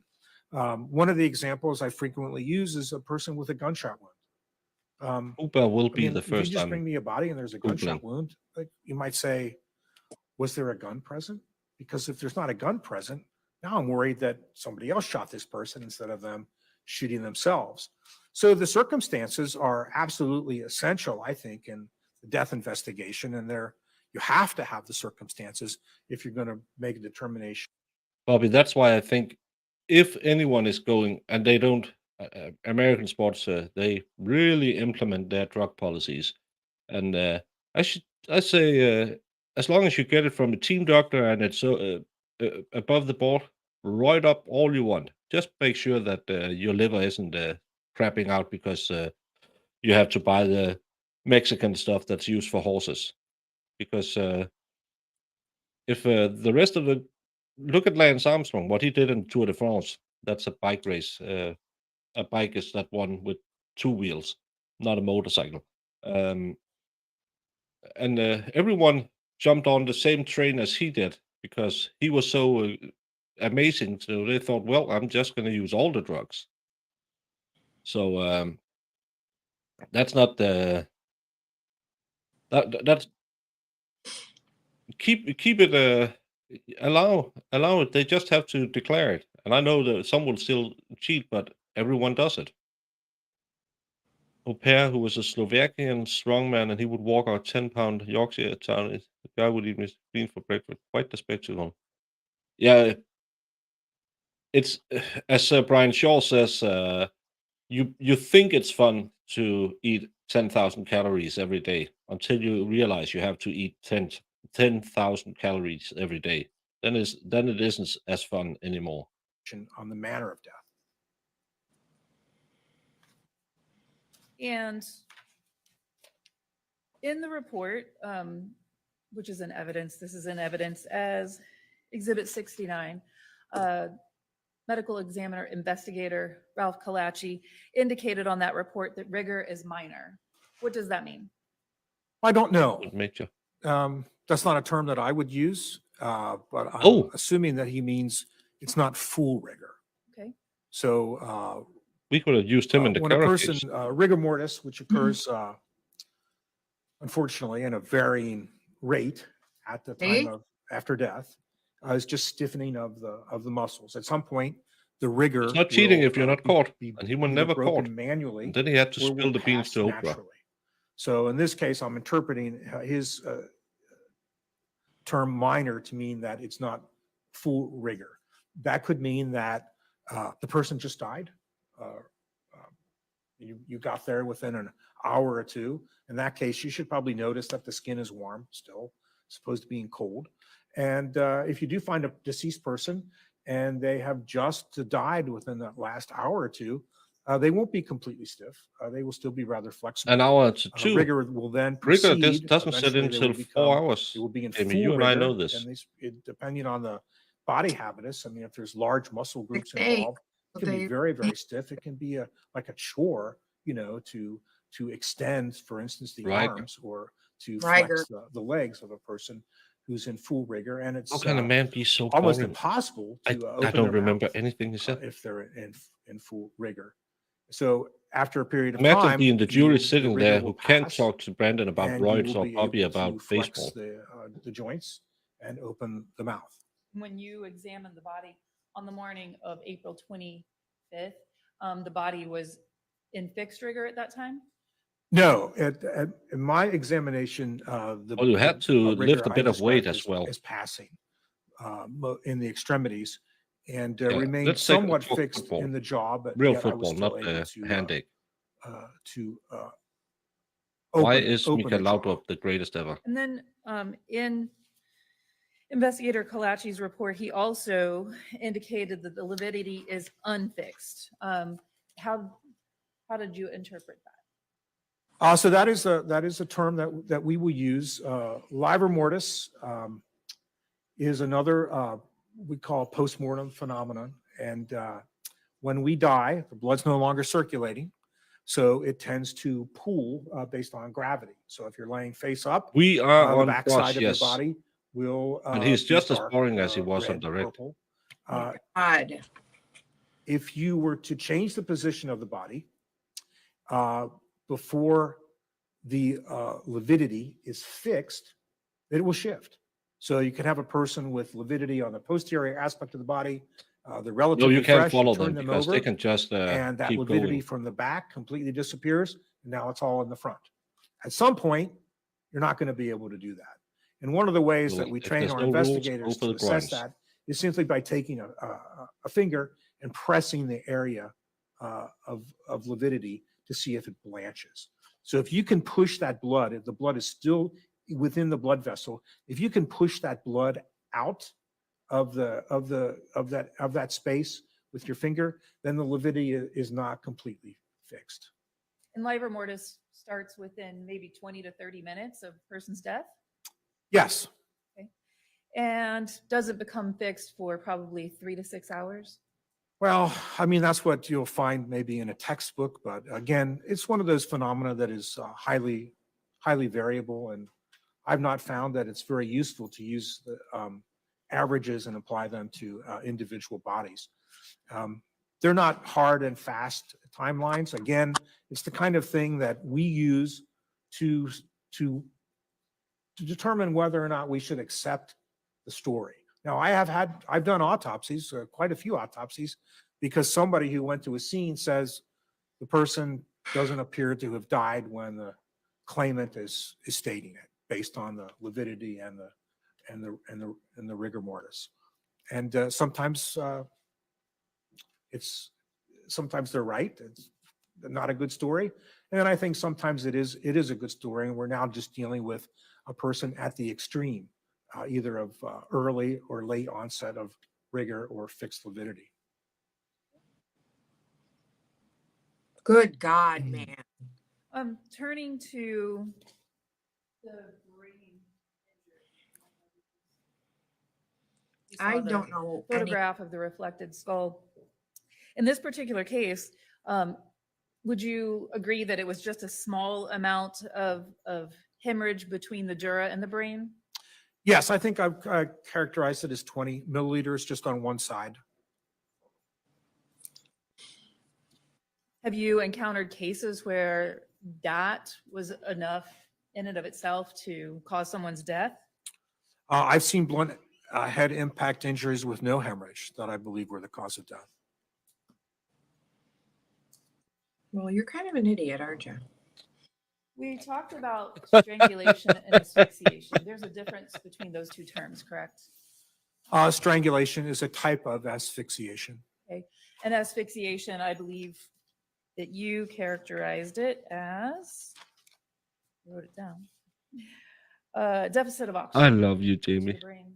What did I do? So there are different types of asphyxiation. You're just sitting there Yes, with your strangulation. normal What are some face other and saying, types of well, you're kind of an idiot, aren't you? Well, you can have suffocation, right? I'm You glad can put you a like person in an enclosed space. He's been on for almost can an have hour, smothering. and it You feels can like prevent the the person 35 from, hours I was breathing by waiting placing for the something Kara over their sentence. face, their mouth, and their nose. You can have what's called positional asphyxiation, where you I end couldn't up, tell you. I would have in said a objection, position, say you're non-responsive, hunched over, or nonsense you're- all you're over the place. compressed between two different objects, and you can no longer 20 expand your milliliters chest, to breathe. is about 6 Um, inches. Six Or an inches. Drowning is a type of asphyxiation. Or an object, Choking? Choking, yes, choking now to us, to forensic pathologists means airway obstruction, not, grabbing a Yeah, person by the neck. it's a normal shot. Those are, It's 20 I think we've milliliters. gotten most of the common types of asphyxiation. Fair enough. And when we talk about petechial hemorrhage as a sign of asphyxiation, you would see potentially petechiae or petechial hemorrhage More in floppy than any of flexible. those types of asphyxiation, correct? Well, Oh my God, every time he says that. there Well, are two schools of thought to that. It was, I think, at one time, the petechial hemorrhages were considered to be a function of the We're actual behind. I'm oxygen going to put this up. deficit.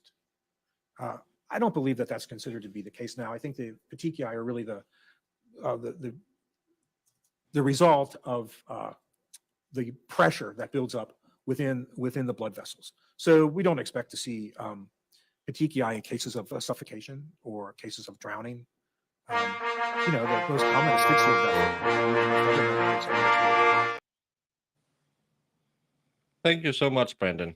It's $5 to get him off the stand, right? I would like to ask him the difference between choking and gagging, though. Yeah, maybe he could make that just as boring. Imagine this scenario. It's Saturday night. His wife has just changed the bed sheets, and he comes in and said, "Hey, honey, it's Saturday night. Let me give you a lecture of why we should christen these new sheets with our bodily fluids, and then Oh. go on to present a 4-hour lecture of bodily fluids, how to insert them in different orifices with slides." No, he hasn't had a woman in his life. That's why he cuts up dead people. Oh, he would kill me. Yeah, he'd probably like to. Thank you so much, Brandon, for I'd the take super myself chat. out. Yeah. I do hate it. Cesar, we have been listening to this guy in an hour, and as you can see, Brandon is willing to pay to try and get him off the stand I because bet Brandon could break it down for us. What did we learn from him today? Blah blah blah. There might be a strangling. Blah blah blah. It might have been blunt force trauma. We don't know. yeah. Can you say with certainty? No. Yeah, probably. Yeah. There could be bodily fluids. Well, he's not reviewing my channel. My channel has been reviewed and accepted. Thank you again for the super chat. He's just he's just gonna forward my mail, and so then I will get a mail, and then hopefully the 30 outstanding memberships will be delivered to people. So yeah, there might have been a crime committed, or there might have been a firefight. Might have been a crime committed. Yeah. I bet you he has the coldest finger on earth, and he smells like formaldehyde. Oh, good God. Ugh. You're lying in your bed, Jamie, and you just feel those cold digits while he says, "Honey, it's Saturday night.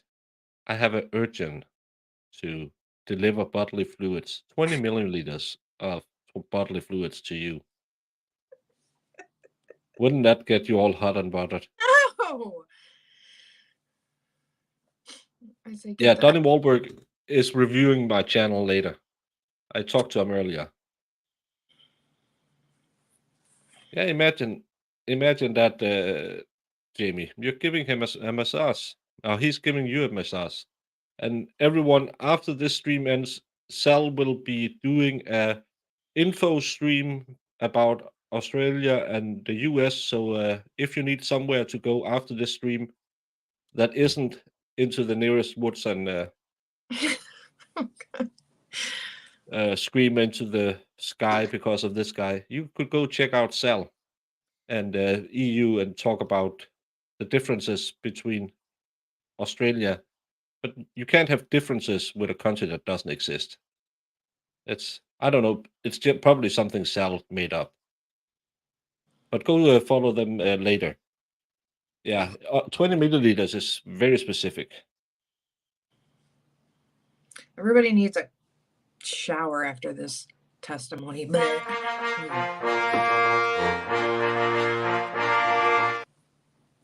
You need a girl to have that conversation with Sal. Get to work.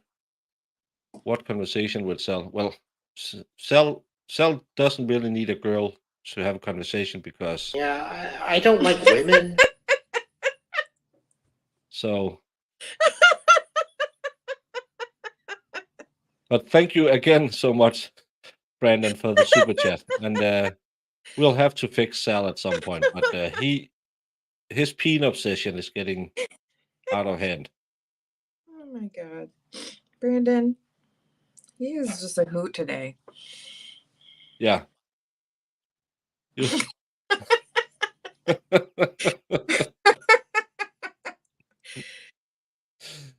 Yeah. Me too. We'll go stand out in the road.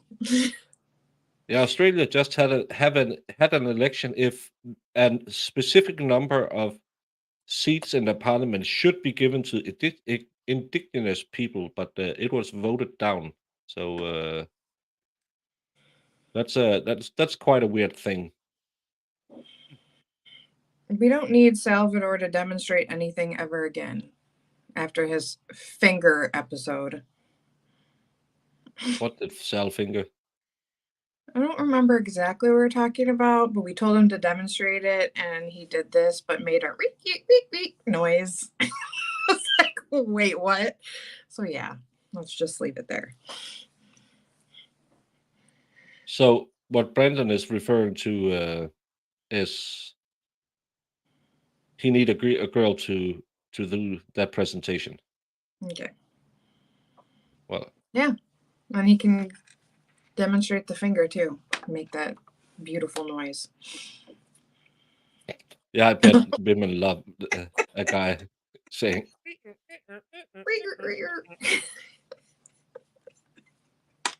What is happening today? I have to go. I'll be back. Yeah. Would see would be hanging. And rarely do you see petechial hemorrhages in hanging. I don't know if I can use the word rare, but it's probably less than 5%. You mentioned positional asphyxiation. That would potentially cause. I don't get why you can only drive 55 miles it does. So on the highway in the people, US. It gets confusing whether you're talking about can walk positional that fast. asphyxiation versus a traumatic asphyxiation, whereas you're having like a heavy object laying on your torso and you can't breathe. It's putting pressure on your torso. Things like that frequently occur in automobile accidents when there's entrapment. Finally, in those taking cases, too long you today. do sometimes see petechial hemorrhages. What about as far as positional asphyxiation? I had a really hard time with the word asphyxiation on yesterday or Friday, whatever our last day was here. So I apologize in advance. Yeah, but as a foreigner in a but when you talk rental, about positional I don't want asphyxiation, I to think be you talked stopped by the about cops. talked just now about compression of the chest, where there's an object resting on the chest. Is it also consistent with the body being in a particular position or posture where the blood can't flow or where the air can't flow? Yes, it can be, and these are circumstances that you often see in a person that's intoxicated with, alcohol or some other substance, and they might just fall between their bed and the wall, and they, are too intoxicated to save themselves, and they get wedged tighter and tighter. You can also see deaths like that in babies, who are not strong enough to free themselves from in wedging or entrapment. Turning to your example of the intoxicated person, what if they fell and hit their head on the toilet? Even you and couldn't they talk fell for in that the long. bathtub? Could that create a positional asphyxiation if the edge of the bathtub were compressing their jugular or carotid artery or both? I suppose it would be hard to get that kind of a pressure just based on the weight of it's mostly going to be your head. I guess there will be some contribution of the weight of your torso. I wouldn't completely rule it out.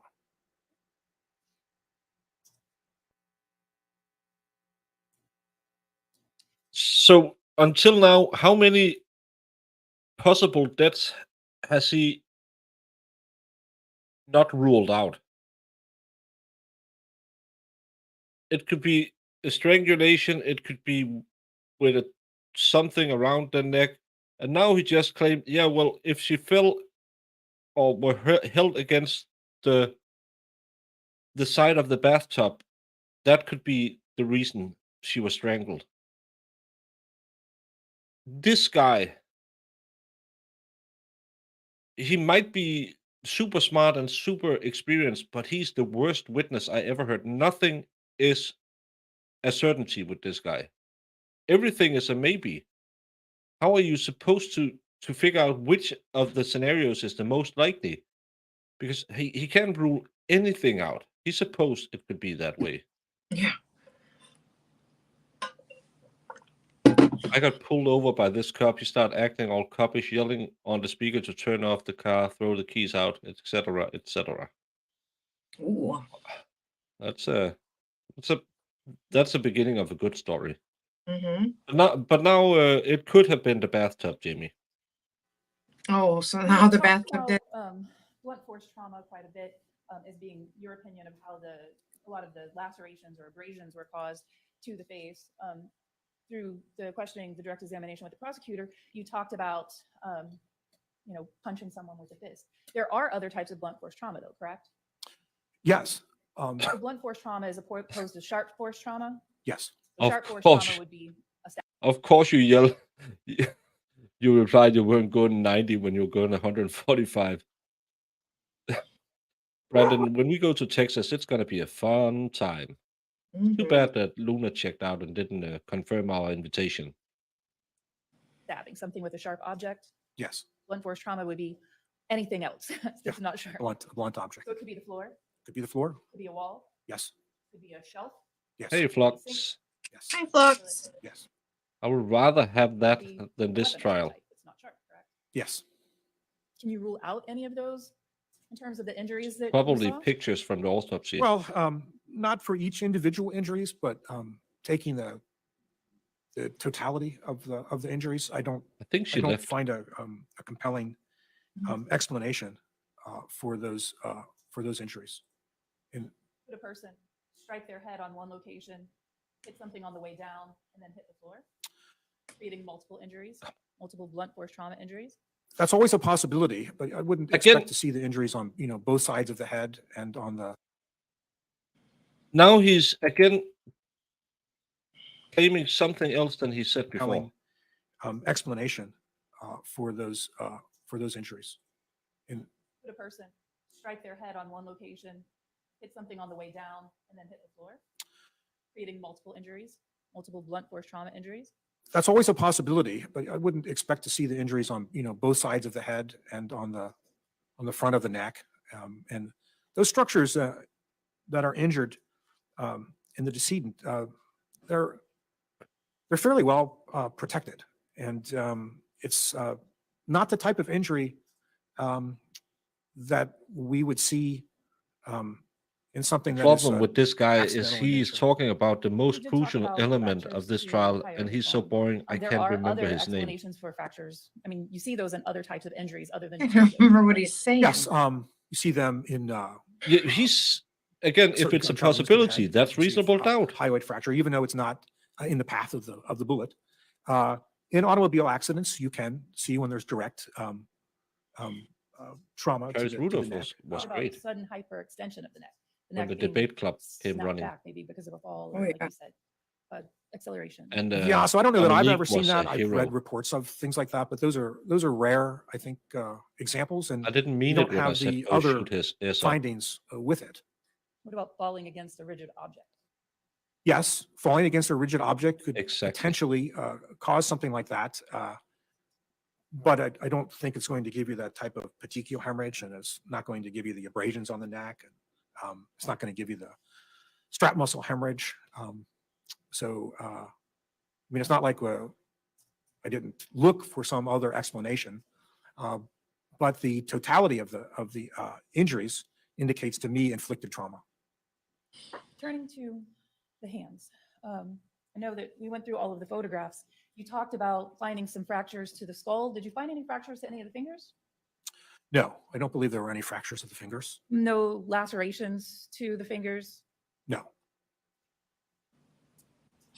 You talked about some of the things that were collected from the body, various swabs. I think it's also been discussed that fingernail clippings are taken at the time of the autopsy. Is that accurate? That's correct. Okay. Why is that? Why are fingernail clippings taken? A person can have trace evidence collected from their fingernails. It could either be their own skin, or it could be the skin of a. Yeah, you get a lawyer who knows the prosecutor, and your man knows the judge, of course, and a driving anger management class. I don't even think we have those in Denmark, but I bet you got off with it. Another individual.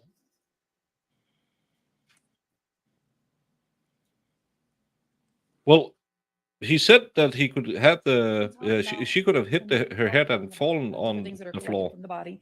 You mentioned that there was a special request to swab the hands and the neck. Were those things done? Yes. And in the timeline, I know that the hands were specifically bagged. Were those swabs taken before or after the body was cleaned? Before. Are you familiar with the term alacrima? The olecranon? Alacrima, A-L-A-C-R-I-M-A, alacrima. No. May I have a moment now? You probably wrote it down the wrong way. When you were conducting your autopsy, So the judge quietly flips out with eternal rage, but he used to drink beer in the back of my father's car on the way to grad school in Seton Hall, accepts the plea, I do the class. How am I not surprised? Yeah, I know, right? It's going to be a fun trip to Texas. Got busted for vandalism and possession. They sent me to a class where I was taught by a teacher how to better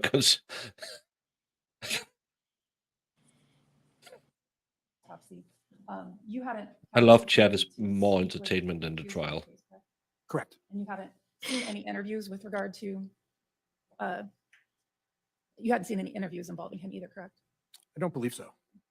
Sitting here today, you've opined the cause and manner of the death, but you have no opinion as to the who. Is that correct? That's correct. Thank you. Redirect. You were asked during cross-examination about rigor mortis. Yes. Oh, God. And again, each individual Was is they? unique based on metabolism and other sorts of things. But is there a time frame where you can say, generally speaking, it begins to onset, and generally speaking, you can begin to see it break? Yeah, generally, it's you're a nice onset, guy. I think, is better characterized as being within a few hours. Probably becomes fully maximalized at maybe 8 to 10 hours and can persist for a number of hours. And that's primarily dependent on the temperature. What did you do So to if you pay find her a through person that's college? fresh and you get them refrigerated, they can stay in rigor for a couple of days or more. And you did review the photographs taken by your investigator of the deceased at the scene, did you? I did, yes. And based on viewing those Back in photographs the 80s and when reviewing his report, you got did it like appear that, 18 months for a Ms. Shanti key. Cooper-Tonnes' right arm was in rigor and a tended kilo. out to her side? Yes.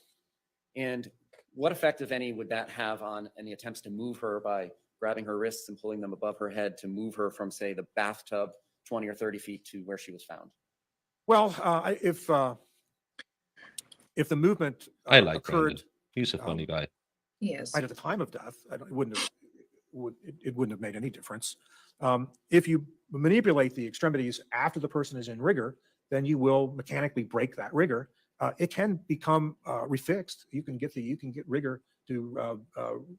But be she wasn't reinstated. in rigor. At some point, though, you will no longer be able to do that, and the body will remain flexible. Rigor has, we say in that case, it has passed. If one were to break rigor by moving some deceased person's arms above their head, would the rigor then reinstate in that position if left that way? Yes, as long as there hasn't been too long of an interval. And those photographs were taken, according to your investigator, in the evening of the 24th. Is it inconsistent with rigor Well, having set in? If she it's maybe nice to killed have sometime people around talk about you. 11:30 in the evening, And it's or nice of shortly you to after put midnight? a young girl through college. But I mean, just based on the photograph with the alone, I stories don't know if I about your can mama's make fence, a judgment like that. But it was my impression I can see at how the you time could that I get did in the trouble. autopsy, having taken into consideration the fact that she's in a home, ambient temperature, we'll assume somewhere in the mid 70s, and then transported to our facility in a cooler about 40 degrees. That when I saw her the next morning, I looked at her and I thought, looks like she's been dead a day or so.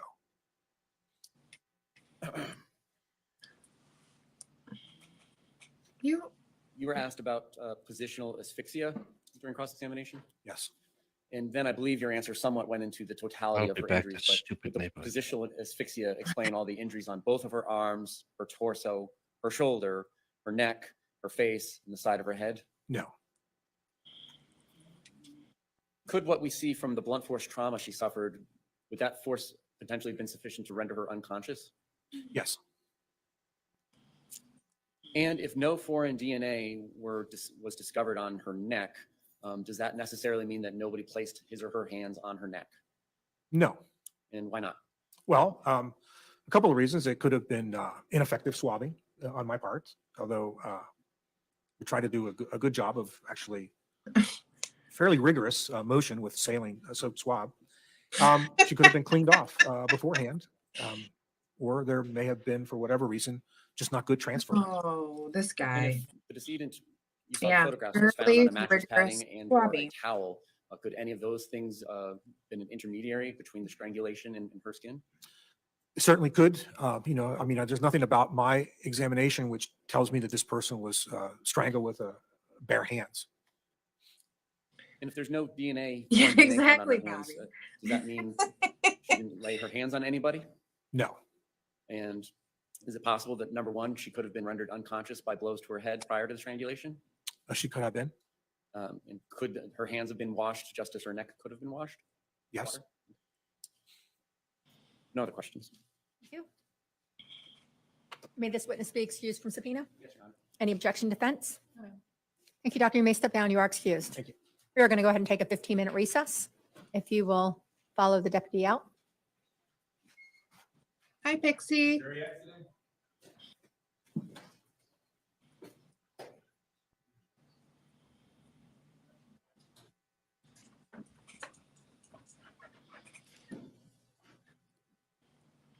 I say hi, Pixie, and my dog comes running in the room like I called her.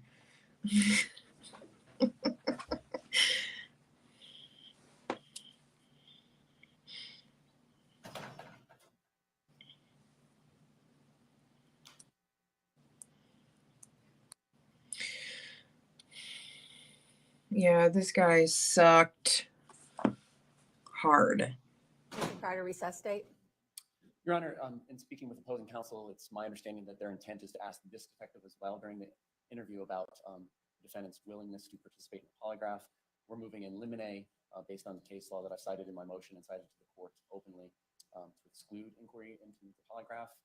It's the state's position that if the state were to attempt to introduce, well, the detectives asked the defendant to take the polygraph and he declined it, and you should draw an inference of guilt from that. I think the opposite is true. They are asking jury to infer that he is innocent by his willingness to do so. The state is unable to delve into the mind of the defendant to know what he was believing at the time he made that statement. I don't know if he believed he could beat it. I don't know what, and that's why that sort of evidence is excluded typically. And the case law does reference excluding even the mention of it, not just the results of it. Furthermore, if they continue down this road, the court should know that later on, when they tried to take his polygraph based on his statements that he would agree to do so, the detectives even went out to his house. He ultimately declined to take the polygraph. So if we're going to go into the polygraph during this interview, then we believe that the whole door becomes opened. And they did go out there to try to get him to take the polygraph on a later date at his mother's house, and he did decline. He wants to know what's going on, obviously. So I said, please send him to us. So he came to the Orlando Police Department, and I submitted the search warrant at 8:04, and we interviewed him at 8:10. So the point I'm leading to is you didn't have an opportunity to start interviewing the defendant right away. We couldn't because Mr. Cooper showed up as soon as he left the house. As soon as he was able to leave the house, he came to us. Baker, Right. back. We'll turn to the interview later in your examination, but the entire thing was videotaped. Yes, sir. After you interviewed the defendant, approximately what time did this interview end? The entire interview? Yes. The point where you all walk out and you're not coming back. Okay. It was about 4:56 in the morning. All right. And does somebody from the Orlando Police Department bring the defendant home? Yes, but we went back to the house. So it was about 7:09 in the morning. It was Officer McNutt, I believe. Okay, let me rephrase that. Take him away from Orlando Police Department to wherever it is he wanted to go. Yes. All right. Yes. Where do you and Detective Sharp go? we went back to the house after the interview. We turned the home over to Mr. Tronnes at 7:09 in the morning. Took the crime scene tape down. We left. We went to make the death notification to her dad at his house. That is her stepfather, actually, Jeff Dow. When we got there, we were advised he was at work at Sam's Gas. So we turned around and went to 8222 South Orange Avenue to Sam's Gas to speak to Mr. Dow. Did you participate in the search of the home at all on the first search warrant you wrote on April 24th? Well, the search had been completed and the CSIs were actually waiting on us to come back there to do a walkthrough with them, and they'd been on all night. So we did go back. We went through the garage, walked through the top portion loft, walked the yard, the pool area, the cabana area, the greenhouse area, you know, kind of where the seating area was by the pool. So yeah, we absolutely searched the garage, went through a little bit upstairs, and you could tell they had searched it, but we went through upstairs. And were credit cards, gift cards, or cash collected on the scene? We observed them. I believe we did recover her purse with some of cash, or I'm not sure if cash, but definitely credit cards. I definitely observed his wallet was in the garage with credit cards in it. Cash was in the garage. Who's this lovely lady? I don't know. They were supposed to go on a break when you left, and then it just skipped way ahead to the beginning. So Oh. I think we missed a lot of stuff. Because they were arguing on break about them bringing in the polygraph stuff again. And I was trying to listen to what she was going to rule, and then it skipped right ahead. Okay. So let's go back and see this lovely lady. And this guy brought me to. Well, because they said that defense is going to be asking this woman about him taking a polygraph. But apparently, when they went to his house later on and tried to get him to take a polygraph, he denied it. So they said that if they're going to bring in that evidence of that, then they're going to bring in that evidence that he declined it at a later date. So I don't know what was going to happen, though, because I didn't see what the judge said. So Pixie, I cracked open a beer because of today. Yeah. But let's hear what this lady is saying. This is the detective.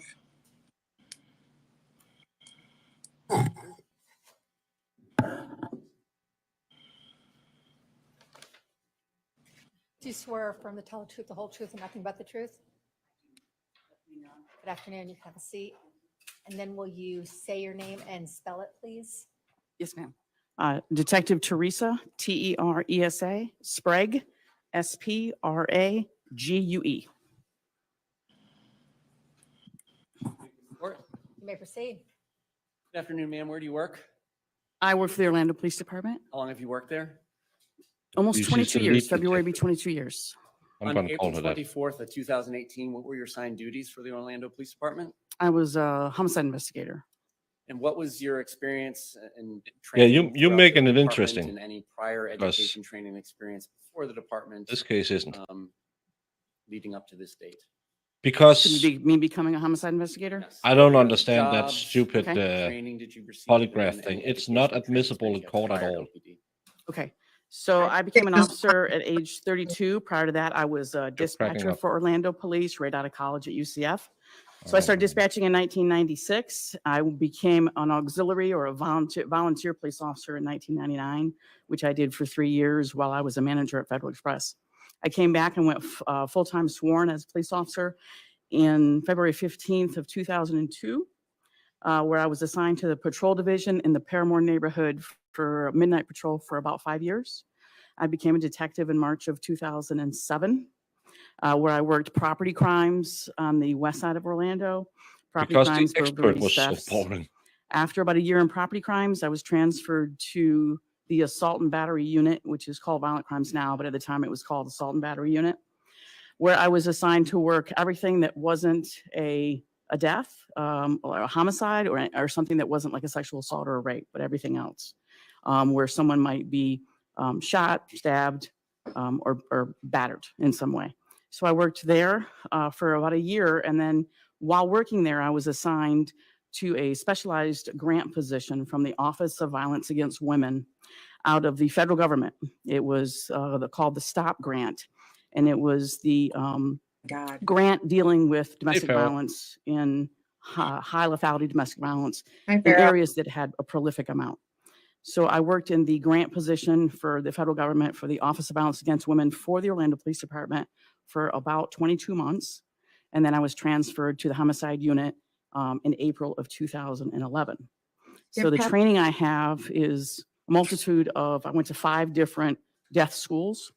I've been to a multitude of seminars, conferences. I ran a homicide conference for He 8 can kill you years. in multiple And ways. now I teach homicide investigation to advanced law enforcement training in Melbourne to the Eastern Florida State College to Brevard County Law Enforcement. I teach on high lethality domestic violence that leads to murder. And I also teach violent crimes investigation.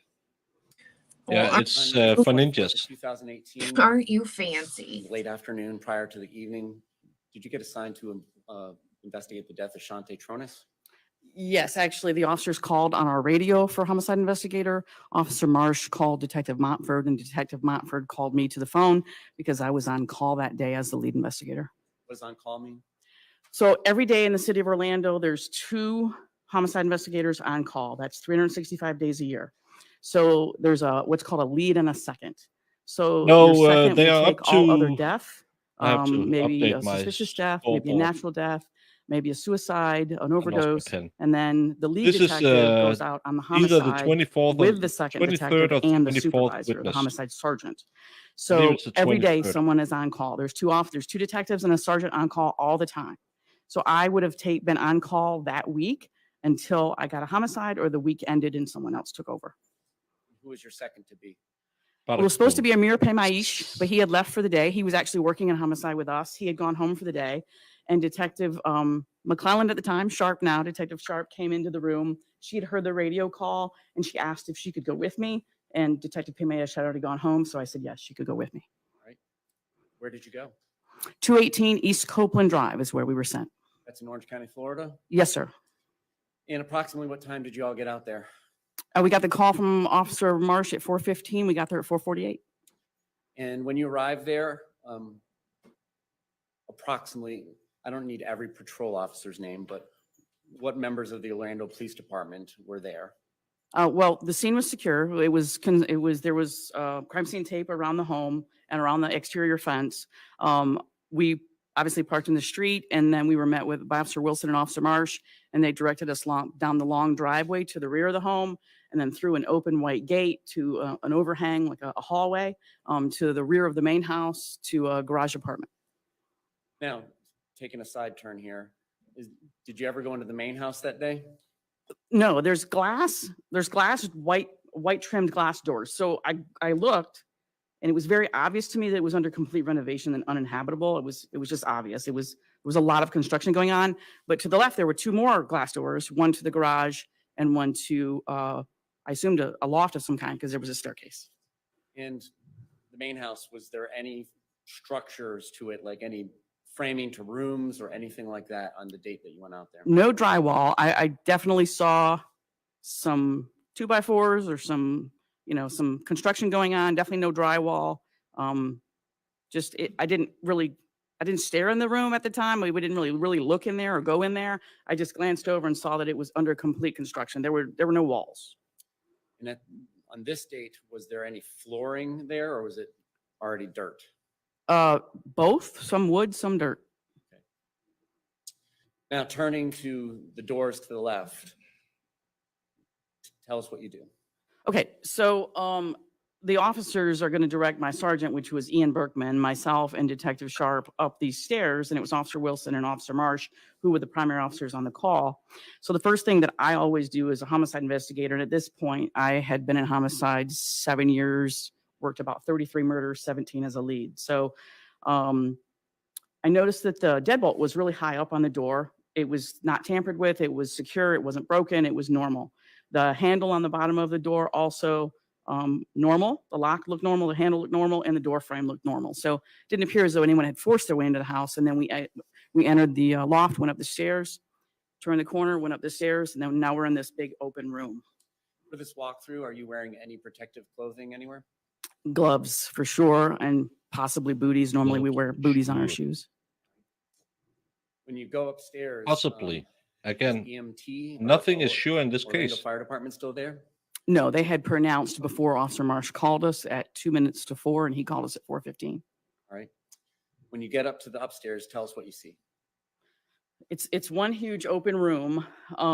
It definitely looked lived in, and like people were living up there. I saw a master king size bed, some bunk beds, closets that had no doors on them, entertainment center, 2 desks, a workspace, and then the most obvious thing in the room is obviously the decedent, who I saw lying on her back on this kind of a blood-soaked mattress pad. All right. And did you notice anything about the decedent that made you question how long she had been deceased? I noticed quite a few things about the decedent. Miss Shanti Cooper-Tonnes, the first thing I noticed was that she appeared to be in rigor mortis. Her right arm was up at the elbow, unsupported. Her knees were raised up, unsupported. And to me, she looked like she was in rigor mortis. I noticed a significant amount of swelling to her face. Eyes. Boys and girls who still can remember what happened with Dr. Boring, he said she wasn't in full rigor. Just to show that this lovely lady says something different. Were black and blue, lips were black and blue. Her left eye was swollen shut. Significant trauma to her eyes. And part of her lips were black and blue as well. I noticed a significant, what appeared to be either a puncture wound or a laceration that was bleeding under her chin, on her cheek, on her left cheek. She had significant abrasions to the tops of her knees that appeared to be some sort of rug burn or carpet burns. She had on her right wrist some sort of scratch or dig that was deep that appeared to be also some sort of rug burn or some sort of scrape. She had bruising on her right shoulder, on her legs, on her arms, bruising around her neck, and then what appeared to be abrasions on her neck. So I was shocked at the brutality of it, but there was no question in my mind she'd been beaten and strangled. And you had gone out to at least 33 homicide scenes prior to this? Yeah, 17 as a lead and 16 as a second, so it was my 33rd. And is it the practice of the Orlando Police Department for the lead and or the second to attend the autopsy the following day, or sometimes it's 2 days later? Looks like Yeah, it's usually the Miss following Farley. morning, but yes, absolutely. Did you have experience doing that prior to this investigation? Yes. Timmy's work. In this investigation, did you go to the autopsy the following morning? Yes, we arrived there at 10:20 that morning, right after an interview. So you weren't able to attend all of it, but you did meet with Dr. Utz? Yes. All right. Turning back to the scene, where is the bathroom in this upstairs loft compared to where you saw the decedent? So as soon as you come up the staircase, there's a door that leads to the roof, and then you turn right, and there is all the desks, the entertainment center, the couch. The decedent is lying on her back. The bed is to her right, and then to your immediate right, there's like a half wall banister. And if you come up the stairs and turn right where this half wall banister is, and keep going, then the bathroom is in that corner. So yes, I did look at the bathroom. In the immediate area around Shanti Tronnes, did you see anything that appeared to be water on the carpet? Only where the blood stains, where there was deep blood stains on the carpet that had appeared to have some water around them, but she wasn't wet. Her skin was not pruned. Her clothing appeared damp but not soaked. Her hair was messy and appeared damp but not soaked. But the carpet itself didn't appear wet except for where those soaked blood stains were. Did you see any signs of water similar to what you're describing around the blood stains by the bed between the bathroom and where she was found? None. Did you see any blood, like trails of blood, like had she been dragged and left those marks on her knees in that path? No blood on the carpet, no water on the carpet leading from the bathroom to where she was. The bathtub floor was dry. The tub was dry. There's dried diluted blood on the walls. There's dried diluted blood in the tub. The rug is pushed forward. That's not wet. The floor's not wet. The carpet's not wet. By diluted blood, what do you mean? In other words, on her body, you can tell that it's dried blood, but it's not, it hasn't had water in it. So the dried blood in the tub or the dried blood on the walls had definitely been mixed with water and then dried in that fashion. Based on your observations at this point in your walkthrough, Mhm. did you reach out to contact the medical examiner's office? I did. The jurisdiction over her at that point, over any decedent in Florida, especially one that's been murdered, is the medical examiner's office. So I contacted the District 9 medical examiner's office and I spoke to investigator Ralph Kalachi and I told them, we're not ready for you to take her. We just got her. We just got here. So we're not ready for you to transport her, but I really do need your expertise and we can't touch her. So we really need you to come out. So at 5:14, I called investigator Kalachi and he and Laura Casper came out. At this point in time, what had you been told what had you been told about the 911 call or the reason for the call out? I only spoke to Officer Wilson and Officer Marsh, and they advised that they had received a call that she had been found by her husband in a tub of water, and that she wasn't breathing. So they thought they were going to, it's a signal for us is 59, but like a, They think. okay. That's what you were told? Yeah, that they had responded to a sick or injured person that wasn't breathing who had been found in a tub of water in her home.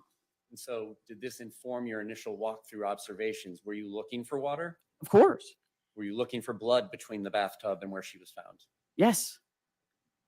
And when you said earlier that she was not wet, so on and so forth, you didn't touch her, did you? No. So is that just based on your visual observations of her? Well, you would expect the officers got there in 4.5 minutes. So you would expect that if she was pulled out of a tub of water, that she would be soaking wet. And if she'd been in there for any length of time, her fingers would be pruned and her feet would be pruned and her skin would be wet. It would be more obvious to me, I think, that her clothing was soaking wet. And it just didn't seem that obvious. Yeah, but everybody said something different, When the medical lady. examiner investigator came out. Yeah, what but happened? she's the lead. I asked him to, he was gloved up, of course, and I asked him to feel her hair and she had like a black tank top on that was like something you'd wear to bed, like a night tank top, and then these black night shorts with like white lace down the sides, and no underclothes that I could see. It didn't appear she had underclothes on. And so he felt the shirt, said it was, I believe, damp, felt the shorts, thought they were a little more wet, and said her hair was damp. I asked him to open her eyes because I was very concerned about petechiae. And I was also wanted to know, I kind of wanted confirmation if in my mind, if she'd been strangled, and I was looking for petechiae and the whites of the eyes. He could not open her left eye, but he was able to open her right eye, where I observed significant trauma, hemorrhaging and petechiae in her right eye. And then I asked him to feel her head for any obvious signs of skull fractures, and he said he didn't feel any. At any point, did you get a chance to review the 911 call? I asked for it on the 25th. They couldn't send it that day. That email was forwarded to someone else. I finally got it at 11:56 on Thursday, and we were in interviews all day. I think I know that I listened to it Thursday night between like 6 and 10. After this walkthrough and after these additional observations provided to you courtesy of the medical examiner's office, did you do anything else at the scene at this point in time? As far as before we wrote the search warrant? Right. Okay. So once we had the medical examiner's office there and they provided the answers that, that I had requested, Detective Sharp and I exited the house. I wrote some information down about the exterior of the home so I could write the search warrant. And then we left at 6:12. Where did you go? Back to Orlando Police. We got there at 6:40 and I started the search warrant for the residence just before 7. It took me about an hour to write it and I submitted it to the judge at 8:04. Did you request the defendant be transported to Orlando Police Department for an interview? I asked Officer Marsh when he first made the call to me to ask him to come down voluntarily for an interview. And then because Detective Sharp and I, or Detective McCullen and I were going to the scene, I asked Detective Montford to stay at work and, attend to Mr. Tronnes when he got there. And so, and I asked him to call a CSI, a crime scene investigator to according to Orlando Police Department at the same time. So Barbara And and he I went to called the them. scene, and He Todd found Mofford her stayed at the top and dragged police her department to in. assist us with Mr. Tonnes. We haven't really heard him say Do you all anything have about interview rooms there at the Orlando Police Department? We do. the water And in the 2018, bathtub. was this the new building? We or haven't the even old building? heard This if is the there new was building where water, things actually work. All right. was Do you have water in the video bathtub. cameras that record the interview room? So Yes, we do. And when you are not It's, actually in the process of being in the interview room with an interviewee, do you I have don't know. patrol officers who watch monitoring TVs that they can watch and listen to the people inside the room? Absolutely, just in case they need anything. And did you all, the collective Orlando Police Department, activate this video recording process in the interview room that Mr. Tronnes was placed in? Yes, Officer Fellows brought him to the station. He was placed, he asked to use the restroom. He was allowed to do that. And then he was placed in the room about 4:54 p.m. When Detective Montford came down, he turned on the recording immediately. And so it recorded the entire time he was in the room, You've had an opportunity to review that? multiple times.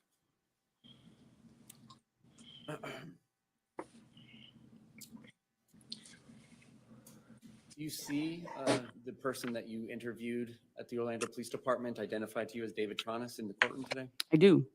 Point out where he is and what he's wearing? Yes, Mr. Tronnes is seated at the defense table. He's wearing a suit, a tie, and glasses.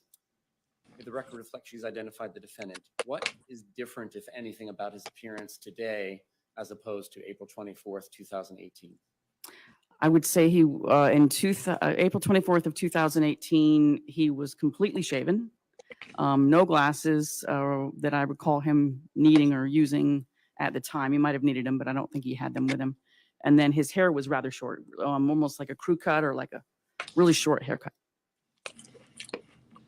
All right. Do you know somebody named James Cooper or Jim Cooper? I do. And who is that in relation to the deceased Shanti Cooper-Tonnes? It is her ex-husband. That evening of April 24th, 2018, did you interview him as well? We did. Unfortunately, our officers asked Blankner Elementary to have his father pick him up at school. Him? Mr. Cooper, have his father pick up Jackson. Okay. She has an 8-year-old boy. She has an 8-year-old boy. I think he's older now, but Yeah, I the think officers called Blankner, had our dispatch call Blankner and say, have his her father shoulders come ate pick her him up neck. because his mother won't be able to do that. We probably should have thought that through a little more because Jim Cooper showed up with his 8-year-old boy to the scene.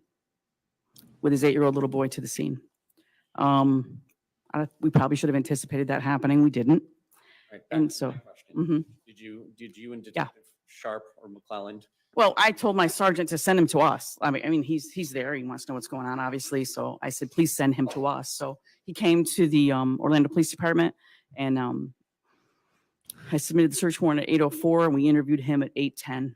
She wants to So- ramble and it's annoying The me. point I'm leading to is you didn't have an opportunity to start interviewing the defendant right away. We couldn't because Mr. Cooper showed up as Pick soon up as he Jackson left is the a house. cool name. As soon as he was able to leave the house, he came to us. All right. We will turn to the interview later in your examination, but the entire thing was videotaped. Yes, sir. After you interviewed the defendant, approximately what time did this interview end? The entire interview? Yes. The point where you all walk out and you're not coming back. Okay. It was about 4:56 in the morning. All right. And does somebody from the Orlando Police Department bring the defendant home? Yes, but we went back to the house, so it was about 7:09 in the morning. It was Officer McNutt, I believe. Okay, let me rephrase that. Take him away from Orlando Police Department to wherever it is he wanted to go. Yes, All right. yes. Where do you and Well, at least they didn't go to a McDonald's We and went back bring to the back house some after racks the interview. that We turned the home mysteriously over to still lay Mr. on top Tronnes of at the 7:09 in the morning. have been after 28 Crime hours. scene tape down. We left. to We dry went him out. to make the death notification to her dad at his house. That is her stepfather, actually, Jeff Dow. When we got there, we were advised he was at work at Sam's Gas. So we turned around and went to 8222 South Orange Avenue to Sam's Gas to speak to Mr. Dow. Did you participate in the search of the home at all on the first search warrant you wrote on April 24th? Well, the search had been completed and the CSIs were actually waiting on us to come back there to do a walkthrough with them, and they'd been on all night. So we did go back. We went through the garage, walked through the top portion loft, walked the yard, the pool area, the cabana area, the greenhouse area, kind of where the seating area was by the pool. So yeah, we absolutely searched the garage, went through a little bit upstairs, and you could tell they had searched it, but we went through upstairs. And were credit cards, gift cards, or cash collected on the scene? We observed them. I believe we did recover her purse with some of cash, or I'm not sure if cash, but definitely credit cards. I definitely observed his wallet was in the garage with credit cards in it. Cash was in the garage. Cash was upstairs, but because we were turning it over to Mr. Tronnes, we didn't seize it for safekeeping. All right. So you go and you make contact and interview Jeffrey Dow, and that is who to Shanti Cooper-Tonnes? He was married to her mother, Janet, and Janet had passed away at the end of 2016. And so that was her stepfather from about age 2022 when she was in college that her mom had married, and basically the man she considered her father. So we went to make the death notification to him at his job, and we interviewed him from 8:50 to 9:49. After that interview, what did you do? We had gotten a call from the medical examiner's office while we were at Sam's Gas that they were ready for us. So we immediately left and we got to the medical examiner's office at 10:20 and met with Dr. Utz. Now, do Well, you and there's or an Detective accountant Sharp fee when collect the belongings find and the samples that are cash taken lying from you to around. see if they're Right, confirmed Bobby? by CSI? Allegedly. By a CSI. Safe, keep this. After you're there at the autopsy and you discuss the case with Dr. Utz, what do you do next? We went back to the neighborhood to start the canvass of the neighbors. And what does canvas mean for the jury? For the jury. Okay, so a canvas is you start at the scene of where a crime has occurred and you work outwards. So we want to start with immediate neighbors and then work our way out. If there's any particular reason that we need to go blocks and blocks and blocks out, that's what we do. What we're looking for are witnesses, and that can be an ear witness or an eyewitness. That could be someone who thought they saw someone or something suspicious or heard something suspicious. People with knowledge of the people who live in the residence where the crime has occurred. People who might have had a camera, a Ring camera, or a Nest camera, or something that might be helpful to us. People who have observed people walk their dogs from the residence on a given day or go for a run on a given day. So we were working our way out, and we ended up working our way out quite a bit. We went several blocks over a period of days. It did take a really long time. All right. Did you ultimately also branch out and talk to somebody named Patrick McCarthy from a company named AXA? I left him a voicemail requesting to speak with him. He had someone else call me back, yes. And did you work with the state attorney's office to subpoena bank records and so forth as well during the course of your investigation? Yes, Life insurance information? absolutely. Did you ever get information from State Farm? Yes.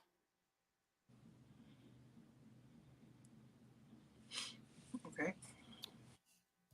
And stated with DH for identification. Any objection? None. 80. Should be 80.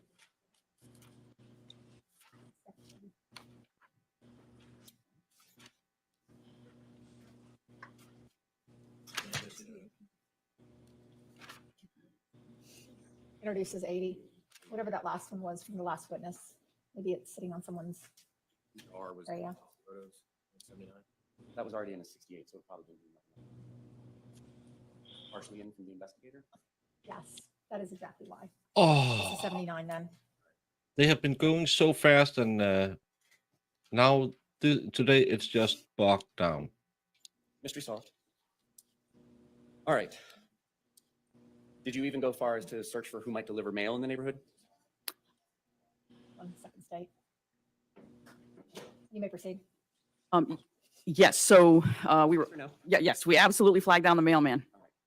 And was that to interview about his observations or her observations and whether any packages were delivered to that address that day? If he'd been to the home, what time, and if it was on that day. Did you set up Jackson Cooper, the child that was then 8 years old, to be interviewed by somebody? Yes, on Thursday. And who is it that must be set up for these types of forensic interviews? Yeah, I like this It's the courtroom. child protection team, CPT. I asked Detective Overfield to call senior investigator or senior interviewer Katie Masters, and he set it up for us on Thursday at 1:30. During the course of your investigation, did you learn that Shanti Cooper-Tonnes had an emergency dentist appointment set up at Greenberg Dental? Yes, Did you follow up with that office to see if she ever made it to that appointment? yes. I spoke to someone in their security department, and they directed us to 4307 East Colonial Drive, Greenberg Dental. We interviewed Mary Batista on Friday. Did you ultimately learn that she did not attend the dentist appointment? She was actually a no call, no show. Didn't reschedule, didn't cancel. Did you come across somebody named Samantha Adams during your investigation? Yes, sir. And who is that person in relationship to the defendant and to Shanti Tronnes? She's a personal assistant to Shanti for her business, and she was a nanny to Jackson. And during the course of your investigation, did you follow up with a follow-up interview to James Cooper and his then wife, Brittany Cooper? Yes, right after the CPT interview while we were at CPT. And did you talk to any of Mr. Cooper's coworkers to see if they had any information as to where he was on April 24th of 2018? Yes, Without going into what they said. absolutely. Yes, Mr. Timothy Whitehurst. Effed Did up you in a make good any way. efforts to find surveillance video from the neighborhood? Doesn't sound like it. For a very long time, yes. Well, And after interviewing the defendant, a little did you see angry surveillance smexing video, can be a um, nice thing sometimes. for the path of travel that he said that he took during this day of April 24th of 2018? Yes. Ultimately, in reviewing any of the videos that you recovered, did you see anything that appeared to be the defendant walking or the defendant driving? No.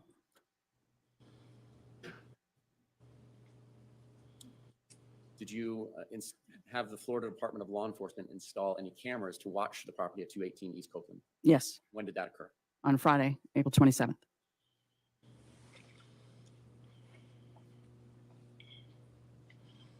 Well, we'll be nice to you, Luna. Did you speak By the to- way, me and Brandon is stopping by for a tailgate. Did you ultimately interview At some Shanti Tronnes' point. biological father as well as what her stepfather Jeffrey Dowd? Yes, Kishan Matani. I did that on Saturday, the 28th.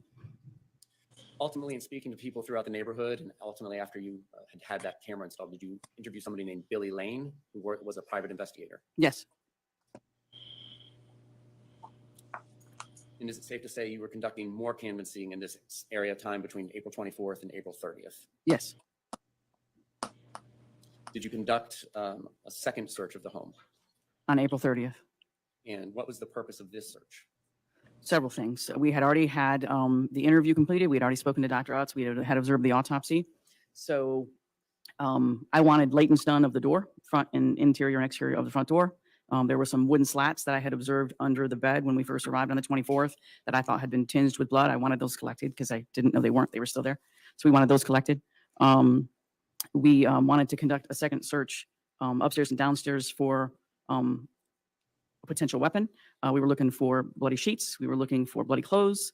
This is just a We beer. were also looking for what I would call Emmy was blood the most spatter at boring inception, where guy I maybe ever someone listened to. first gets attacked. And I know And there might be Schoenberg. blood spatter as a result of that attack, because we had blood drainage, but we didn't really have blood spatter. And so I felt we needed to look closer for that because it wasn't obvious to us on the first day. And was any credit cards or gift cards or cash collected on this date? Yes, no one was at the residence when we performed the search warrant. And so we came across the same areas where we'd seen cash in the past. The bathroom in the garage apartment, or the bathroom downstairs in the garage had cash, upstairs had cash. So because no one was there for us to turn the house over to, we decided to keep it for safekeeping. Your Honor, may I approach with AS and AT? And we had a Okay. very good Christmas party that year. Recognize AS for identification. I'm sorry.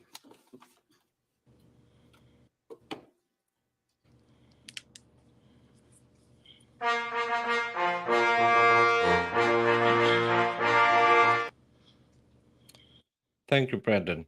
Screw it. I'll write out the travel plans and we'll do it live. We'll do it live. This trial today has been really bad. But thank you so much for the super chat. And Luna, you better get warmed up. Brandon and I are stopping by. You have to find the tailgate where we can get some dry rub or wet rub. Whichever rub you can provide to us. I don't know what rubs are, but I like rubs, I think. Maybe the wet ones the most. Thank you, Brandon. Oh, this.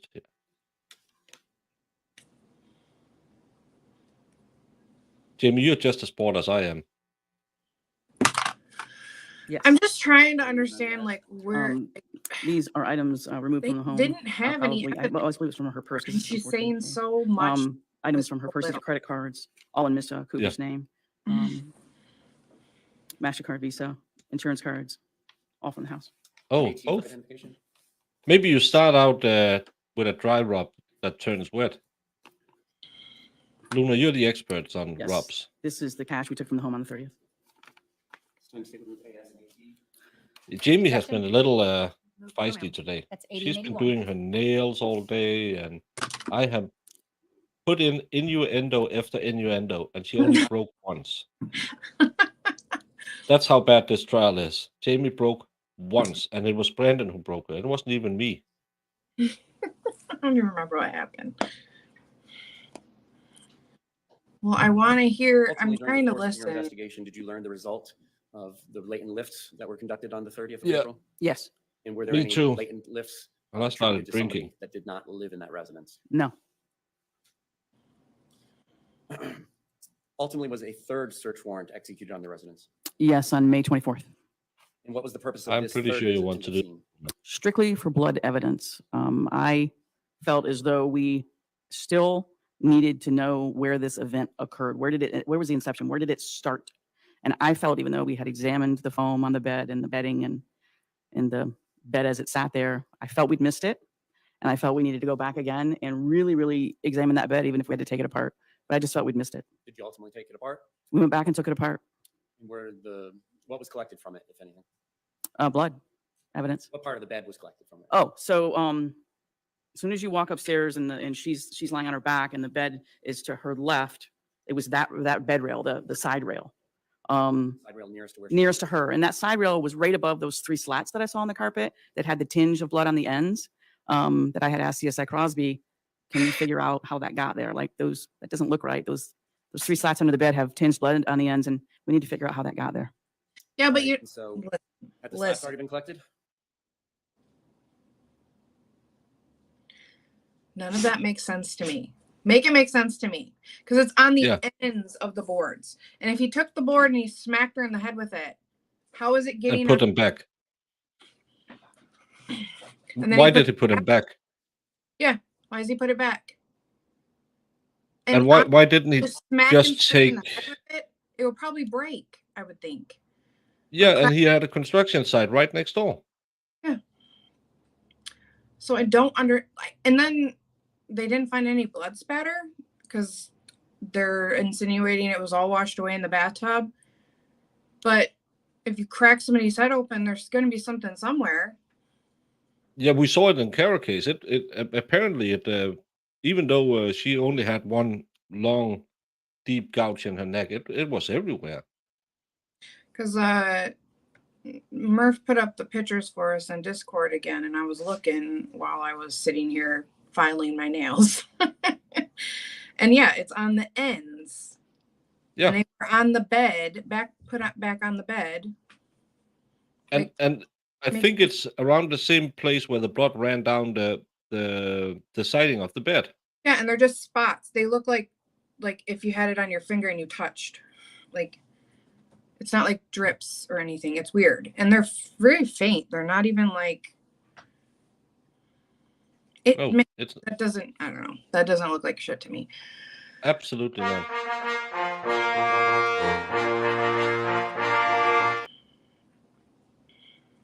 Thank you, Brandon, for the super chat. Challenge flag on the field. This lady's cup squats more than me. I can't squat because I have my 2 herniated discs, so I can't rest the bar on my back and go way up. But I did a 1,000-pound leg press today. That's pretty good. But this lady, she could probably outdo me. And 440 calf raises. That's why I have so big calves. There was this annoying guy down at my gym. I don't know why he doesn't like me. I think he works for them. At least he has a shirt saying staff. And then he comes over to me. I had these 440 on the Smith machine to do my leg raises or my calf raises. And comes over and said, "Oh, you can't have that many kilos on it. It can only hold 240." I said, "Well, okay, then I'll just take it off." Normally, no one says that to me. So I took them off and said, "No, it's okay. You could put 240, but you could put 330 on it, no problem. But if it only holds 240 and I have to take it off because 440 is too much, why can I still go over?" He's an idiot. Clearly. Yeah. Thank you, Brandon. Yeah, and the answer is true. This lady can out squat me because I don't back squat. And my front squat is weak because it hurts my tiny arms. I wonder what the states are on ring cams, for example, when it comes to useful evidence of crimes of other versus useful evidence of crimes by homeowners. I have no idea how to say that. Hmm. No, only 2 times. I only do legs 2 times a week.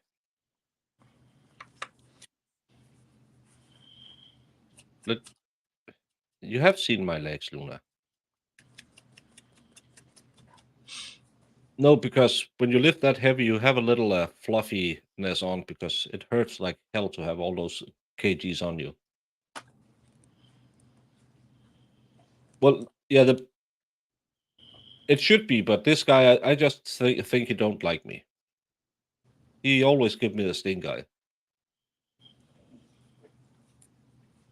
Yeah, she's more Robert Opus than Brian Shaw. But usually when you're a big person, your legs are freaking strong because you got to hold up your damn body all the time. So Yeah, and I'm kind of a genetic freak in the leg department. Not between the legs, but the legs.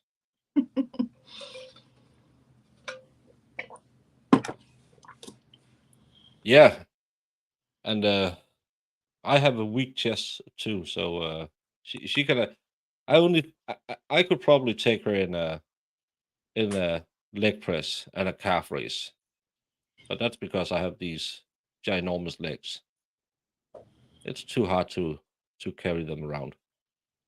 But thank you so much again, Brandon. Come on, detective, say something interesting. 3, 2, 1, go. On the 30th, they were.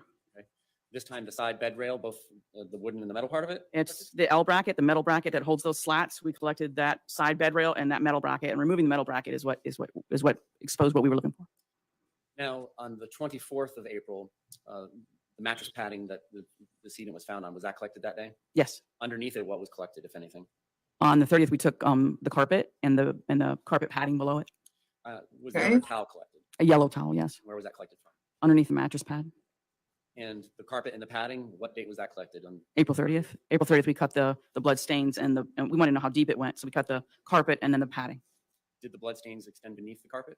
It did, to the padding and through the padding, but not all the way through the padding because it did not extend to the wood below. When the padding was lifted up from the wood, could you see it on the bottom of the padding? I believe so. But it just didn't seep into the actual plywood? Yeah, I don't think it went all the way through. It did not seep into the plywood because we would have cut it if it had. Now, on April 24th, how would you describe the actual state of the bed and the bedding when you first walked in and saw the decedent? It was very unusual to me for a couple of reasons. It was it was made, but it was very disheveled. Like the fitted sheet wasn't tucked in. The top sheets weren't tucked in. The bedding didn't match. They were white, but they didn't match. The bedding didn't match. Like the sheets and the pillowcases didn't match. And then the brown blanket, which you would think would either be on the whole bed or on the bottom of the bed, was only on that side, only on that left side. It was very odd. Were the sheets on that bed collected there on April 24th or at a later date? On the bed, I believe it was on the 30th or I the next know, one. I don't don't- know if it was collected the first day. I think the ones that were on the bed itself or the other ones that were located later. Actual sheets that were on the bed when you all entered the scene on April 24th of 2008. Yes, they were collected, I believe, on the 30th.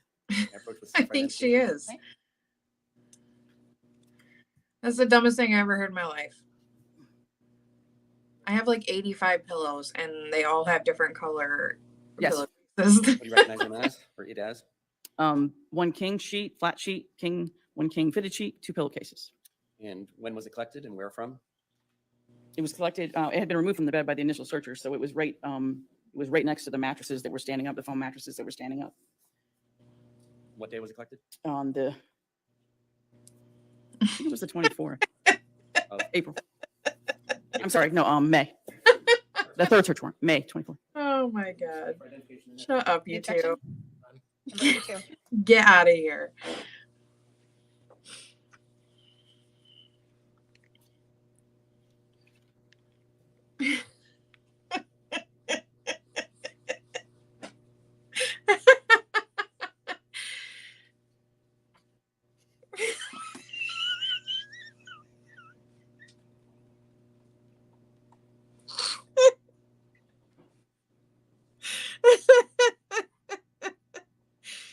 any phones or computers collected from the Oh home? my God. Yes. And after they were collected, were they submitted to Robert I missed Woodyard? I missed Yes. something. And is he somebody that works in your digital evidence forensics department? Yes, sir. After these items were examined and extracted, did you review any video from the defendant's phone? I did. And specifically, did you see any video that he kind of self-narrates and Shanti Cooper-Tonnes and Jackson Cooper appear in? Yes. And does it give a tour kind of the little bit of the property outside as well as the upstairs apartment? Yes. Ultimately, in reviewing that, did you notice anything about the stair band? I did. What did you notice? In the 418 video, there's 2 new sets of sheets that were already in the package, sitting on that half wall. The bed is made beautifully. Blankets across the bottom. Looks how normally a bed is made. And then there was 2 sets of sheets on that half wall, and the top one, that RBX set of sheets, was what I keyed in on. And ultimately, did you review pictures taken during each of the 3 searches of the residence? Yes. Did you notice anything about the pantry closet that I has a think green we lost Swiffer mop Jamie. in front of it in regards to the first, second, and third set of pictures taken of this area? Yes. What did you ultimately notice? On the middle shelf, there had been a balled up set of sheets. And after between our second search warrant and our third search warrant, those were missing. Yeah, they were Ultimately, taken did by a you, private direct, investigator. Subpoena toll records for the defendant? Yes. Did you subpoena cell phone tower records for the defendant and the deceased? Yes. And did any of that lead down a fruitful path? No. Ultimately, after reviewing the search warrant photographs and this video that was taken from the defendant's phone, did you and Stacey Monroe go collect additional evidence from Lakeland, Florida, April 19th of 2019? We did 331 South Florida Avenue at the Bank of America. And did those items that were We have I joined a new gym and they have another than I used to do, and they have 2 gyms in my town, so I use them both. And then one center you really have to pull the stop on it hard, and on the other one it's very loose. So one time I was doing some quite heavy leg presses, and I just yanked it back because I couldn't do it anymore, and it bounced back, bounced forward again, and all of these kgs just came down on me, and I could feel that my knees started to give. So I got a little afraid that day because when your knees can't or your legs can't go back because your body is there, you can only bend in the knee, and that's not healthy. So that I'm not too fond of that machine. Oh my God. Yeah. I like to Baker, yell they at were my suspicious because her pillowcases didn't match the sheets. So that was where that started. Oh, so the drapes didn't match the carpet. Yeah. I was like, well, then don't take a look at my bed, lady, because I got 85 pillows and none of them have matching pillowcases to my No. sheet. You heard it here, friends. Jamie's pillows don't match the sheet. Absolutely not. I got some hot pink pillowcases, some gray ones. They're all kinds of colors. I bet something is hot pink. collected I got hot pink what was sheets. in the first 2 sets of photographs from the search warrants, but not in the third set taken May 24th of 2000. From the closet on the shelf, yes. Also, back in 2018, on October 3rd, was So the mattress chat- padding that had been collected from underneath the Yeah, deceased I spread came out back to a wild so that it chat. could be photographed in a spread out state? And yeah, we had a huge table in the CSI office, so it was spread out, photographed, and marked with scale stickers. May I approach the witness with what has been marked as identification B. Chu? May? He chew?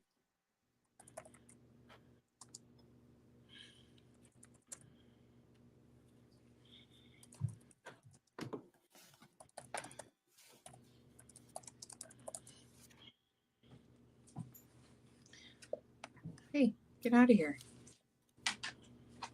Yeah, hopefully I can in half an hour when they're supposed to end.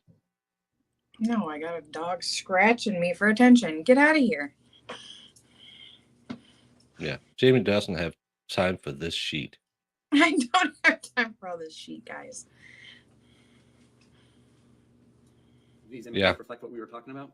Yes, sir. This time the state would move B2 for identification and evidence. Any objection?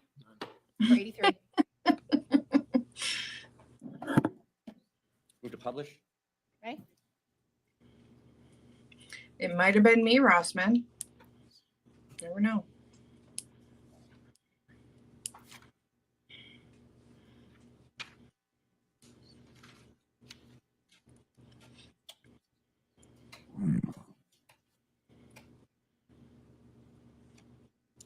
And which CSI was there present with you for that? Crosby. Gary Crosby? Gary Crosby.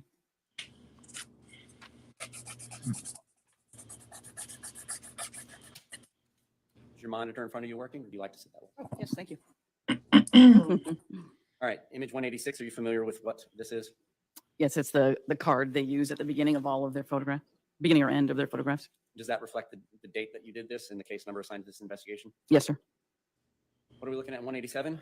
This is the mattress pad that we found at the scene, but we were able to spread it out so we could look at the stains. 188? Same mattress pad, just spread out on white paper at the CSI office. 189? The significant staining that you're seeing on the ends and in the middle of the mattress pad. 190? Those are my hands pulling out the ends so you can see the blood staining on the ends. That's so true. Yeah. 191? We always Same, find me something. holding that out, pulling that out so you could see the staining. 192? Those are my hands, my arms, and I'm pulling that out to see the very end of the mattress pad at the bottom, 193? showing the staining at the very end or the underneath portion of the mattress pad. 194? A close-up version of that. 195? Moving along the end to the other side, showing the staining. 196? I think that's a close-up version of the same.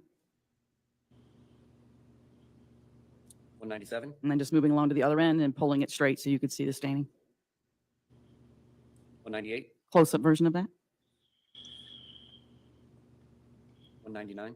The opposite side as we walk around, just showing it in the middle and spreading out to the sides. 200? Staining, what appeared to be diluted blood staining. 201?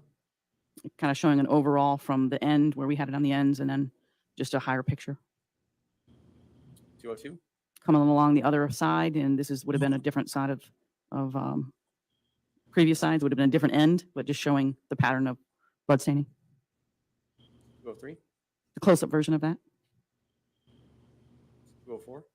showing the significant blood staining, or what we believed would be to be blood staining in drainage. 205? Close-up version of that,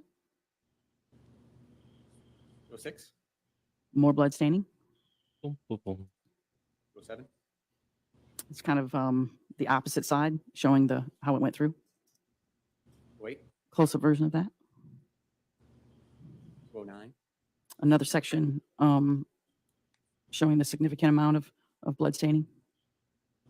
What is a significant amount? Just kind of showing a pattern of Objective. how spread out it is and how many places. 11? We've kind of pulled a section back to see if there was more, and then we found some more in the center. 12? And that's a close-up version of that stain. 213? Even closer version of that stain. 214? This is, of course, the opposite side. So now we flipped it up upside down. So these photographs are on the opposite side, and I'm just showing how it went through, how it stained, but it also stained long enough that it went through. 215? Close-up version of the same. It's just the opposite side. 216? Close-up version of the same, just a different angle. Thank you, Madam Clerk. Dum, ba, bum, ba, dum, ba, dum. Is it fair to say that because Shanti Cooper-Tonnes was found on top of it with blood on her as well, that this isn't a fair and accurate depiction of how it would have appeared necessarily on the bed? I don't believe it would appear that way in the bed. I think it was because she was on it.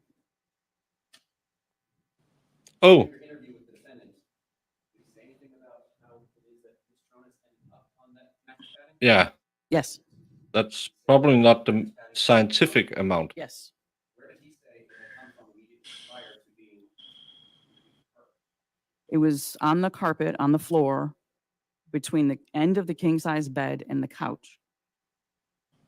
Did you see any sheets there as well? No, Did he indicate that there was some part of the process of laundering the mattress pad and the sheets from the weekend? he mentioned laundering the sheets, yes. And so what did he say about that? She was at the end of her period. They had sexual intercourse. They had sexual intercourse on Saturday and Sunday.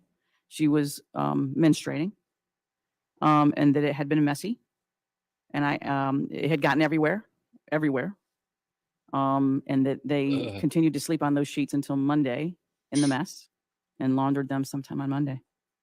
So Jackson, the 8-year-old at the time, had school that day? On Monday, yes. All right.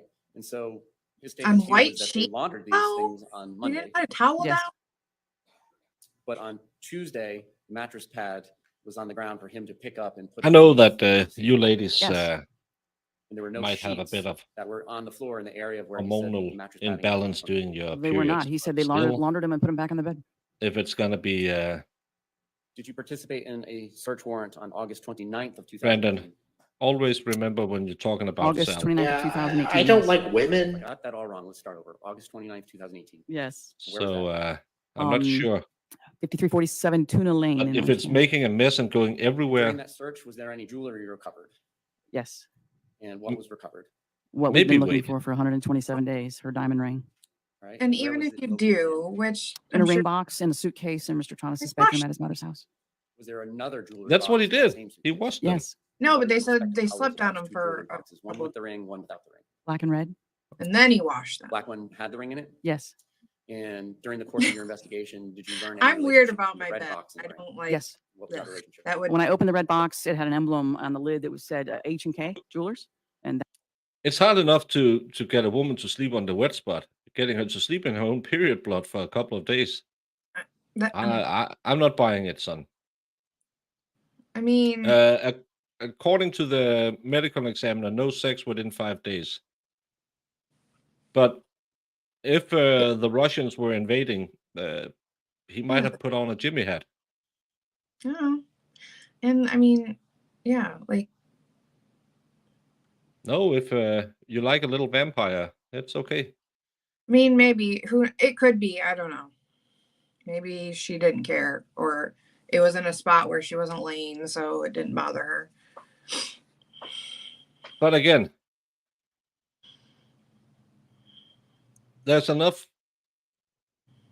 discussion about who sleeps on the wet spot.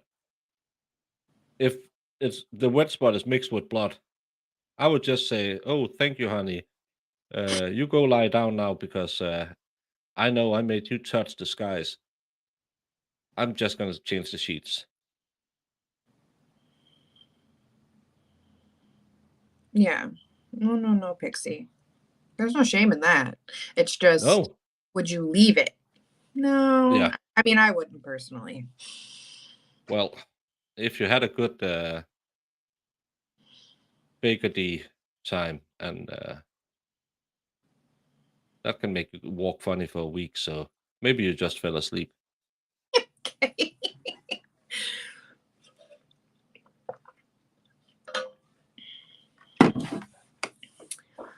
Yep. And spoken like a true gentleman who knows about Jodi Arias. She is the living embodiment of there's no such thing as a closed Disneyland. Mm-mm. that's where I had gone to find out information on the ring, because that's where they purchased it from. During the initial searches, the 3 searches of the residence, did you all search any jewelry boxes that would have been found? We searched and searched and searched. All right. And there are photographs No, documenting. you're a the police nightstand, officer. You searced. Mhm. the bed. Yes. You didn't where search Shanti and Cooper-Tonnes search was and search. discovered. It's not a Yes. children's story. There Mm-hmm. was a piece of jewelry found in there. Yes. What was that? It was almost like costume jewelry. It looked like a ring, but it was very pliable. And in that photograph, there was a jewelry box that appears to be of similar color of the red and burgundy box that was located on August 29th of 2018. Was that searched at the time that photograph was taken when the other piece? I think I remember. Yeah, I believe I did it. It was the H&K or the H&Q box. And on that nightstand, was there any jewelry on top of the nightstand? Yeah, her watch, her diamond earring was on the nightstand, her cell phone. her L'Oreal night face cream and her body lotion and her bottle of Zephyr Hills water. And was that bottle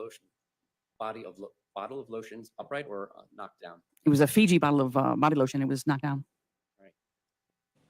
At the time of her autopsy, have you had an opportunity to review the autopsy photos? Was it knocked down or And This- did Shanti did Cooper-Tonnes have any did earrings in it at tip the time over that when she she was put it discovered? back? She did. I noticed it initially on scene. I could only see her left ear, but also at autopsy, before they removed all of that, the only jewelry she had on when we saw her at the house and after she was recovered was that left diamond earring that appeared to be identical to the other diamond earring that was on her nightstand. Also, wait. With the blood being on the bed, are they saying maybe she got Sheets and other things hit that on were the collected in bed? Lakeland. We've already heard from Miss Monroe and seen those photographs. but Yeah, it because appears you were a part of the process of staining documenting on processing the those the items bed as well. sheets, I was. Would she indicate- claimed During the interview with the defendant, did it he was draw a indicative diagram of her the upstairs lying on it apartment? He did. after she died. May I approach the witness? It wouldn't have stained that way if it had been on the bed. So Well, then again, I'm just like thinking. No. it's kind of like she goes 2 steps forward and then steps 1 step to the right or the left, because she just said the sheets look like she's been lying on them, because the blood stains on them wouldn't be consistent if they had been on the bed. On this item labeled BT for identification, Yes, sir. what do you recognize it as? My notebook, my burned. handwriting 5 for the years date, ago. 4/24 of 18. I noted the time as 11:18:54 p.m. That's my handwriting. But she probably then the read her drawing, report I gave before my going notebook in to here, Mr. but Tonnes she and can asked him to clearly draw. remember that the Fiji body was lying down. But Any objection? bottle, or she Number probably 84. saw the pictures. Well, I don't want to sit here and have to freaking guess what happened. Like, you guys No, I invest. still don't. And that's where, and Permission to publish? if you ask me Yeah. right now, he's going to be found guilty. Oh, I guarantee it, because it's just how, I don't know. I don't want to say like jurors and people are like this, but this is how it's been. They have a guy. It's who else would it be? He's the husband. He's in the house. You know, Yeah. like This circle here, kind of to the bottom and the But right. of so the far couch we know and she then had- the table. She Do you had remember some. what this circle? I'm not. She seeing what probably you're looking died from the This- strangulation, but she also had some blunt force trauma that contributed, according to the ME. like, am I wrong? But isn't the prosecution like really? I mean, yeah, they're going to show you the evidence, but don't they want to create the? Because I'm very confused on like what they think happened based Yeah. off Circle here. evidence that they. Just to the bottom and the right of the Collect. couch and then table. Do you remember what that is supposed I to don't be? have a timeline in my The head. initial placement, Mr. Tonnes said where he put Shanti Cooper-Tonnes on the floor. Did you observe any? Just gonna, because you cut out when the No, stream was no. going. Well, it's No, just you like said it's, they're just saying like, okay, here's some blood, and she was dead. yeah, Put it and together. Okay, like, but what because I'm so like, did she there's blood on those wood slats? Are they think if they didn't find a murder weapon of like something if he used something to smack her in the head with other than his fist, which that is the dumbest thing I ever heard. If he has nothing on his hands, where's the are you saying that he used the slabs on the bed? Because I'm kind of confused, because then that would make no sense if she was on the bed and she's bleeding because they smacked her. I don't know, I'm so confused. yeah, and that's the problem. And again, to me, this is again the reasonable doubt we have to rise above. I'm pretty sure he will be found guilty based on what I've learned from juries in other trials. Mm-hmm. But Yeah. can any one of the 32 people watching us right now give me a clear idea of what happened? I know I've been a bit distracted today because that ME, he just talks so absolutely boringly slow. Well, the most it was she had some blunt force trauma, strangulation. But then I'm confused between what they think happened with, okay, there's blood on the sheets, but the bathtub situation, then you got we had 3 different people.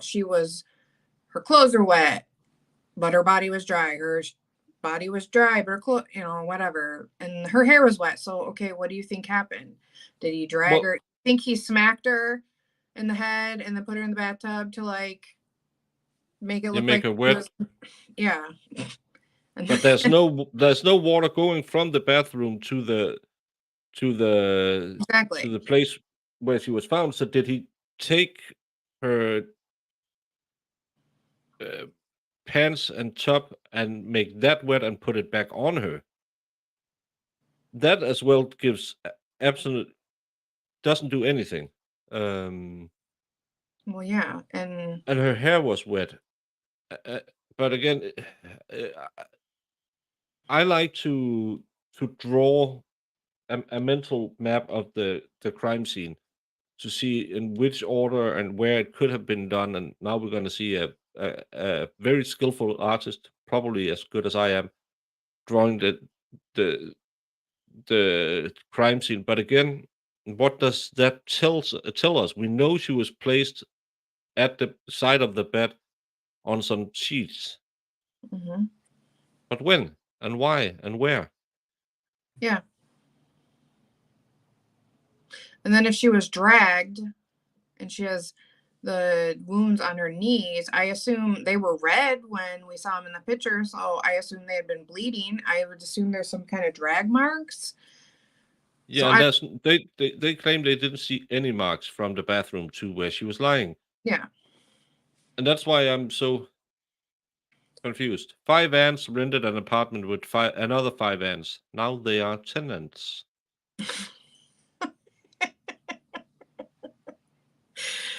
Oh, Mass. Thank you. Yeah, not what we needed. Sean, but that makes just as much sense as whatever I'm picturing in my head. Because, yes, he's going to be found guilty. I'm pretty sure of it. Because, again, juries think that you wouldn't put him in a trial if he didn't do it most of the time. Mm-hmm. But haven't we have to hear the defense to see if we can complete. How was her relationship with her ex-husband? Apparently it wasn't that great, but they No. ruled it out because he had an alibi.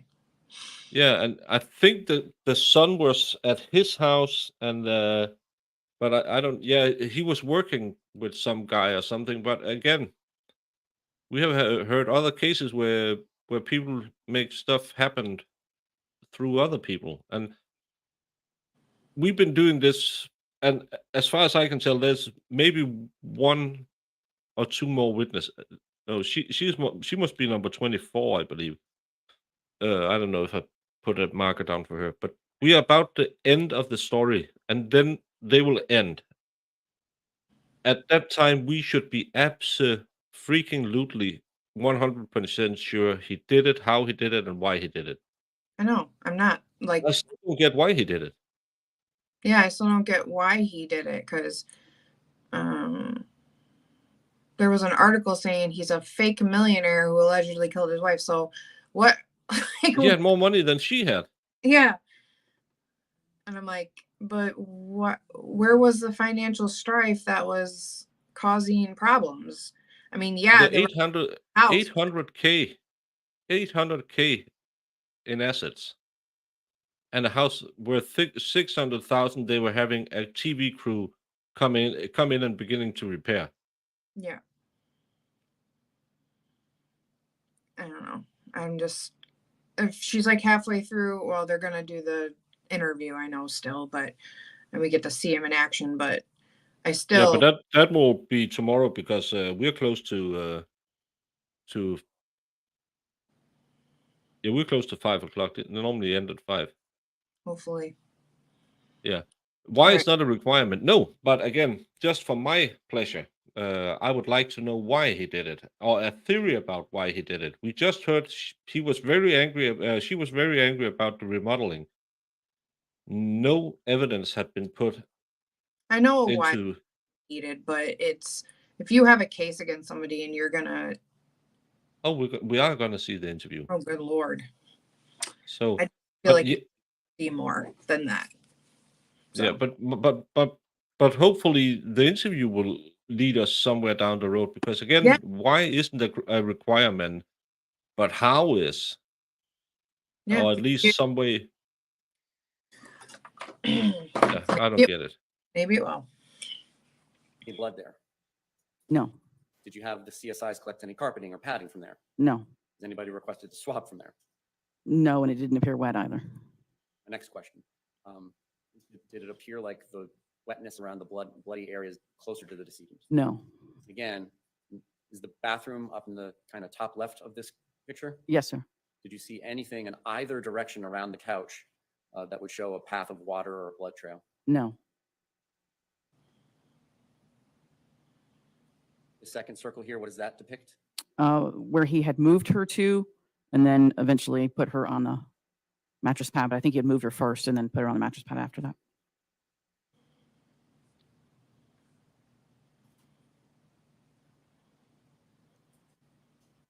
Madam Clerk?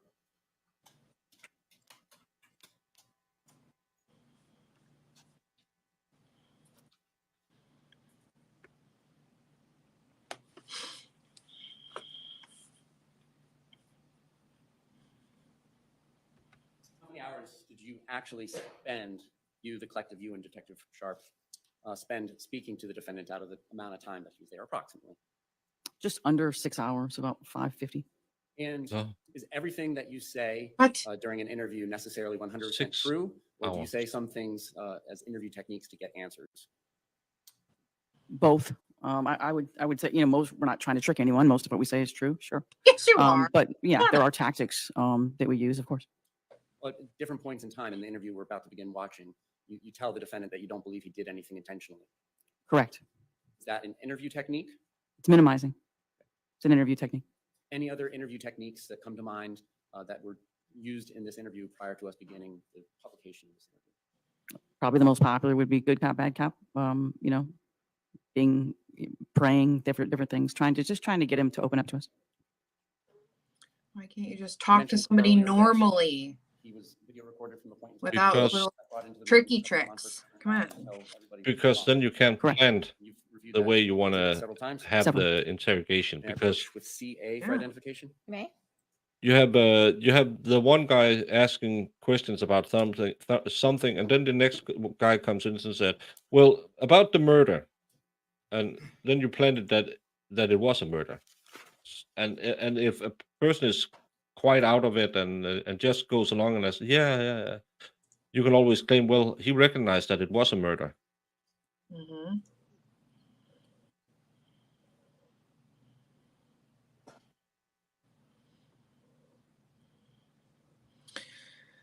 Exactly, Food Fairy. Recognize CA for identification? I do.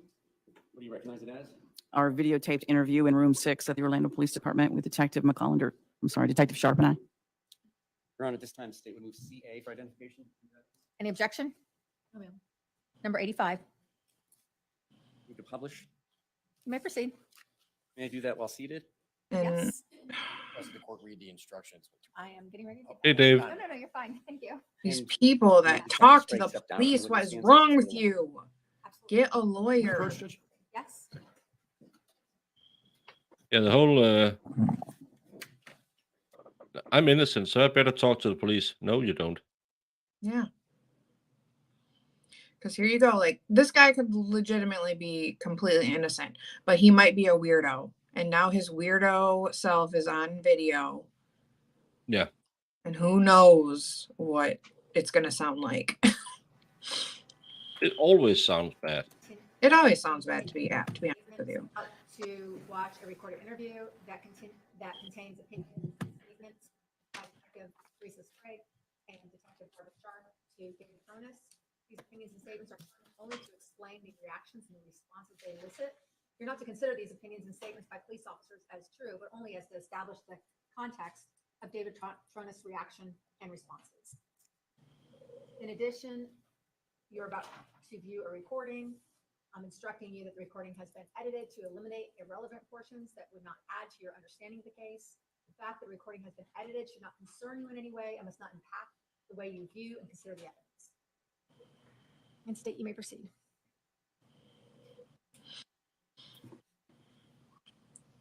Are we far behind?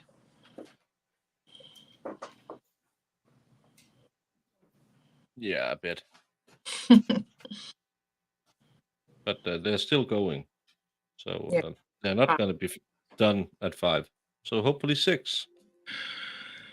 Well, I hope they edited that down pretty good.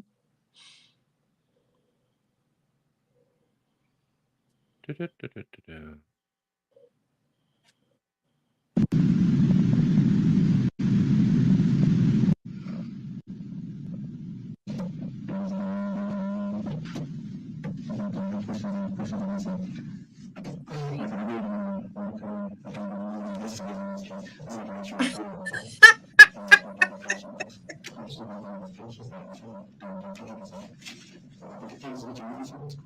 Oh, wow.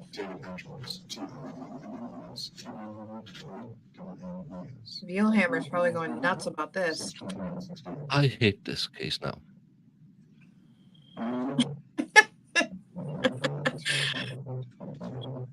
He swallowed it. He swallowed it. Sorry. Swallowed it.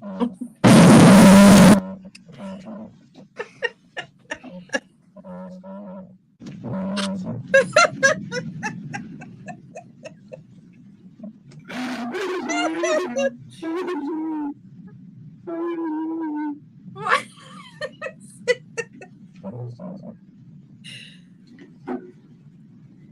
Do they not realize that this sounds like absolute sheet?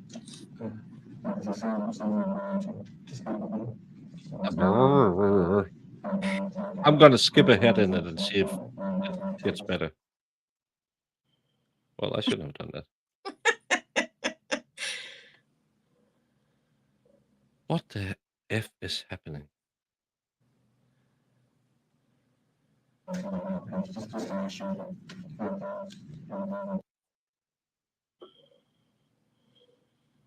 If we hear it that way, there's no way they can't hear it that way, right? Or is it?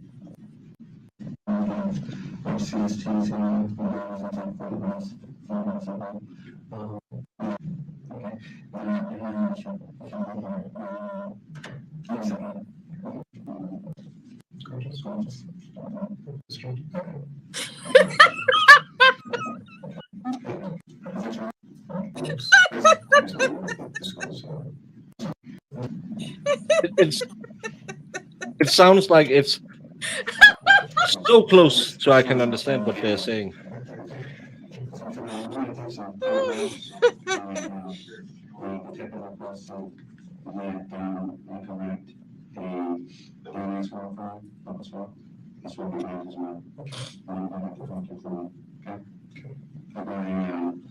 Oh my God.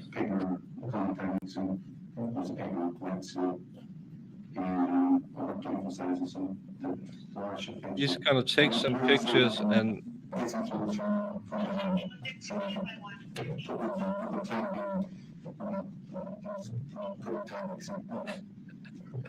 this. Jamie, why did you make me do this? I don't know. Because of this. Because of all this fun times we get to have together. Hopefully they can hear it in court. That's not important. That's not important. That's not important.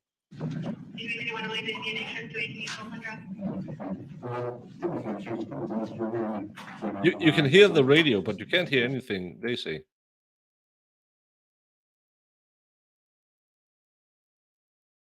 Come on.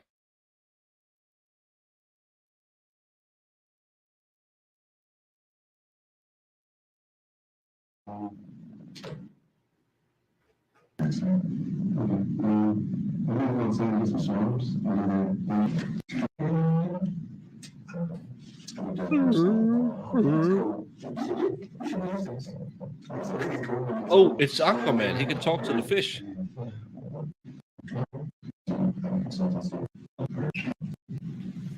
Amy. I'm going to take a day off tomorrow just to recuperate.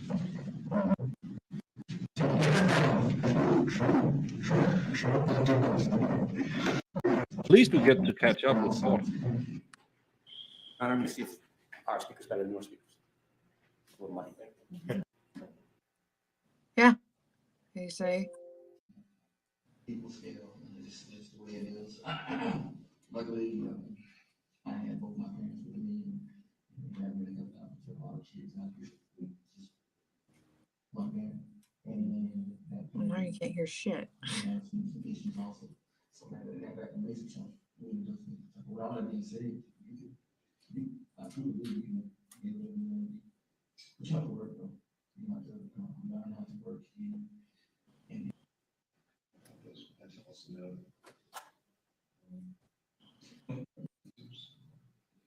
In real estate, we talk about What the is going on? Can't hear anything, and I have the direct input.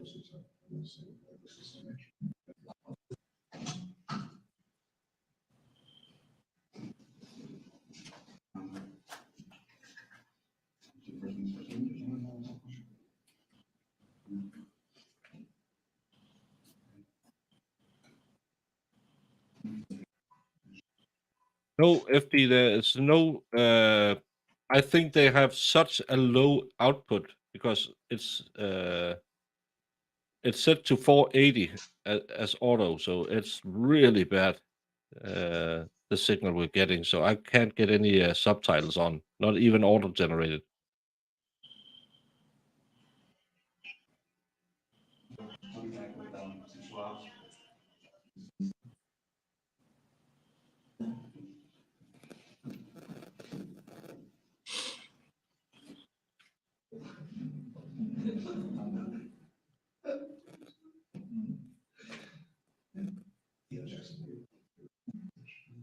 And also, why don't they have the camera on him? Also, Because we want to see a detective. yeah, because he's the one I want to see. We were hoping the interview was going to give us. So now we don't understand why the jury is going to find him guilty.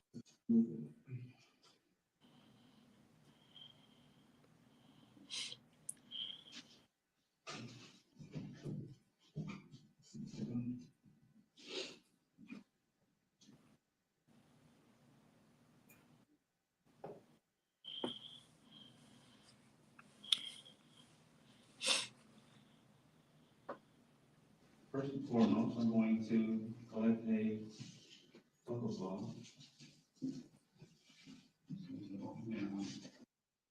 It's just the swaps they're doing. There's nothing interrogating going on right now. So let's just move forward.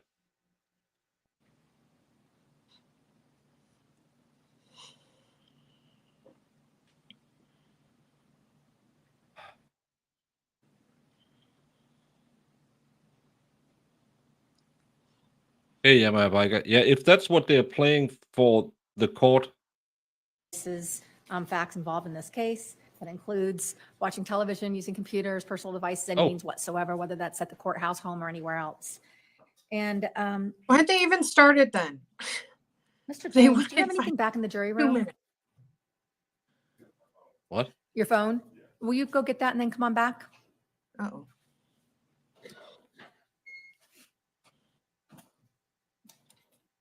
She just doxed a juror. She said, Mr. James. Yeah, what's going on? They just. That's weird. They, Vielhammer, I fast forwarded because we couldn't hear anything, and now she is Sir, if sending you them will just home. remain seated there for a minute, and everyone else, thank you so much. We'll see you tomorrow at 9:30. Again, try to make sure you're here a few minutes early. I think it was this morning that people end up kind of strolling in, and it made us get started later. So if you can just make sure that you're here a few minutes early please, so we can get because some started of on us time, and everyone's not waiting really like to start for on a couple time. people. And with that, thank you so much, and you can follow the deputy out. Someone's in trouble. I think so.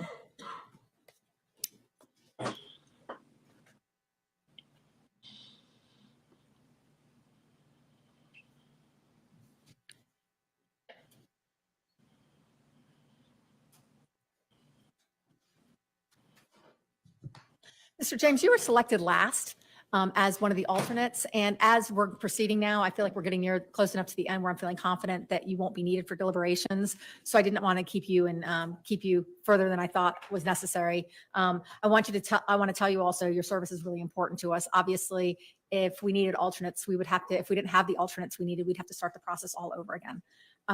So you are now free to leave. You're also free to keep coming back every day, but you'll just be in a different seat, the harder ones. If you decide to come back, no, you can talk with anyone, of course, other than the jury about this case. You're welcome to talk to anyone now. You're also welcome to look up anything. Welcome to talk, discuss the case completely. If you decide to leave and you later are curious of what happens, you're welcome to call my office and we'll tell you the results. I'm giving the deputy a verification of jury service now so that you have the verification you were here. It also means that with this serving already 4 full days that you will not have to do jury service for at least over a year now.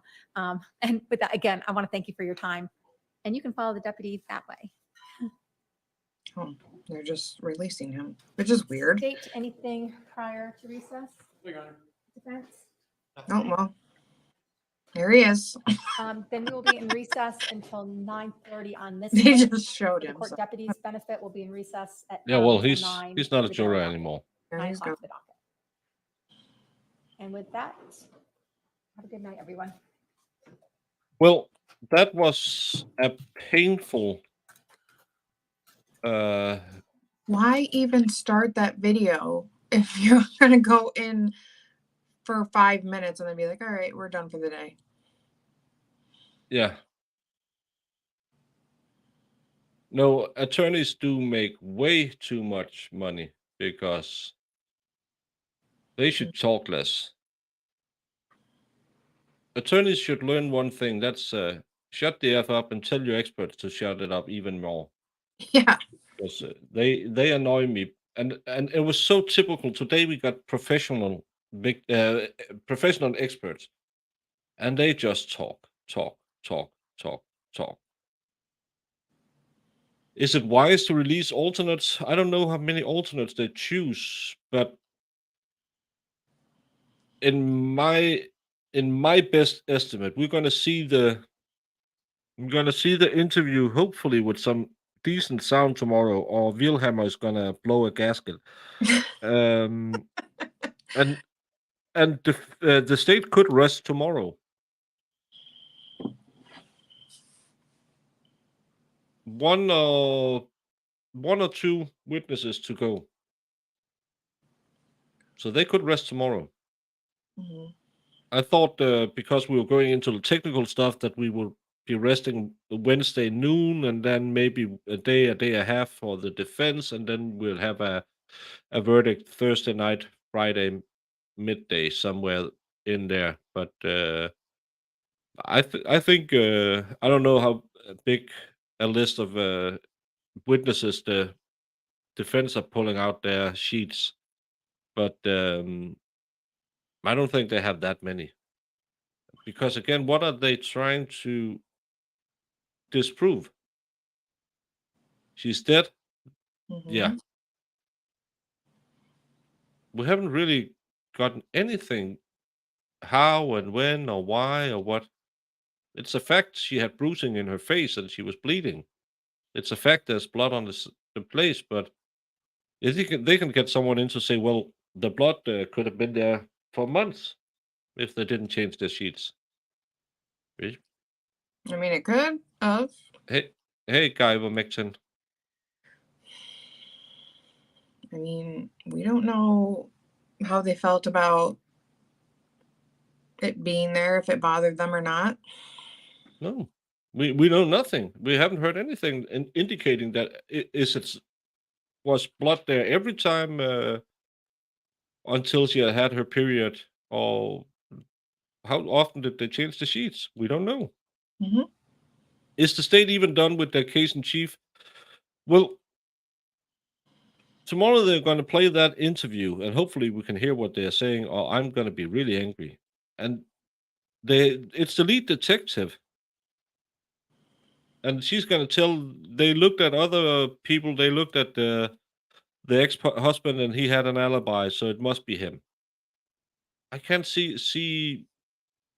Well, if they're going to play all 6 hours of the interview uh, without any cuts, then I'm going to blow another gasket. But Oh my God, I know. yeah, because they should just edit out the parts where the door was closed and nothing happened. But yeah, they should be right at the end. As we were told, there would be 25 witnesses, and I might have missed one or put one extra on my map, but I have 24 witnesses on my uh, counter right now. So either this is the last or there's one more. They said 25, so Yeah, tomorrow 3 will have their corona disease. Well, I could read your mind, Stray. I could feel where you were coming from.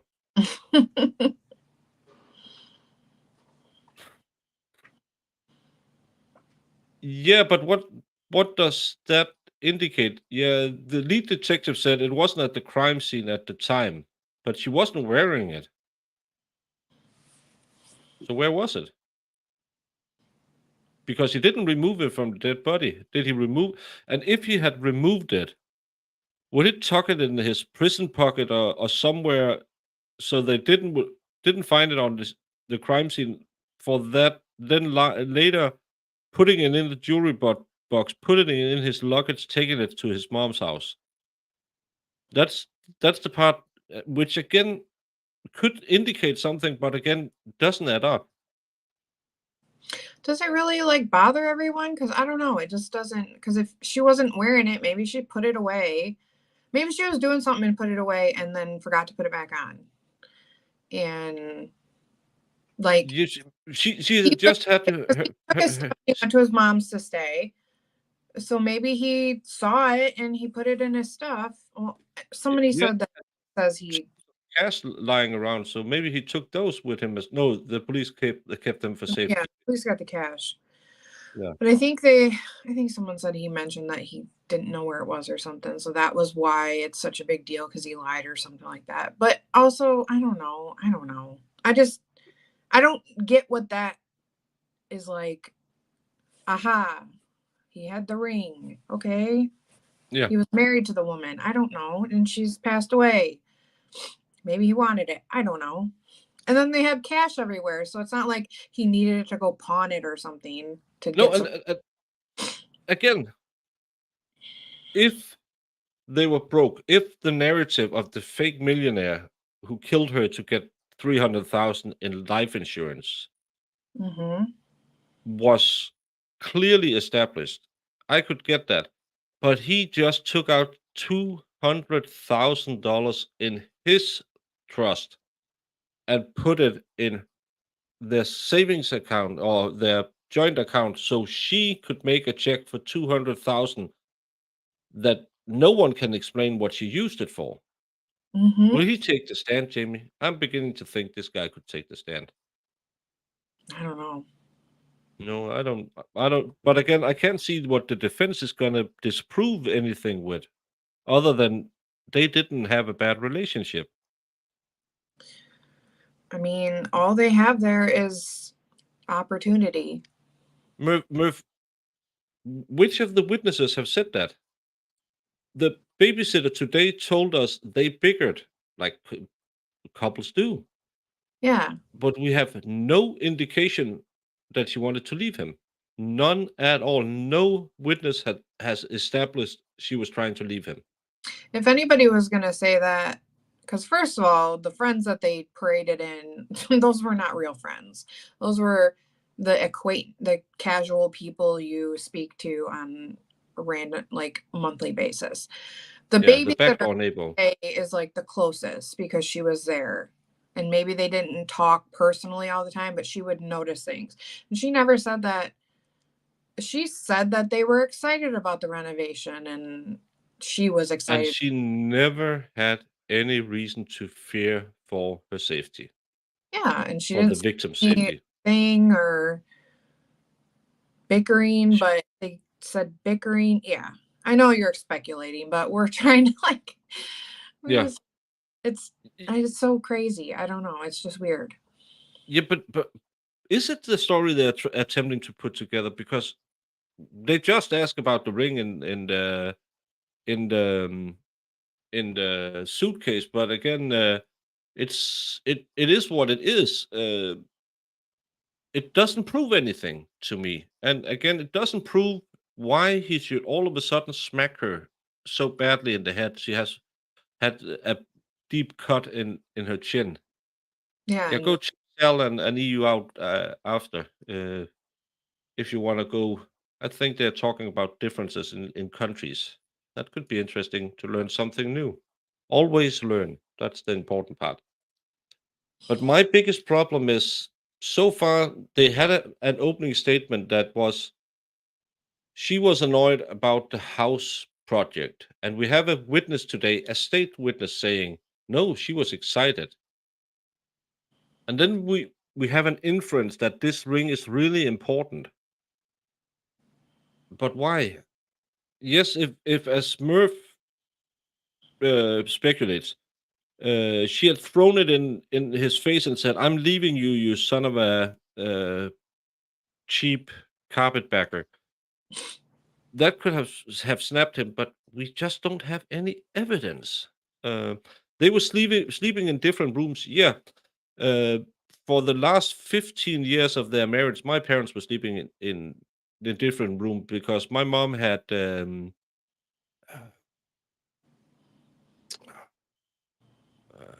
she had a form of arthritis, so she didn't sleep much, and she had a hip replacement that really messed up her immune system. So she slept at odd hours and watched TV all night. And my dad snored like a elephant that was drowning. So they slept in separate bedrooms, and they stuck together 15 years after.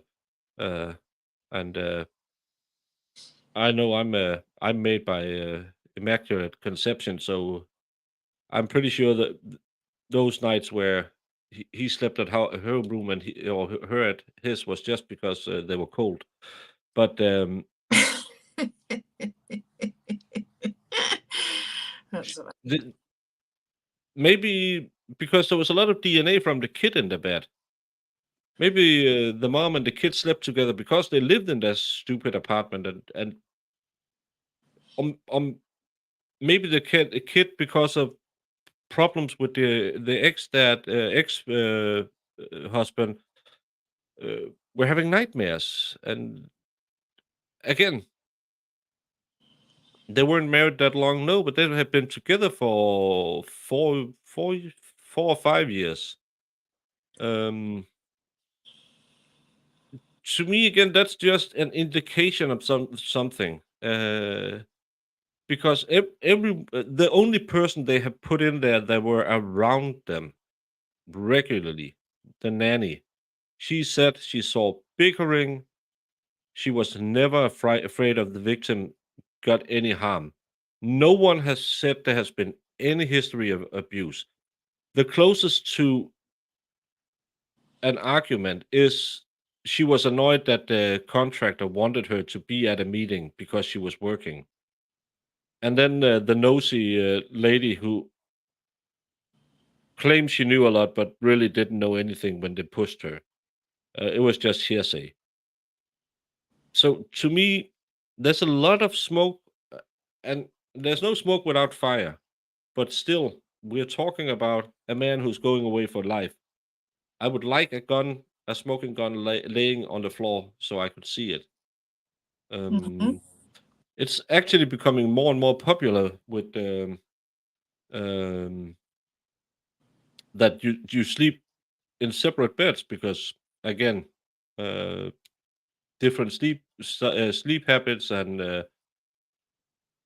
snoring and ladies always stealing the covers and stuff like that. Um, well, apparently the house renovation wasn't a giant money pit. They had 800,000 between them, and he had most of that money. And she didn't walk out on the producer. And he didn't get pissed. We had the producer on the first day of witnesses, he said they were having a meeting, and he asked, "Does she need to be here?" And the producer said, "Yes, she does." So he went upstairs to get her, and she came down with her work headset on and seemed annoyed. Yeah, she was annoyed she was taken away from her job. And then she went upstairs again.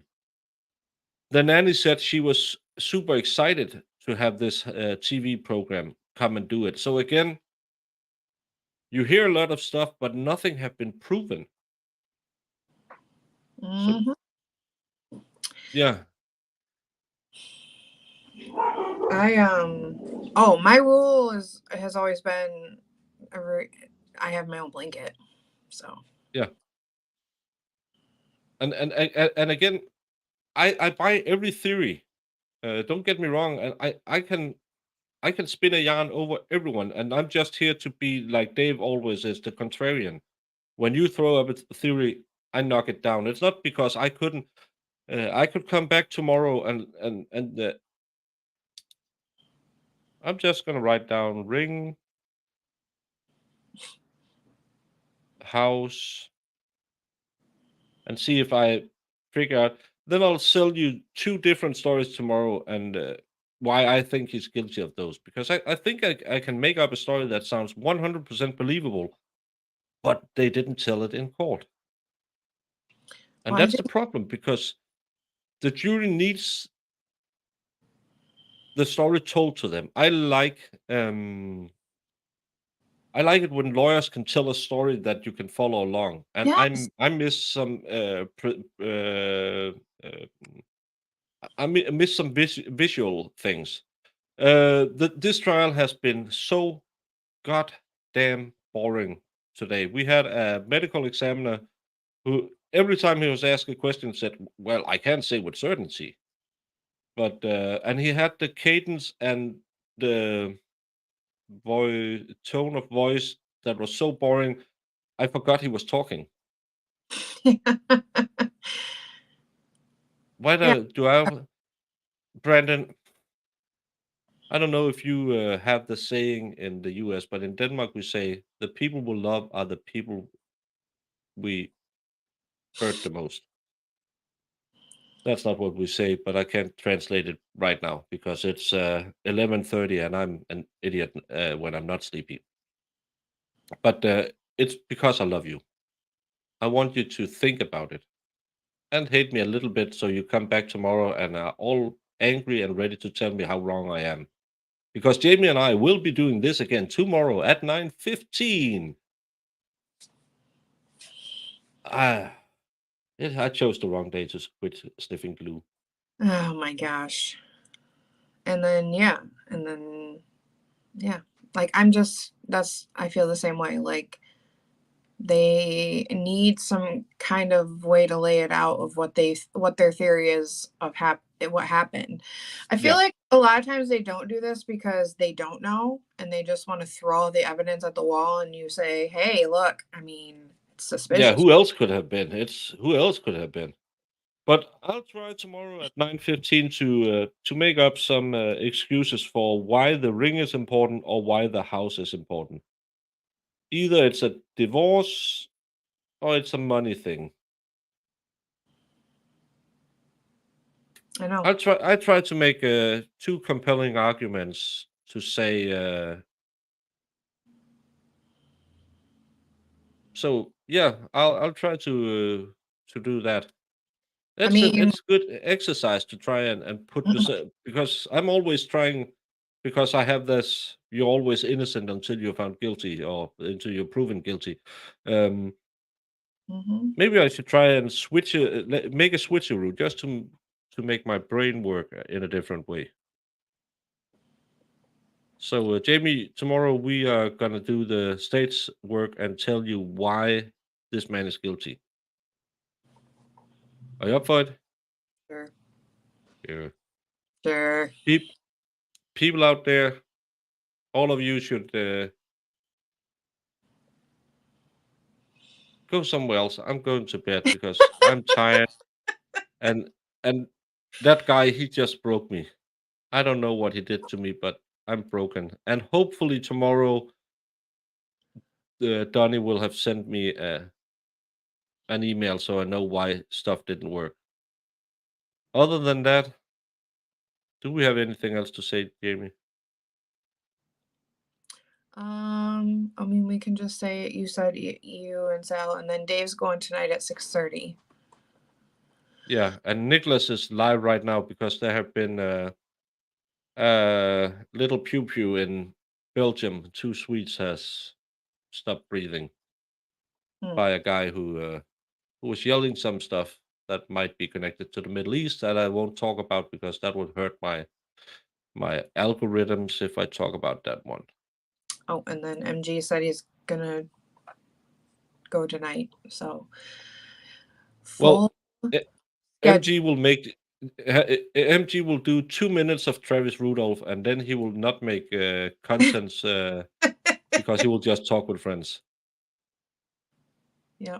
Thank you, all of you, for staying here, even though it was this absolutely boring. And I'll go to bed, try to get some sleep. If I know myself, I'll be begging MG for a link around in about 4 to 5 hours. Everyone, go out and enjoy yourself and have fun. And